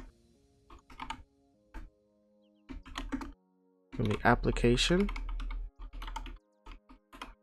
slash JSON. All right, let me scroll down some. All right, comma, and now we gotta do our body, and it's going to be JSON dot stringify, parentheses, brackets, and now this is where we send over all of the data. So we're gonna do items, going to be items, our payment underscore intent underscore ID is going to be our checkout store dot payment intent, and then our total amount is going to be our total price. All right, I forgot to add a comma there. All right, cool. And now we need to do some error checks. So we're gonna do if our response dot status triple equals to 403, we're gonna toast dot error, and we're gonna say please sign in. All right, so if we're getting an error. So let's see, if we go check our create order, and as you can see, we made a status 403 if we don't have a user available. So inside of our checkout component, if the status is 403, we're gonna toast the error, and it's just gonna say please sign in. And why am I okay? That's because we didn't do the catch inside of the try. All right, and we also want to push the sign in page, so we're gonna do router dot push. We'll do slash sign dash in. All right, and then I'm gonna do checkout store dot set checkout. I'm also want to set that to cart. All right, because once we click checkout, our checkout store is going to be set to checkout. So we want it to set it back to cart. All right, and then after that, we're just going to return. Okay. All right, and after that, we're going to do if our response is not okay, not IG. If our response is not okay, we're just going to throw a new error, and it'll say something like network issues. I don't know. You can put anything there. Network response not okay if you want. Network issues. All right. So now let's go ahead and do a const data, and that's going to equal await response .json. All right. And then we're going to do if our data and our data dot payment intent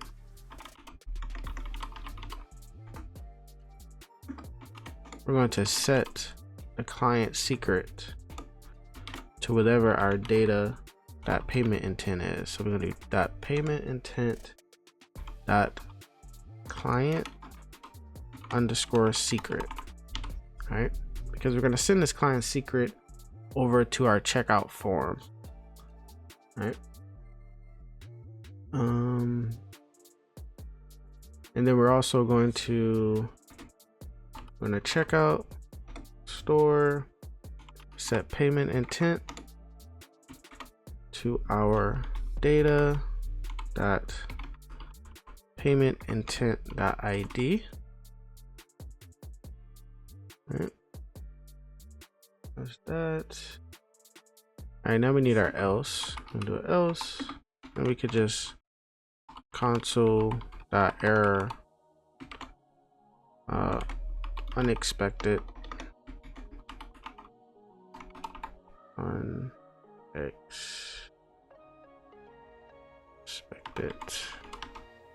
data structure.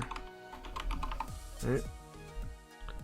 You can also add data in there if you want, like that. Now we just need our catch.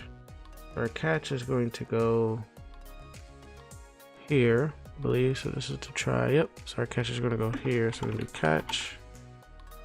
And we're just going to catch an error. And you can just console dot error the error. All right.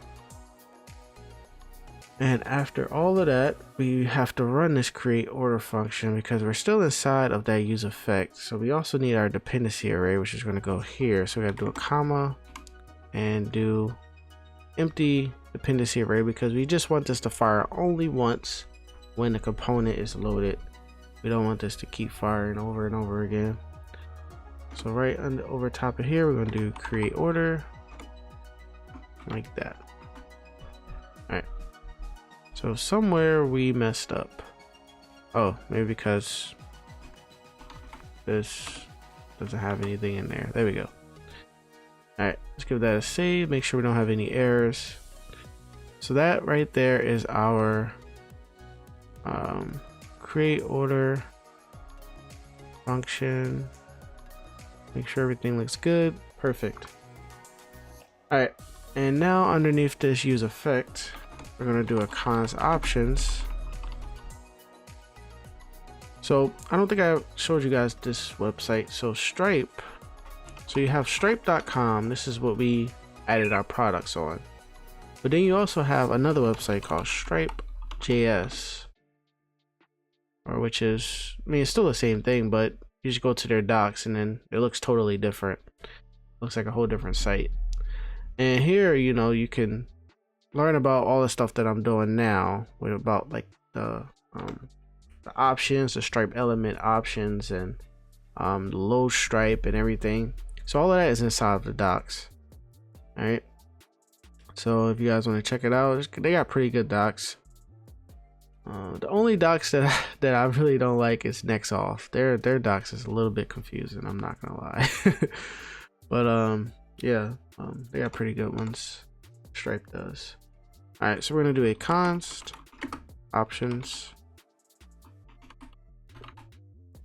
and this is Stripe element options. Give that a type, and it's going to be our client secret, comma, and we're going to give it an appearance. So this is going to be our actual checkout form, and we can give it a theme. The theme is going to be Stripe, comma, and then labels, it's going to be floating. All right. Just gotta go in quotes.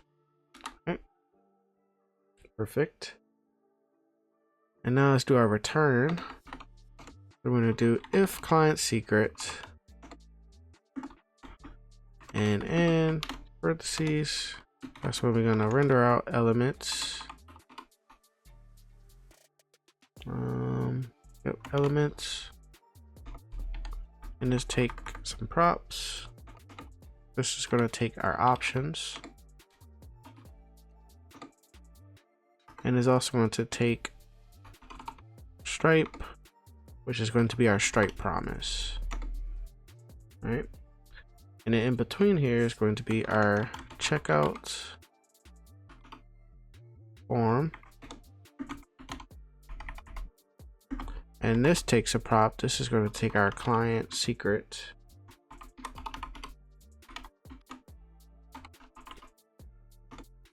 Perfect. That a save. So once we click checkout, nothing should happen. Let's see. Yep, nothing should happen yet, but it renders out our checkout form. So that's what we're about to go work on now.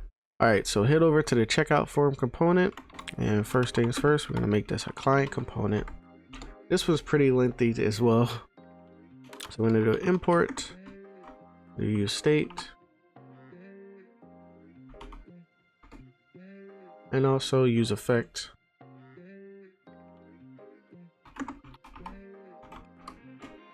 All right. And then we're going to import 3 imports from Stripe, React, Stripe.js. We're going to do import. We're going to import payment element. We're going to import use Stripe. And we're also going to import use elements. All right. And then our checkout store. Here's checkout store. And then our use shopping cart. Use shopping cart. Use router. That's coming from next navigation. I always keep putting next navigation. And we also going to import toast from React Toast. And import our button. All right. Cool. So we need to accept this client secret prop that we made. So it's going to be client secret. All right. And let's go ahead and give it a type, which is just going to be a string. So we're just going to do brackets, client secret. And it's a string. All right. So let's go ahead and get access to all of our stuff. So we're going to do a const stripe. That's going to equal use stripe. We're going to do a const elements. That's going to equal use elements. Const checkout store. Checkout store. And that's going to be use checkout store. And now let's set some state. We have to set is loading, and we also got to set we also got to do an order ID. So let's do const is loading, and then a set is loading. By default is going to be false. Now for our order ID, const order ID, and then set order ID. That's going to equal use state. And by default is going to be null. All right. Now let's grab some stuff from useShopping cart. So we want to grab the clear cart. So I guess I did use clear cart. I think I said I didn't use it. So clear cart and total price. And we're gonna grab that from useShopping cart. Right, and up here we forgot to add our const router equals use router. So that way we can push back to the home screen once you have a successful checkout. All right, so we're going to do a use effect, and this part is all inside of the docs. We're going to do a use effect.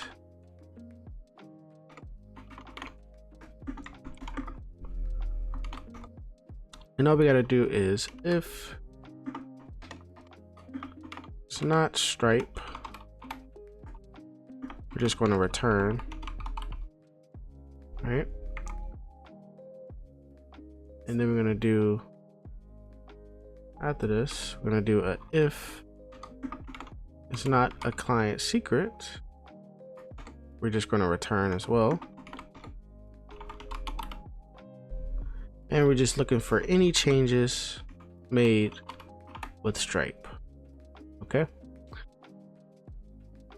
And now let's do another use effect, and this is going to be our fetch latest order ID, and we're going to be making a request to our order ID route that we made. So let's go ahead and do that, and this is just basically just getting that order ID. That way we can use that and change the status of the order once it's completed. Because if you guys don't remember, by default, once you click checkout, you get a payment intent ID and the status is awaiting payment. So we want that status to change whenever we actually check out. So to do that, we're going to grab the order ID first. So we're going to do async function, and we're going to do fetch latest order ID. And do a try. Do const response. That's going to equal await fetch. Let's go and fetch the API route. We'll do slash API slash order ID. Right. And I think it's undercase. That's really important because I don't think it'll work if it's uppercase. All right, we're gonna do const data is await response.json, and now we're going to set our order ID to that data.order ID that we're getting from, because we did a get request, right? Yep. Get, and we're just getting the ID, so we're saving that inside of our state here. All right, and now we need a catch, so we're gonna do a catch error,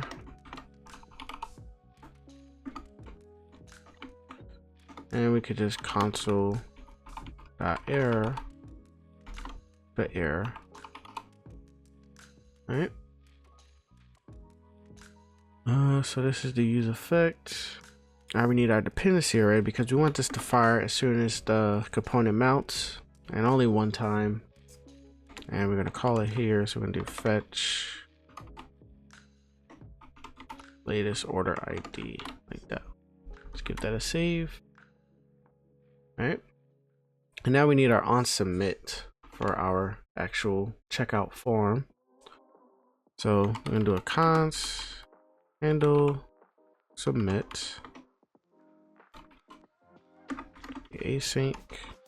I'm taking an event, and that's going to be a react.form event. First things first, we're going to do an prevent default, and we're going to do if Stripe is false and elements all we're going to do is return. All right. And we're going to set. So after that, if that doesn't, so this doesn't return, that's what we're just going to set is loading to true. All right. And we're going to do Stripe dot. So once you click dot, you should have access to a bunch of this stuff. I haven't used probably about 99%. I only used this one, and that is confirm payments. Confirm. I thought confirm payments was there. Oh, I spelled oh my god, I spelled okay, confirm payments. There we go, confirm payment. That's the only one I use. All right, and we're gonna do parentheses, brackets, and in here we're gonna have our elements, comma, and redirect is going to be if required. All right, and then we're gonna do a dot then. I'm gonna take in the result. And we're going to return an if check. So we're going to do if result dot error.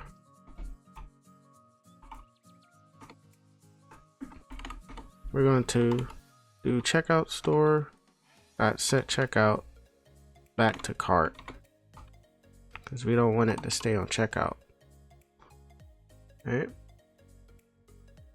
Now let's go ahead and fetch our updated order route.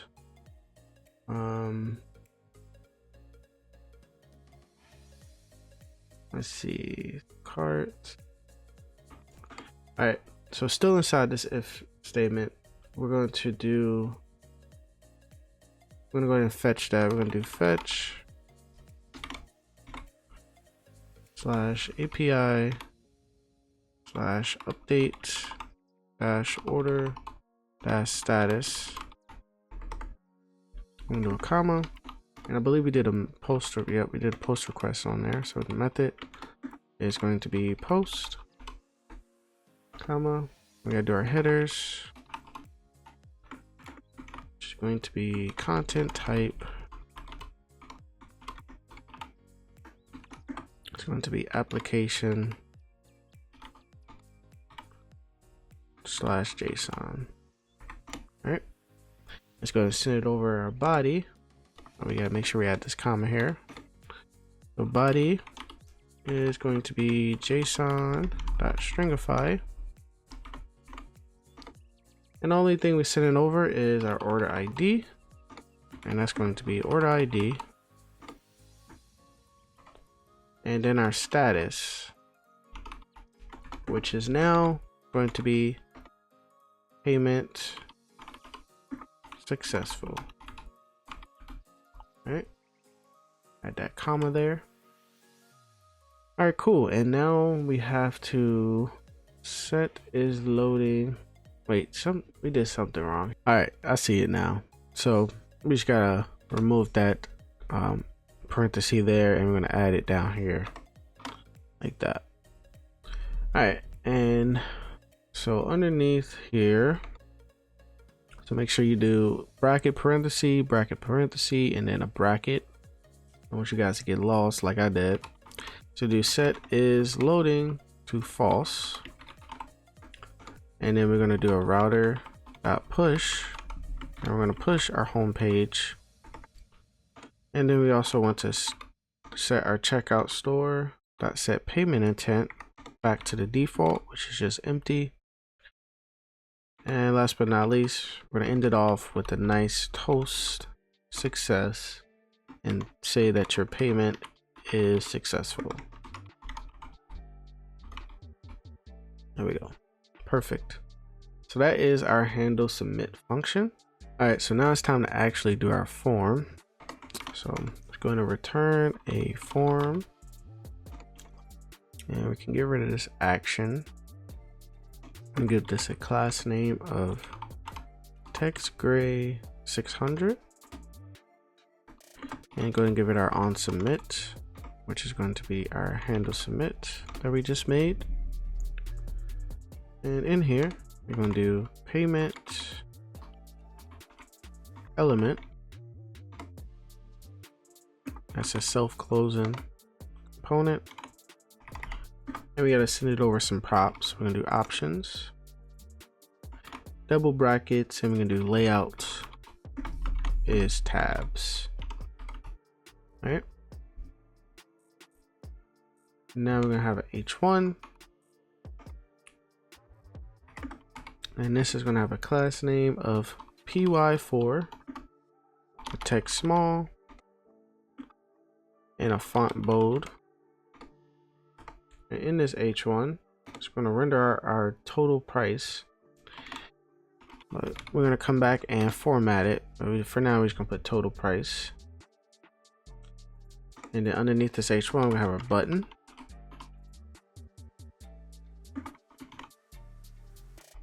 I forgot this takes children. All right, so let's send this button over some props. So we're going to do disabled equals loading, is loading, or Stripe, or it's not Stripe, or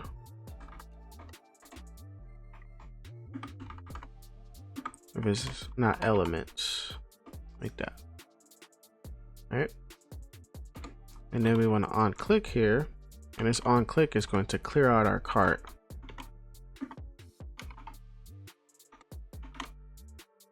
Clear cart, and then let's give it a type of submit. All right, cool. And now inside of this button, we're gonna have a span, and inside the span, we're gonna do if it's loading. We have another span, and it's going to say processing ... else we want to span, and it's going to say pay now. All right, give that a save, and I believe that should be it for our checkout. So we can actually test this out, but before I do, I actually want to add some more products. Add a medium in my favorite shirt. Love that shirt. And I like 2. Click on checkout, and hopefully it renders out. All right, guys. So I spelled next public stripe publishable key wrong inside of checkout, and that was why this wasn't working at first. But now we got our checkout form. But before we actually test all this out, MongoDB is currently down, so we can't really see anything in the database right now. They're working on the issue. So I say in the meantime, we fix the pricing for all of our stuff. I meant to do that earlier. So to do that, what we're going to do is we're going to create a file, a folder inside of the root of our project, and it's going to be called Utils. Let's go ahead and close out of all of this stuff, and we're going to create a file, a folder, and it's going to be called Utils. And in this folder, we're going to create a file, and it's going to be called formatPrice.ts. All right, and here we're just going to do, actually I might just copy this over and just paste it in here. It's not too much. We just do const format price, we take it in amount, which is a number, and we return intl.number format, and the style currency USD, and we do dot format amount 100/100, and then we just export it. All right, so now we're going to head over to one of our components. So let's start with the cart. So let's go to app, shopping cart, components, cart. Let's go ahead and import that in here. Import formatPrice. And wherever we put total price, that's where we want to, I believe it's down here somewhere. Subtotal, so total price. So we want to, so we can't just do brackets or formatPrice like this. Wait, I think we got to do brackets, sorry. So we can't just do formatPrice and then take in total price like that. Can't just do that. We'll get an error saying type undefined is not assignable to number. So to actually a workaround, what we can do is do brackets and then we'll do total price. If it's not undefined, that's when we're gonna render our formatPrice with our total price.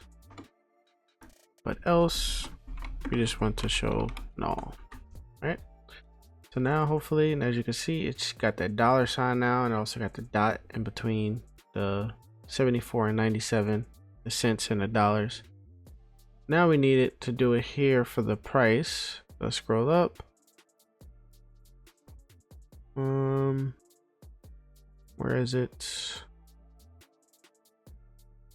Item.price, but I think we can do item.formatted value for this one. There we go. Item.formatted value. So that's built in from useShopping cart. All right. Let's see. So we did it there, and we also need to do it for our product card as well. Let's actually copy this. Where are we at? Copy this here because we might need to do that for this as well. So head over to components, product cart, and we do have an error here on click. Oh, I forgot we were supposed to come back and try to figure that out. We never came back for it. All right, so we're looking for price. Where are we at? Price. Product.unit amount. All right, so we're going to do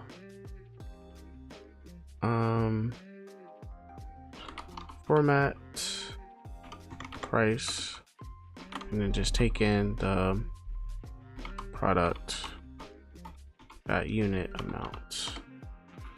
All right. I should switch that. Perfect. All right, so let's go ahead and fix this error right quick. So if you read it, it's saying that type undefined is not assignable to type void. The unexpected comes from property onClick, which is declared here. So type undefined. Okay, so it could be undefined. So we just gotta head over to our AddToCart button. So I believe that's inside of components, UI, AddToCart, and all we got to do is add a question mark here, and I should get rid of that error. Perfect. All right, so let's actually test out our stuff now because we're about to work on our wish list. So we got our cart, we got three items in our cart. We got 2 medium GitHub shirts and 1 debugging shirt. I'm going to click on checkout. Our checkout form is rendered, and we forgot to add the formatted price there. So we'll go do that here in a second. And let's go and check our database. MongoDB Atlas was just down, so hopefully it's working now. It was taking a while just like this. I really hope it works. But I checked the status. It said that it was having some issues. So hopefully this loads up. Come on. Let's start it over. Browse collections. All right, perfect. It loaded. All right, there we go. So now we got our ID. we got our user ID. So this user ID should be the same as the user ID if it loads up. I'm probably asking too much from it right now. Like I just said, it was just down. Probably should have just stayed on the screen. Okay, so we got our amount, we got our currency, and we got our status, which is awaiting payment. And now I'm getting that error that I was getting. So yeah, MongoDB was just down. And all right, but it showed. So now what I want to do is actually check out. So I'm gonna do 4242424 424 424 and 424 and click on pay now, and then we get processing, and now our cart is empty and we get payment successful and we get pushed back to home. So that's what we wanted. So now let's go ahead and check our database, and this should change to payment successful. You probably have to give it like a minute or two. All right, perfect. So now it says payment successful before it disappeared. So all I wanted to see, MongoDB, fix your shit. Okay, by the time I get back. All right, so now it's time to work on the wish list. So our cart is empty now. So our whole cart functionality seems to be completed. So let's go over it. We can add the cart. If we try to add the cart without choosing a size, we get an error. Okay, and we can add size small. We can add multiple sizes, and if we do that, it just adds twice with the different size instead of increasing the quantity. That was an issue that I was having, and that issue is fixed now. And we can also check out. We can also increase the quantity, decrease, check out. And so we got to fix this, fix that total amount right quick. So let's go ahead and do that. So let's head over to the checkout form, and I believe it's down here, total price. So I'm going to just paste that in. So we got the same thing we did for our check our cart. I'm just gonna go to import formatPrice.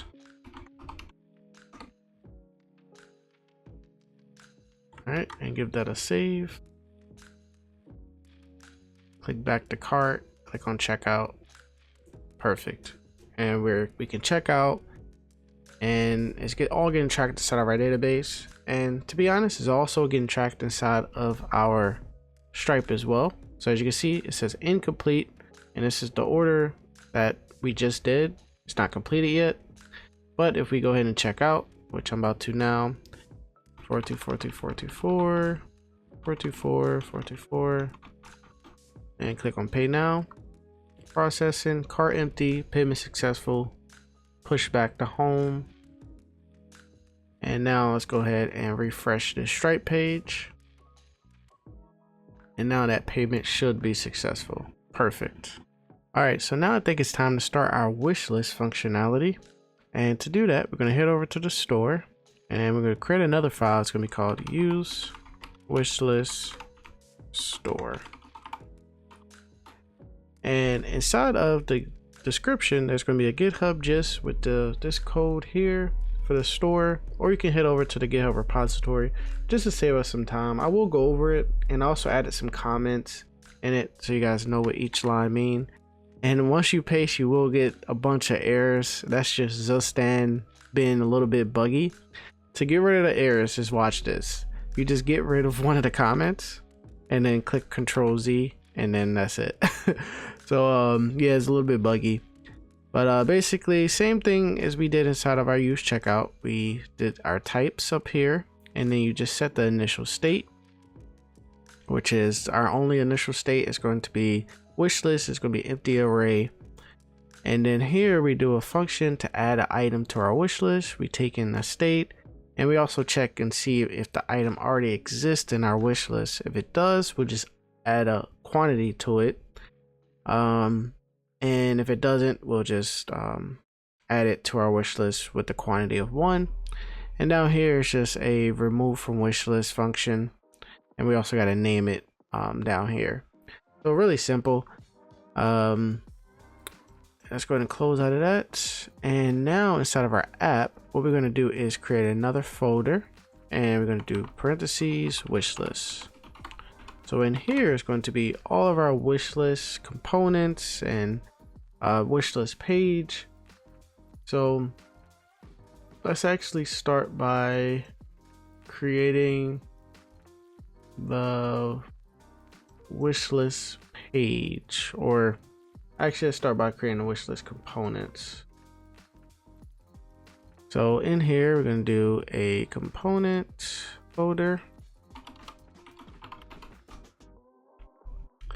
And inside this components folder, we're going to do a AddToWishlist Button.tsx. And we also going to have a wishlist icon .tsx, and that's going to replace the icon inside of our Navbar. And I believe that's it. Now let's make sure you click on wishlist folder. Now we're going to have a folder in here. It's going to be called just wishlist. And we have a page.tsx. Let me just make sure. All right, cool. So let's start with our AddToWishlist button and do use client. And we're going to import our React icon that we use inside of our product card, because this button is going to replace that button inside of there. And then we're going to import use wishlist store. I'm going to import product type.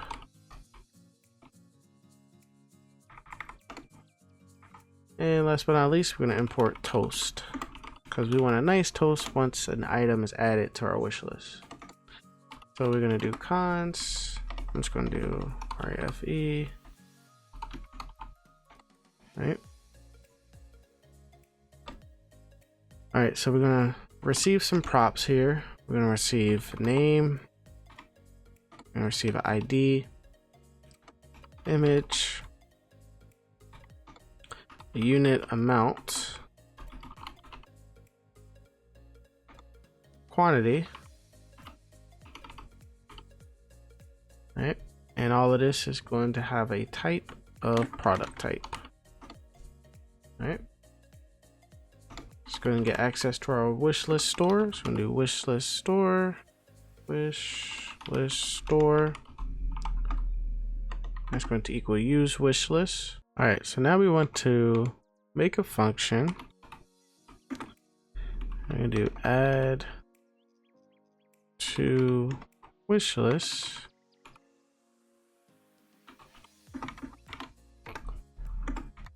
All right, and kind of the same thing that we did in our store. We're going to do a const existing item. And we're going to do wishlist store dot wishlist dot find, and it's going to take in a wish item and return our wish item dot ID equals ID. So that's existing item. And so if existing item, we want to do a toast dot error, and it's going to say backticks $ name is already in your wish list. All right, that's that. And then we need our else. We're going to do wishlist store dot add to wishlist, and we're going to add everything in here. So we're going to add our name, we're going to add an ID, we're going to add our image, add our unit amount, we're going to add our quantity, which is going to be 1, And then afterwards, we want to have a toast success. And this was going to say backticks, $, brackets, name, add it to wishlist. All right. And then last but not least, down here, what we're going to do, we're just going to have a div. And this div is going to have our icon FA art circle plus. We're going to have the on click on this div. So we're going to have on click and add the wish list. Perfect. All right. So now we got to head over to our cart. I mean, not our cart, our product cart. And we got to add this in there. So do components, product cart, and wherever we added that FA circle plus, I believe it's this here. So instead of this, now we're gonna have our add to wishlist button. Now we can send it over all of these props that I'm just gonna copy over. So we send in the name, which is product name, image, ID, unit amount, and quantity. So let's give that a save and let's head over to our project. And once we click this button, hopefully we get the confirmation that it's been added to our wish list. Nice. Got our wish list. And then let's see, if we try to add it again, if we get that error, GitHub is already in your wish list. Nice. All right. So that is our wish list button. So now we need to update our wish list icon. This isn't too long. So basically the only thing I want is whenever there's an item inside of our wish list, I just want this to change the color to red. That was the whole reason why I did it this way, separated the icon. So we're gonna do import link, and then we're also gonna import AI outline heart coming from React icon / AI, and then we're also going to import our use wishlist store. All right, RFE. All right, so since we already exported it, let's just go ahead and head over to Navbar right quick, and we're going to import it here.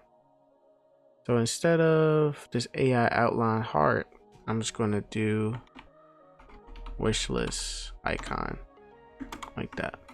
All right, as you can see, it just messed up our whole entire nav bar, but we're about to fix that. I'm going to do a const wishlist store. It's going to equal use wishlist store.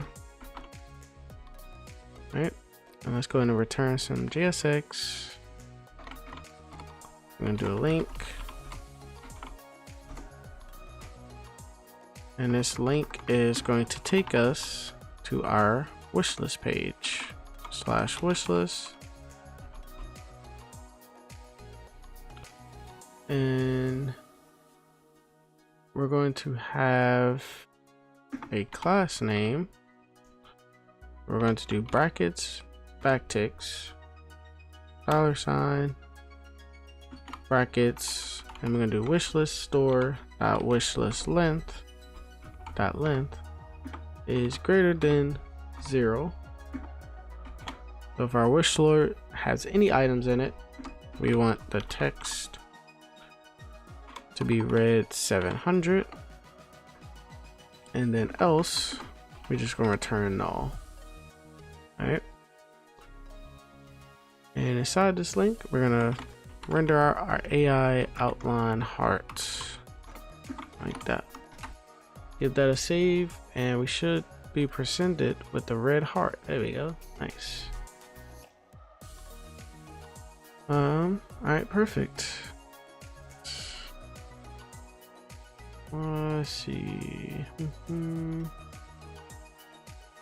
right, nice. Now we need to style up our wishlist page. So once we click this, it should take us to our wish list. The default is a rare. Okay, that's because we didn't export this yet. This page. Let's go and save that, and that should get rid of that error. All right. So first things first, we're gonna make this page a use client component. I mean a client component, not use client component. And then we're gonna import use wishlist store. Also gonna import image from Next, and also import our add to cart button from our shopping cart components folder. Do a const wishlist store equal wishlist use wishlist store. All right, and let's start styling up this page. So we're gonna have a div. It's gonna have a class name of py20, and then we have another div with a class name of main-container. And now we're gonna map through our wish list. Well, actually, we're gonna show a message if our wish list is empty. So we're gonna do brackets wishlist.store.wishlist.length is greater than 0. Oh, okay, we're only gonna show this if it's greater than 0. We're gonna have show our message at the end. So if our wish list store is greater than 0, that's when we're gonna return fragment and return a span, and just gonna have a class name of font-bold. In this span, it's going to say you have brackets wishlist store.wishlist.length items in your wish list. Give that a save. So we should have 2 items in our wish list. Okay, we forgot the else, that's why it's doing that. All right, for now we could just do else null just so we can see all our changes. All right, let's give it a save. And so we got 2 items in our wish list. We can just get rid of that. All right, cool. So underneath this span, we have a div with the class name of flex wrap, gap of 10, a max MD of justify center. And now we're gonna map through our wish list. So we're gonna do brackets wishlist store.wishlist.map, and we do product,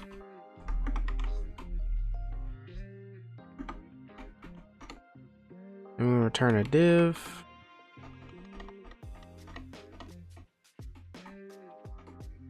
We give this div a key of product.id. Scroll down some, and inside this div we're gonna have an image. This is going to be our image of our product.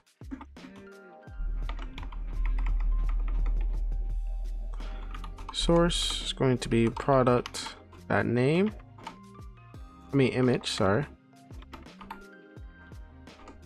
The alt is going to be product.name. Width is going to be 200. Height is going to be 200. All right, so underneath here, we're gonna have a h1 with a class name of font bold.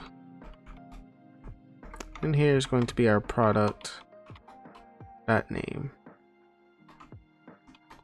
Give that a save. And then underneath here, we're gonna have another div with a class name of flex and a gap of 3. And here we're gonna have our add to cart button and also our remove from wish list button as well. So let's go and do our add to cart. Add to cart. And if you guys remember, just add to cart takes in a bunch of props. Pretty simple. So we got our name, product, our name, our image, price, ID, and also we're sending over our currency. Give that a quick save. And then we're gonna do a button.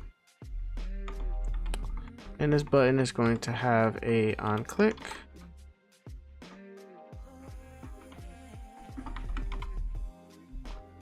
And what it's gonna do is we're gonna do wishlist store.remove from wishlist.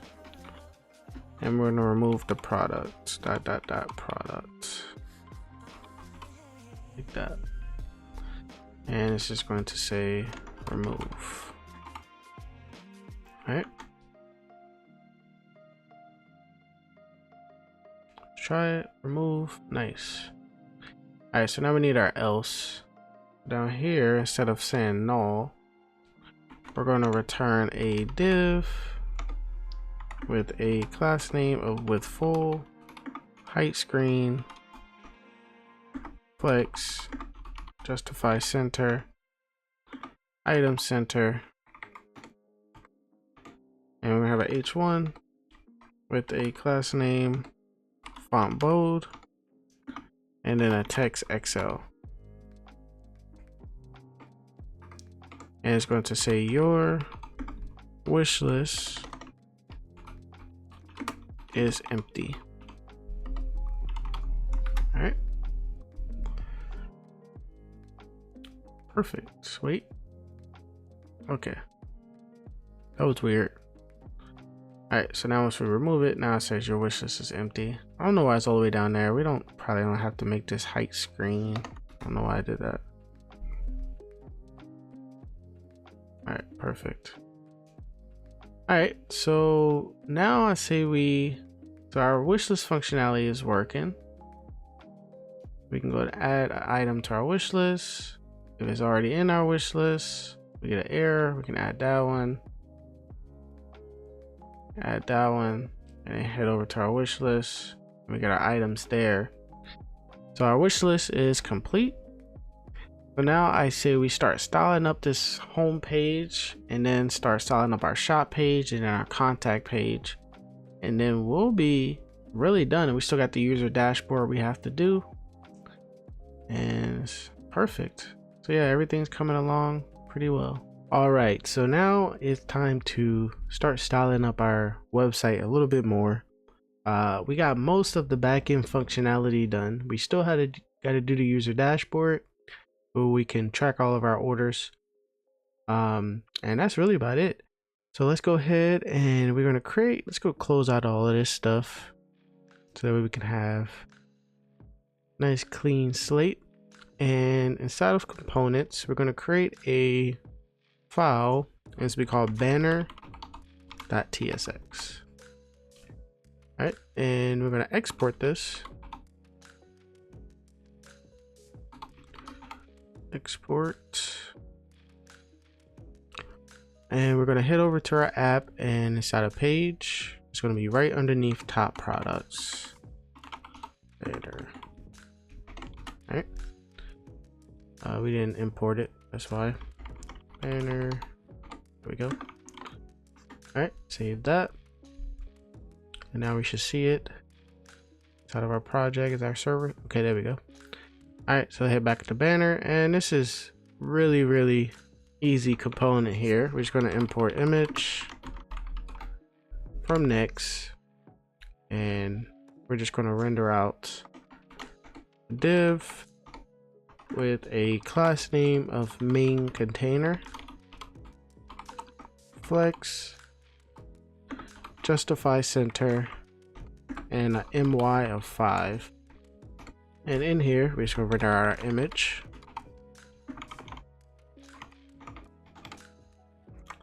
And the source is going to be /banner-image.png. The width is going to be 1400. The height is going to be 500. And the alt can be banner, t-shirt banner, or shirt banner. All right.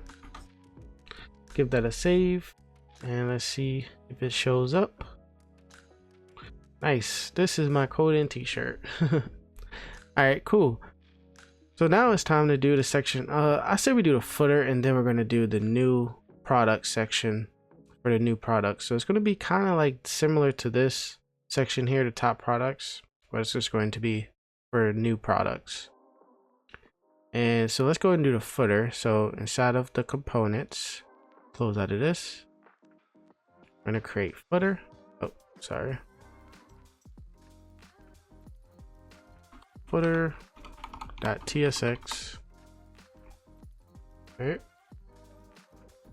And this is going to be a client component.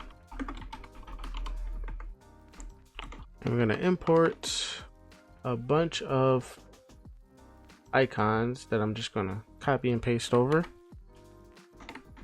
So we import FA Square, X Twitter, FA Square Instagram, FA Square Snapchat, TB brackets, and FA Facebook Square. All right.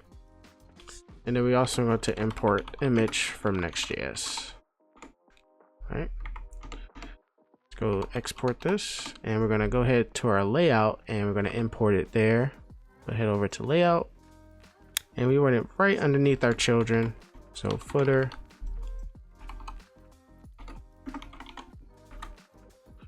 Give that a save and head back over to our component, and let's start styling this up. So we're going to have a div with a class name of with full, a py of 5, bg gray 900, margin top 10. We have another div with a class name of main container. Main container. And let me go ahead and close out of this right quick. All right. And then we're gonna have another div in here. And this is going to be a class name with py5, margin bottom 5, a border B, a border gray 300, a border opacity 20, flex, justify between, item center. On max MD, we're going to do flex col. And let me scroll over. Bunch of class names for this div.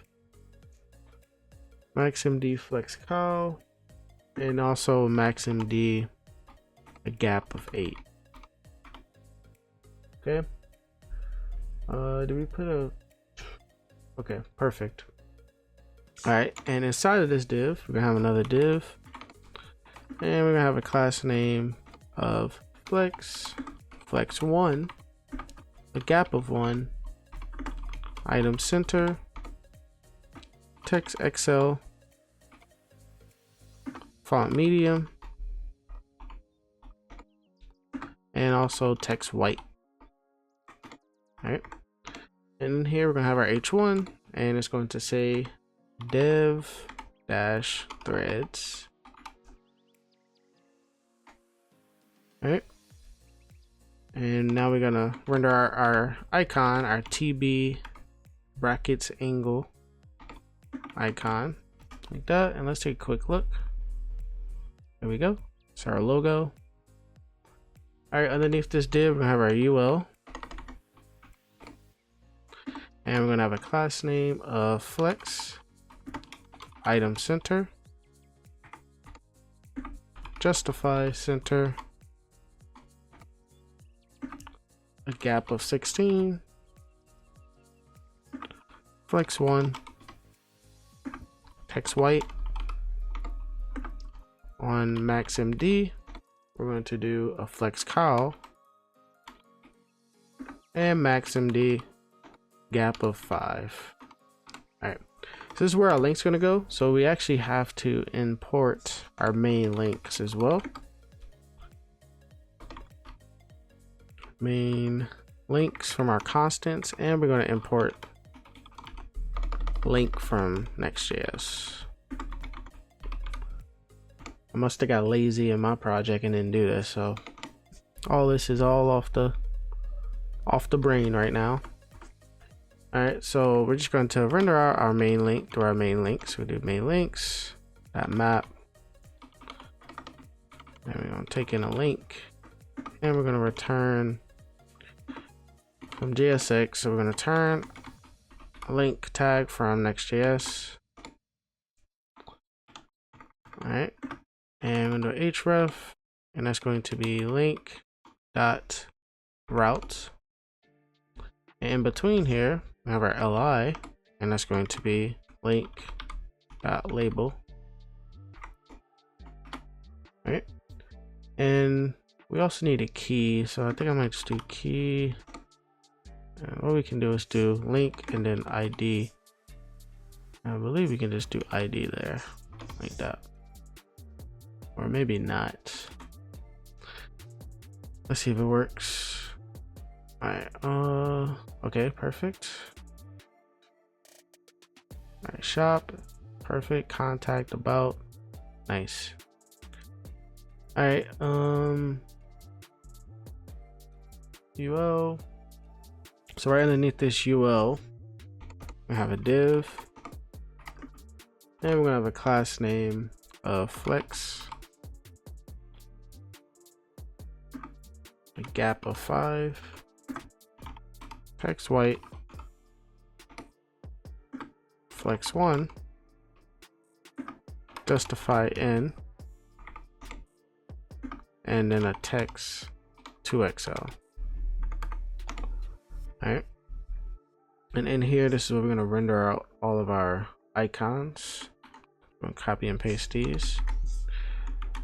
I must have didn't finish, just copy some of it. Alright, so 2 divs down. Right underneath here, we're gonna have another div, and this is gonna have a class name of with full, text center, a text small, text white, flex, flex col, a gap of 5. On medium screens and up, we're going to do a flex row, justify center, and also item center. In here, we're going to have a span, and it's just going to say all rights reserved, and then devthreads.com. Right? And we're going to render our image of our payments. We're going to have an image, our payment methods that we accept, and the source is going to be /payment -gateways. I meant to put gateways. I put gateways. Are you serious? So gateways.png, and the width is going to be 300. The height is going to be 100, and then the alt is going to be accepted payments. Give that a save, and let's take a look. It's looking really good, and we got our payments. Nice. And we can inspect. I'm zoomed in a little bit too much. See how it looks on mobile. Nice. It looks really nice on mobile. Ooh, looks beautiful. All right, cool. So that is our footer. So now it's time to do our new product section, which is going to go in between this footer and this banner. All right, so before we actually create that section, what we're going to do is head over to Stripe. And well, we was already on it. I don't know why I just did that. So head over to Stripe, and we're going to add 4 more products to our website. And it's going to be the same exact way we did the top rated ones. We're just going to add product. I'm going to open up my product images. And I'm going to go ahead and drag the ones that we haven't did yet. So I started from P1, P2, P3, P4, and now I'm on P5. So put that image in there, and it's asking for my password. Let that load up. So this is the software engineer shirt or software developer shirt. I think I just named it SD or developer shirt. Developer shirt. And so same way we did the top rated, we're going to hit on the metadata and we're going to do new equals true. All right, and one off. I'm going to make this price $24.99 and then add product. All right, so we got our 4 more products there. If we head over to our project, we still got these 4 here. So all we got to do is, like I said, it's literally the same exact way we did our top products. So we can actually copy this whole entire code and we're just going to change up a few things. So we're going to create a new file and it's going to be called new products.tsx. And you could do it a whole different way. You can actually map through your whole entire products and just choose 4 of them. But the way we're going to do it, we're just going to use the filter method. So top products. So let's see what we got to change. And let's actually render this out on our page. So head over to page. We're underneath our banner. Actually, hold on. Let's change the name first to new products. And change this to new products. Head over to our page. New products. See if it auto completes. Okay, there we go. All right, give that a save and head over back to the component. And like I said, we just got to switch up a few things. So we're still going to need our fetch products. We're still going to need product type. We're still going to need link. Actually, I thought we would need product type, but I guess we don't.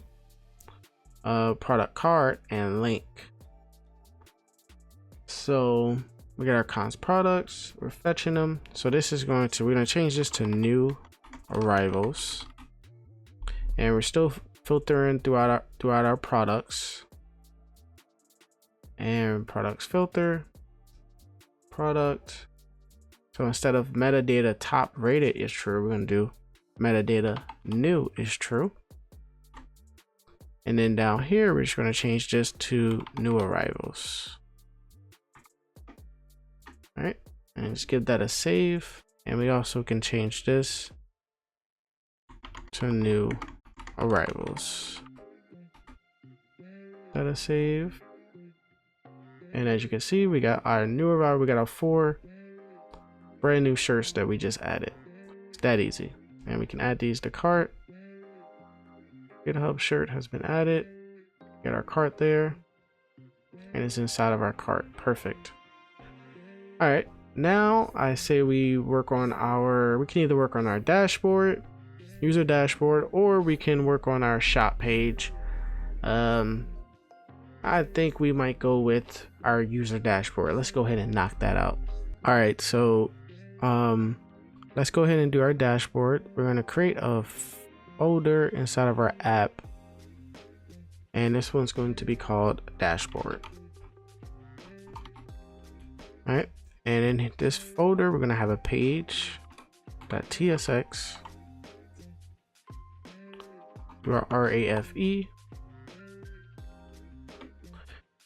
and now let's go ahead and head over to our dashboard. We're going to click on orders, and now we're at our dashboard.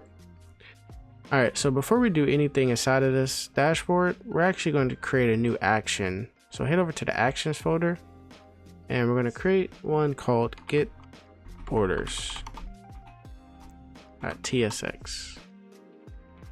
This was pretty small. We're just going to do import Prisma from our lib /Prisma. And then we're going to do export const get orders. It'll be an async, and it's going to take in a user and do any,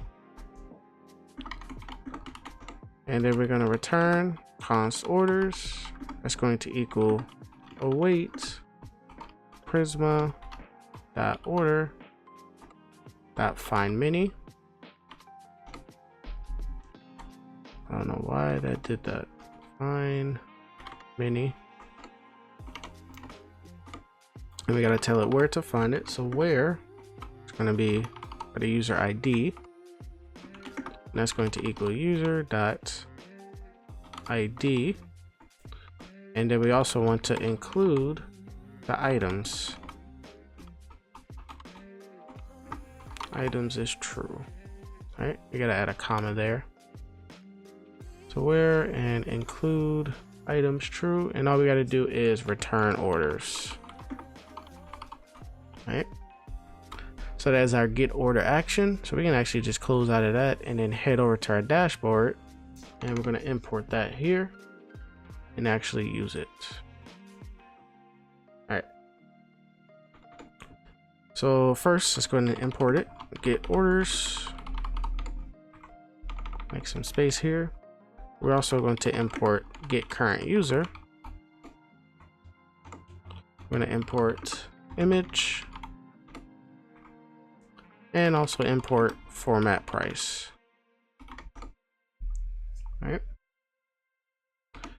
So let's go ahead and do const user equals await, and that's coming from our getCurrentUser action. And now we're going to send this user over to, oh, we got to make this an async function. So let's just do async like that. And now we're going to send this user over to our orders. So const orders, that's going to equal await get orders, and I'm going to send in our user like that. All right, and let's go and do our return. I'm going to do fragments. All right, so if we're a user, so if we're signed in, that's when I want to show all of this stuff. So we're going to do a div with a class name of main-container. And here we're going to have another div with a class name of padding 8, flex, item center, justify center, a gap of 12, a text center, and that's it for that div. And we have another div in here, and this is going to hold our username and email. So we're going to have a little welcome message at the top. So we're going to have a p tag with a class name of text 2XL, a font bold, and italic, and it's going to say hello user dot name like that, and this can be undefined, so we're going to put a question mark there. Let's see if this works. Oh, we don't have our else. For now we can just do null, just so that we can see all our changes. All right, let's see. Hello Antonio, yay. All right, let's take off the bold. I think that's a little bit too much. Can keep it italic though. All right, there we go. Actually, let's take off the italic too. All right, perfect. Hello Antonio. Maybe add a comma there. And underneath this p tag, we're gonna have our email. Have a p, and then we're gonna do user.email. Email should show up, so we're signed in as admin at antonio.com. All right, 2 divs down, we're gonna have another div, and we're gonna have an h1 that says orders, and this is gonna have a class name of font bold, a text XL, text center, and underline. Take a look at that. Nice. All right, so under this H1, we're gonna render out a message if we don't have any orders available. So we're gonna have orders dot length triple equals to 0.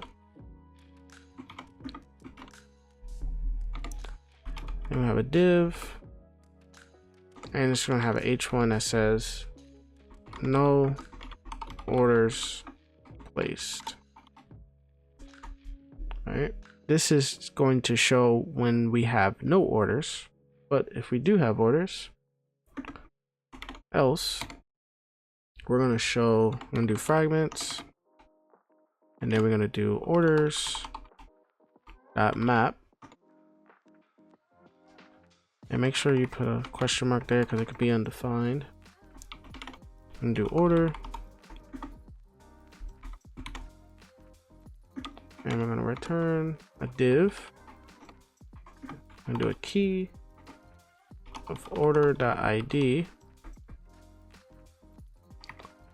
And this is also going to have a class name of rounded LG,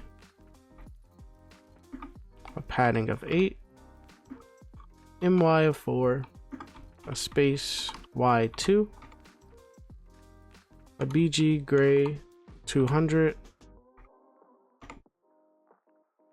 All right, and inside of this div we're gonna have a h2. This is gonna have a class name of text extra small and a font medium.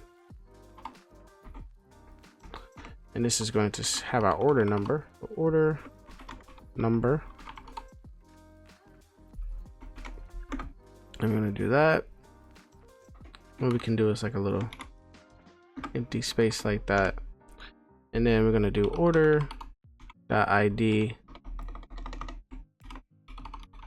Order.id.replace, because our order number is super long and we only want to show a little bit of that number. So we head over to our database. Hopefully this is working now. Remember, MongoDB was down earlier. And refresh and see our order number is right here. So it's the ID. So we just want to show the numbers in here and not actually show all of that. So what we're going to do is do an order ID dot replace, and we're going to do / where's the backslash on his keyboard, / uppercase D / lowercase g, comma, empty quotes like that. All right, let's actually take a look at that. There we go. See, it just shows the numbers from the order. All right, and underneath this h2 we're gonna have a p, and this is gonna have a class name of text xs, and we have our status, which is going to be our order dot status. All right, underneath this p tag we have another div, and this is going to have a class name of text small. On large screens and up we have flex, item center, and then a gap of 4. All right, take a look. Payment successful, payment successful. And now we're going to render out through our items inside of our order. So we're going to do order.items.map, and this is going to be product.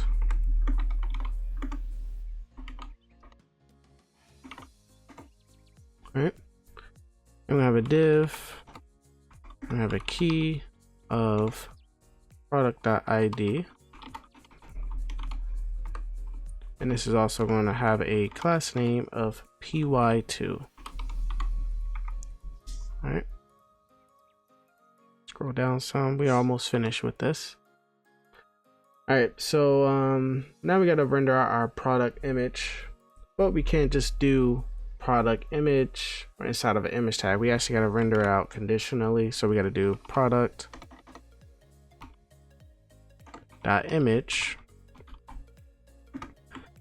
and so this product, if we get one, it's gonna render out image, our image tag,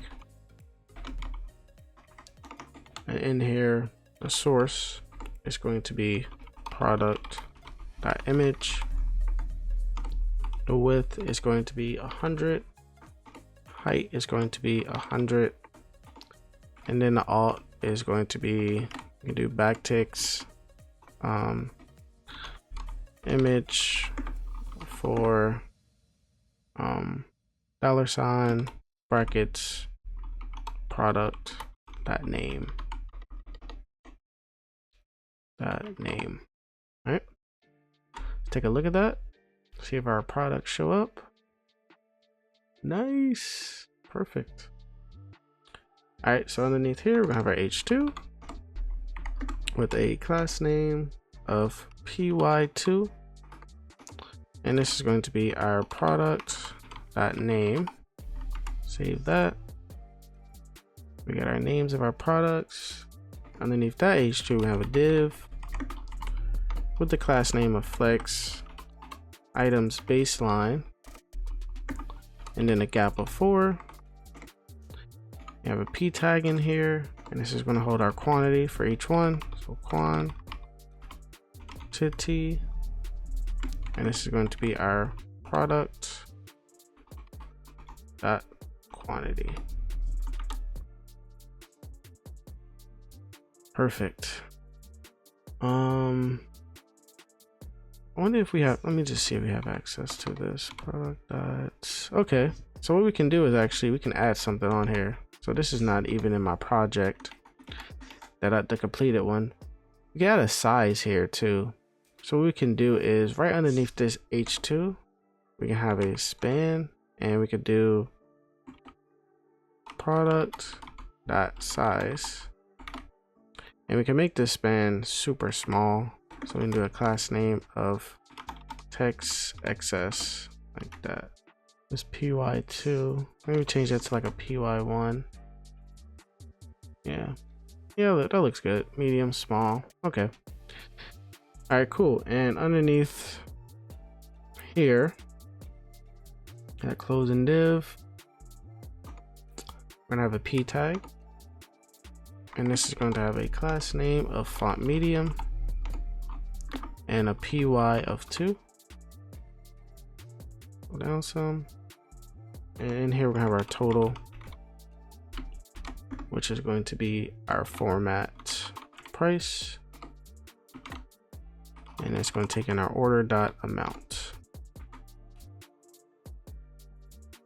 Nice. All right, so that's that. And now we just need to, instead of this null, we're going to render out a message that says please sign in if we're not a user. So we're gonna have a div with a class name of height screen. We're gonna do like height 500, or maybe like height 90. Let's see the highest it goes. Let's do like height 96. Flex items, flex or item center, sorry. Justify center, text 2XL, and uppercase. In here it's gonna say please sign in to view orders. There we go. That is the dashboard completed. All right, so now I think it's time to actually work on our shop page, and this is going to show all of our products. So before we do that, let's close out everything, and inside of the app folder, we're going to make another folder, and this is going to be called shop. And in this folder, I'm gonna make a file page.tsx.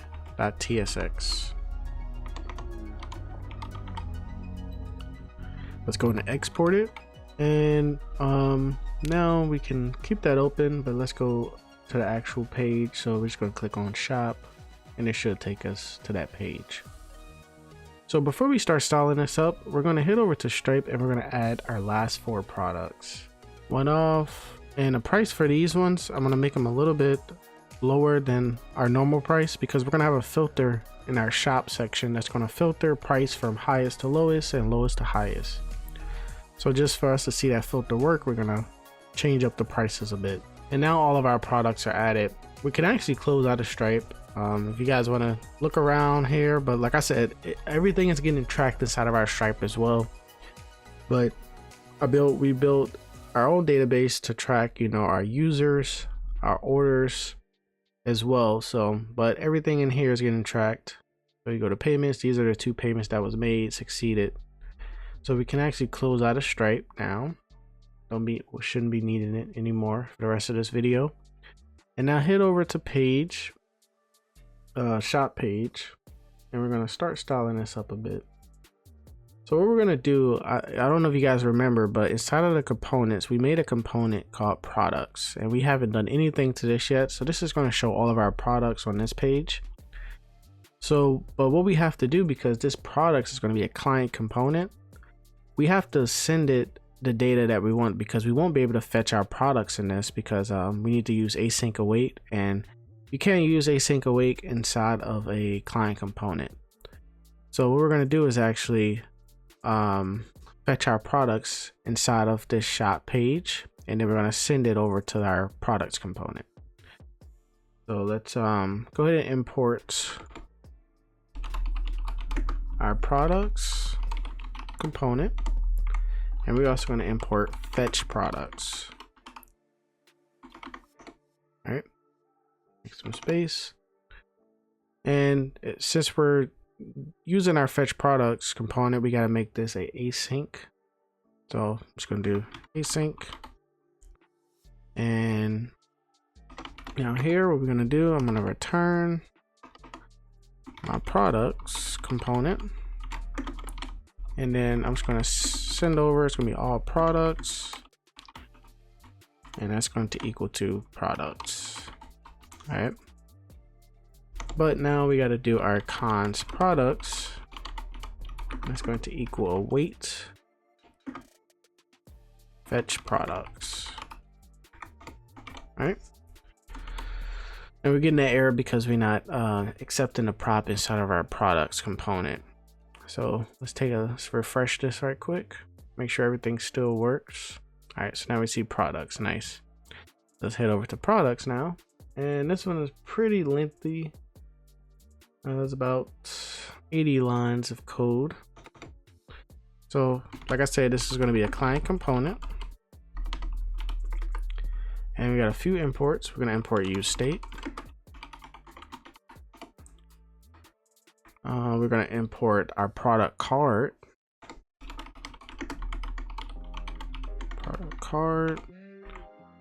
And we're also going to import product type. Product type. Right. Hopefully I'm zoomed in larger enough. All right, cool. And let's go ahead and so products, let's go ahead and set our types now. So we're going to do React .fc, do brackets, and then we're going to do brackets and do all products, and that's going to be product type, and it's going to be an array. All right, and we got to close our brackets there, and in here we're going to accept the prop, so all products like that. All right. All right, so let's go ahead and do our sort by, because like I said, we're gonna have a sort by price high to low and sort by price low to high. So we need to set some state. We need to store that inside of some state. So we're gonna do sort by, and also set sort by. All right, and by default, it's going to be an empty quotes. All right, and let's go ahead and make our handle change.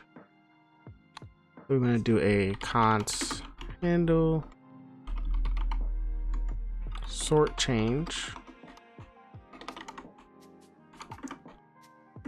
and that's going to take in an event. We're going to do E, but we got to make sure we do our set it, give it a type, and that's going to be a React.change event. But we can't just do that. We got to make sure it's a HTML select element. All right, and we need to return set sort by, and that's going to be e.target.value. All right, and now we just got to make a function to sort the products based on the selected option. So this is actually my first time actually using sort. I believe this is my first time using sort. So we're going to do a const sort products, and we got to return. So we're going to do a if our sort by is triple equals to price low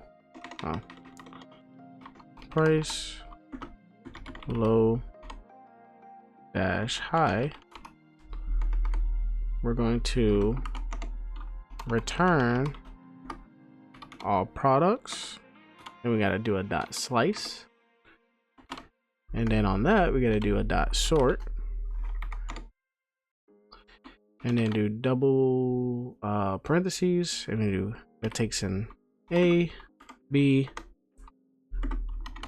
You can actually name that anything. You can do like C, A, B, W. So it's gonna be A dot unit amount minus B dot unit amount. All right, so that right there, I believe, is sorting. Yeah, so it's sorting by price low to high, and basically the same thing. So we're just going to reverse it. So price high to low, it's just going to be we got to put B in front and then put A. So it's going to be B dot unit price minus A dot unit price. So same thing. So let's go ahead and do our else. So we're going to do else. Then do our else if our sort by is triple equals to price high minus low. We're going to do the same thing. We're going to return all products dot slice dot sort,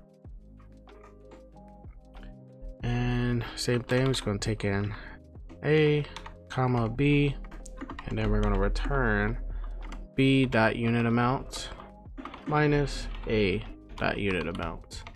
All right, so now we need a else statement to return our products if there is nothing, like if we don't have anything. So if we didn't choose price high to low, or if we didn't choose price low to high, we just want to just return a product. So we're gonna do an else, and we're just gonna do return all products. All right, so that is our sort products function, and now we're just gonna do a const sorted products, and that's going to equal sort products. All right, so that is that. Now we can go ahead and start styling up this page and write some JSX. So we're gonna have a section. I think this is like the only time I use section. I probably should have used them in the other ones as well. We're gonna do a class name of relative.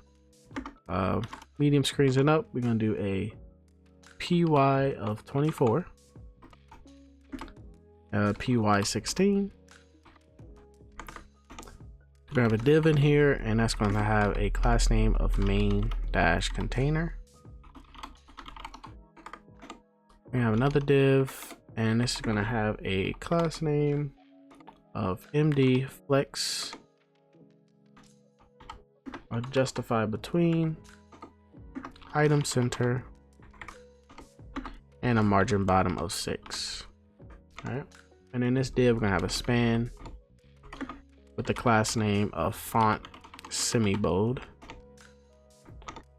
and inside of this span we're gonna have something that just says showing 1 to 12 of, we can do all products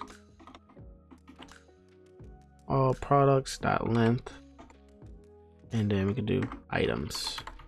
Let's take a look at that. So we should only have 12 products. All right, so you're showing 1 through 12 of the 12 items. Perfect. All right, so underneath that span we're gonna have a div, and this is gonna have a class name of MD flex item center, and then we're gonna have a label in here. You don't need anything for the HTML4,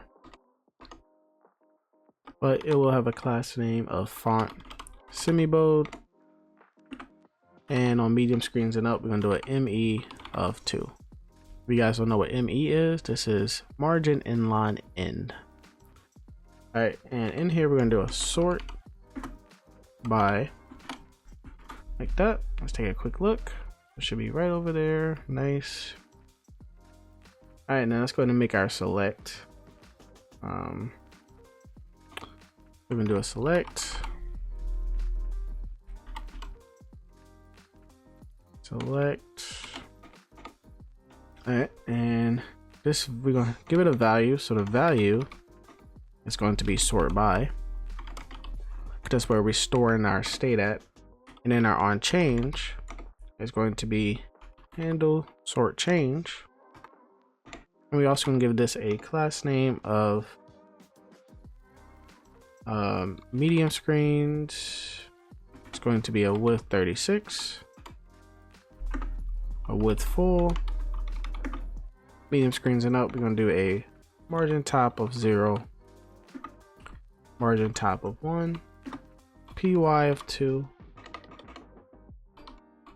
Sorry about that, phone went off. PY of 2, a PX of 3, a height of 10, BG transparent, rounded, outline none. To scroll over because there's a bunch of class names. Outline none. I'm gonna give it a border gray 100, and then last but not least a focus, a ring of 0. Take a look. Nice. All right, so now we need some stuff inside of our select, and so we need options. So I'm just gonna copy these options right quick and paste them up in here. So we are getting, oh, why don't it save? I mean, why don't it copy all of the stuff? All right, let's paste that in there. There we go. All right, so the first option is just going to be, the value is just going to be empty. We're getting an error. All right, so we got price low to high, price high to low. All right, so the first one is just going to be empty. The value is going to be an empty string, so that's our default state, and it's just going to say select. Next one is going to be price low to high, and you just write price low to high, and the third one's going to be price high to low. Really simple. All right, so now we need to actually render out our products at the bottom here. So we got our select. We got a closing div, we got another closing div. So right underneath that second closing div, we're gonna have another div. And this is gonna have a class name of grid. On large screens and up, we're gonna do a grid cal 4. On medium screens, we're gonna do a grid cal 3. On small screens, we're gonna do a grid cow 2. And by default on like extra small screens, we're gonna do a grid cow 1. And then we're gonna do a gap of 6. And now let's go ahead and map through our products. So you're probably thinking, we're just gonna map through all products. But since we have this sorted products, we want to map through our sorted products and not all of our products. Because we made the sorted products function and then we gave it a name here, sorted products. So that's what we're gonna do. We're gonna map through that. So we're gonna do sorted products dot map, and we're taking in a product, and then we're just returning through parentheses. So we're returning our product cart. Product cart.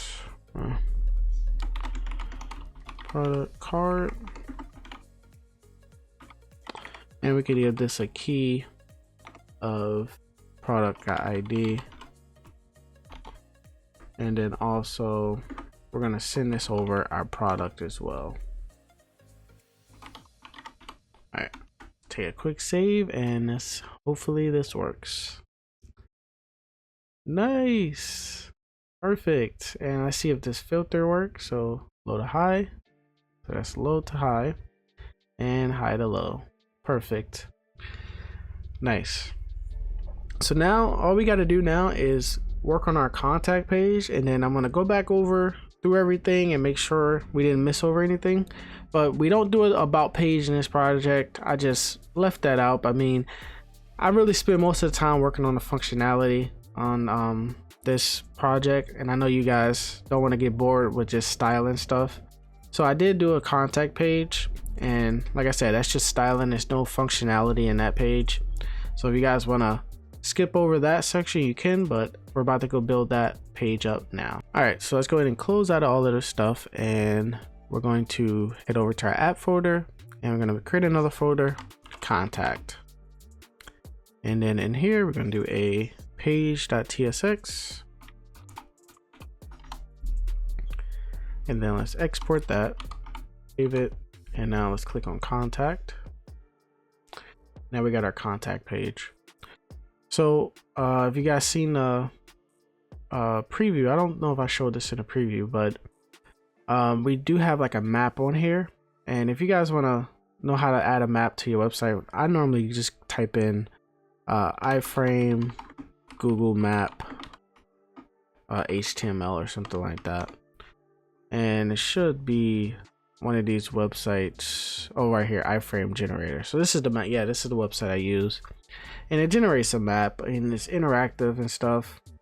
So I did one, and I'm just gonna put it inside of the gist, the GitHub gist in the description, or you can just click on the GitHub repository.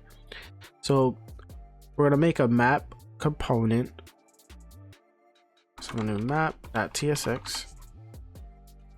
And what I'm going to do is just copy and paste this. It's not too long. So like I said, all of this is inside of here. You can generate one, so you can put the address. I just did Brooklyn, New York, or Bronx, New York. And you can set a height. I would definitely keep this at 100%. I'm not sure if you can change it, but yeah, you can. So keep that at 100% and just copy over this code and just paste it in here. So here's one, and I make sure I put a main container, our div main container. So if you guys just want to copy this one, it should be good. And now let's go ahead over to our contact page, and we're going to import a few things here. We're going to import map from components. We're going to import button from our component. We're going to import input, and we're also going to import image. All right, and let's go go ahead and write some JSX. So first things first, we're gonna do a fragment, and then we're gonna add our map. All right, now let's take a look at that. All right, let's refresh, and our map should be right there. Nice. And then we can interact with it. So yeah, I did Bronx, New York. All right, and then we're just gonna make some space here, and we'll have a section with a class name of large, py of 24, a py of 16, and then we have a div with a class name of main-container. I have another div, and it's gonna have a class name of grid cow 12, and this grid cow 12 is going to be for medium screens and up. Make sure you add that.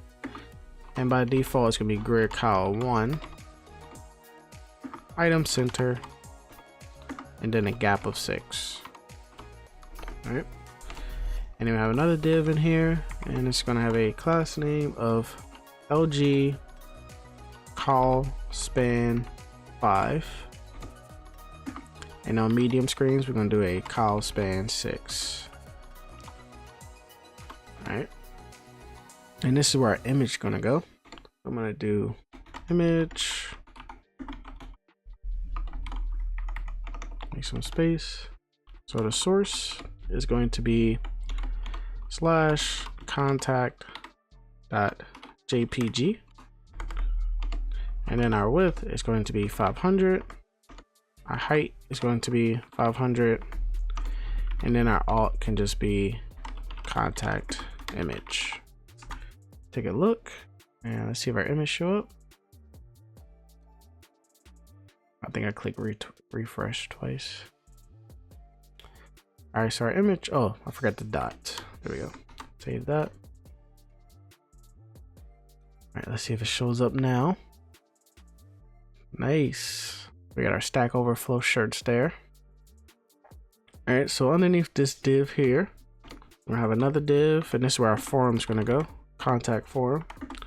And it's gonna have a class name of LG, call span 7, and on medium screens, call span 6. So this right here is just giving me Bootstrap vibes. If you guys don't know, I forgot. So Bootstrap was the first thing that I learned, and I remember Bootstrap. Was it a grid or something? It went by like 12, and then you can do like the span. I forgot, but it just reminds me of Bootstrap doing it like this. And we have another div, and then we have a class name of LG MS5. All right. If you guys don't know what MS is, that is margin inline start. So we use margin inline in and margin inline start in this project. My first time ever using those things. We're gonna do a div and do a class name of BG white. Actually, we don't need BG white. Let's just do a border and then a pattern of 6. Let's take a look at that. All right, so nice. We got our border, and now in here we're gonna have H3. Let's have a class name of margin bottom 6, text 2XL, a leading of normal, and then a font of semi-bold. Look. All right, nice. Make sure everything. I think I might switch because this font semi-bold is. Let's see how it looks. I don't think I'm gonna keep that. Good. And cause I use semi-bold on. Yeah, see, like it's too much. I might get rid of that. Let's get rid of that. Let's save it. Yeah, I think that looks better. All right, so after that H3, we're gonna have a form No actions, form won't do anything, just for show. And this form's gonna have a div. Let me scroll down some. Have a class name of grid, large screens and up, grid cal 12, and then grid cal 1, and then a gap of 3. All right. And then in here we're gonna have another div. What I might do is actually copy this. So we're gonna have our inputs and then a div. So let me copy this. And in here, just paste that.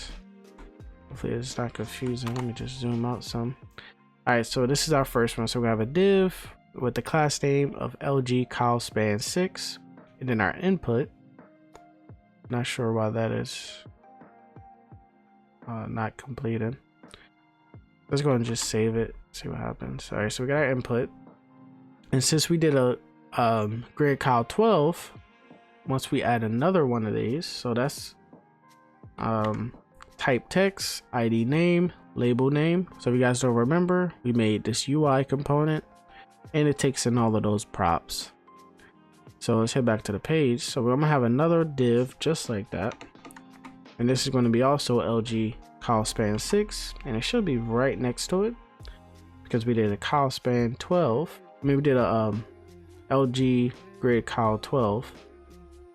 All right, so this last one, which is going to be our subject, actually we're gonna have two more. So this is going to be our subject. So same thing, but instead of cal span 6, we're going to do a cal span 12. So it's going to span all of the columns. That's our subject. And now we're going to have a text area, and which also is going to span against 12 of our columns as well. But I'm actually going to type this one out. So this is going to be a class name of LG cal span 12. And then we're going to have a label. Let's see, get rid of that. Actually, let's keep it because it's going to be for comments. And then we're going to have a class name of text small, right? And then the label is just going to say your comment, like that. Let's take a look at that. Okay, and do they look like different fonts, or am I tripping? That one's bold. That's because inside of our, let's get rid of text small. Actually, let's go look inside of our input and see what we did here.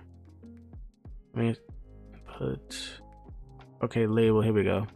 Let's copy these class names, and then we're gonna head over to contact page, and we're gonna paste them in here. All right, class name, and then paste. So now they should look the same. Perfect. All right, so label, and then text area. And we're actually gonna do the same thing. We're gonna head over to our input, and we're gonna copy over these class names here. All right, might switch up a few things, I'm not sure yet. So for the name, we don't need any name. Actually, we could just do comments. ID we don't need.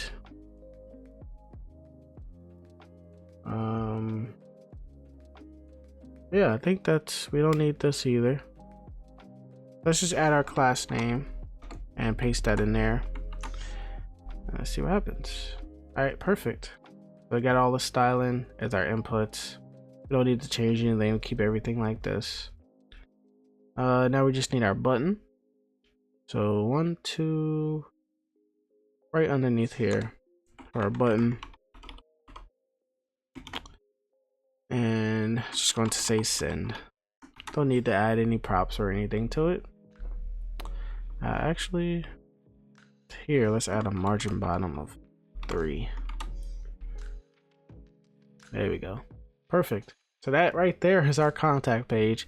Like I said, I know that probably was boring styling. I know most of you guys are here for the functionality, the back end. Every time I do just like a styling video with no backend, it don't tend to do well. So yeah, that's why I didn't do an about page. It's just did a contact page, did a little quick contact page, but most of the functionality, it took a while. I think we are complete. I am about to go through the project and see what we missed, and I'll be right back and see if we missed anything. All right, so we're going to do a few changes because I don't know if you guys noticed, but for the contact page and for the product page, I believe we did sections. So just to make things more semantic, we're going to switch these divs here. I want to switch this to section. And same for our top products. I'm gonna switch this part to section. So we don't need to do it in products cart. Products, we already did it. New products, let's switch this to section. Navbar, we got nav for it, so that's good. Map, I think we could keep map like that. Info, let's do section. Hero, we could do section. Footer, I'm not sure if we did footer. Hopefully we did. We did it, wow. Let's change this to footer. All right. And banner, we already did. All right, so that's cool. And let's go ahead and check our terminal. See if we got an error. So we are getting those errors for the key prop. We gotta find out where we did that. I know we did it inside the navbar. So let's head over to our navbar. Oh, wait, we're getting a. All right, that'll go away. It's just my computer going slow. All right, navbar. So wherever we map through the stuff. So what we're gonna do is just do comma index like that, and then we could just do key index like that. Give that a save, and then I believe we did a map down here. Do index, and then on a link key index, that a save. All right, same here. Index key index. And last but not least, index, and give this a key of index. All right, so see if we, all right, so it looks like we missed one because it compiled right there. So we missed one somewhere. Let's see if we can find it. We got it there. We got it there. All right, so it seems like this page is good. Let's see. Let's think about where we mapped through our component. So we know we did it inside our products card, I believe. If I'm not mistaken, maybe not. Products. So we didn't do it here. Top products we did. So let's see. So yep, we got one right here. So we're gonna do products, and here we can actually just do key product.id. Give that a save. And now let's see it compile, and hopefully no errors. Okay, we missed another one somewhere. All right, so that's that one. Let's see, navbar, map, obviously not, hero, info, footer, maybe it was the footer. All right, so I put ID here. Let's change this to index, and then just do index, even though it still should work. All right, maybe our page. Okay, so I think I found it. It's inside of our new products. So we're gonna do comma index, and then actually we don't even need to do that. We can just do key product.id. Give that a save, and compiled, no errors, perfect. All right, I think that is it, guys. Hopefully I didn't miss anything. This is a huge project. This took me a while to do. And yeah, tune in for my next projects. I'm currently working on actually, I can show you guys. What I'm going to do is do a sneak peek of what I'm working on next. All right, so here's a little preview of what I'm working on. I'm working on a portfolio site with Next.js. It's going to be like a little Star Wars theme. So yeah, tune in for that, man. It's still the reason why I have it open up in DevTools right now, because it's not responsive right now. Like I said, I'm currently working on it. Like probably right after I get done recording this, I'm going to dive right back into it. And yeah, so it's going to be a portfolio website with Next.js, and hopefully I can get this done within the next week. And yeah, thank you guys for watching that long tutorial on the full stack e-commerce site. Hopefully I didn't miss anything, man. Being a one-man army doing all these projects is kind of tough. So if I miss over anything, I do apologize. Just write it in the comments, like if there are any bugs or anything that I need to go over, or if I need to fix anything. We can hop on a Discord call if you want. We can do anything, man. So just let me know if I miss anything, and if you guys have any questions, just write it in the comments. I really do appreciate everybody for watching. Peace.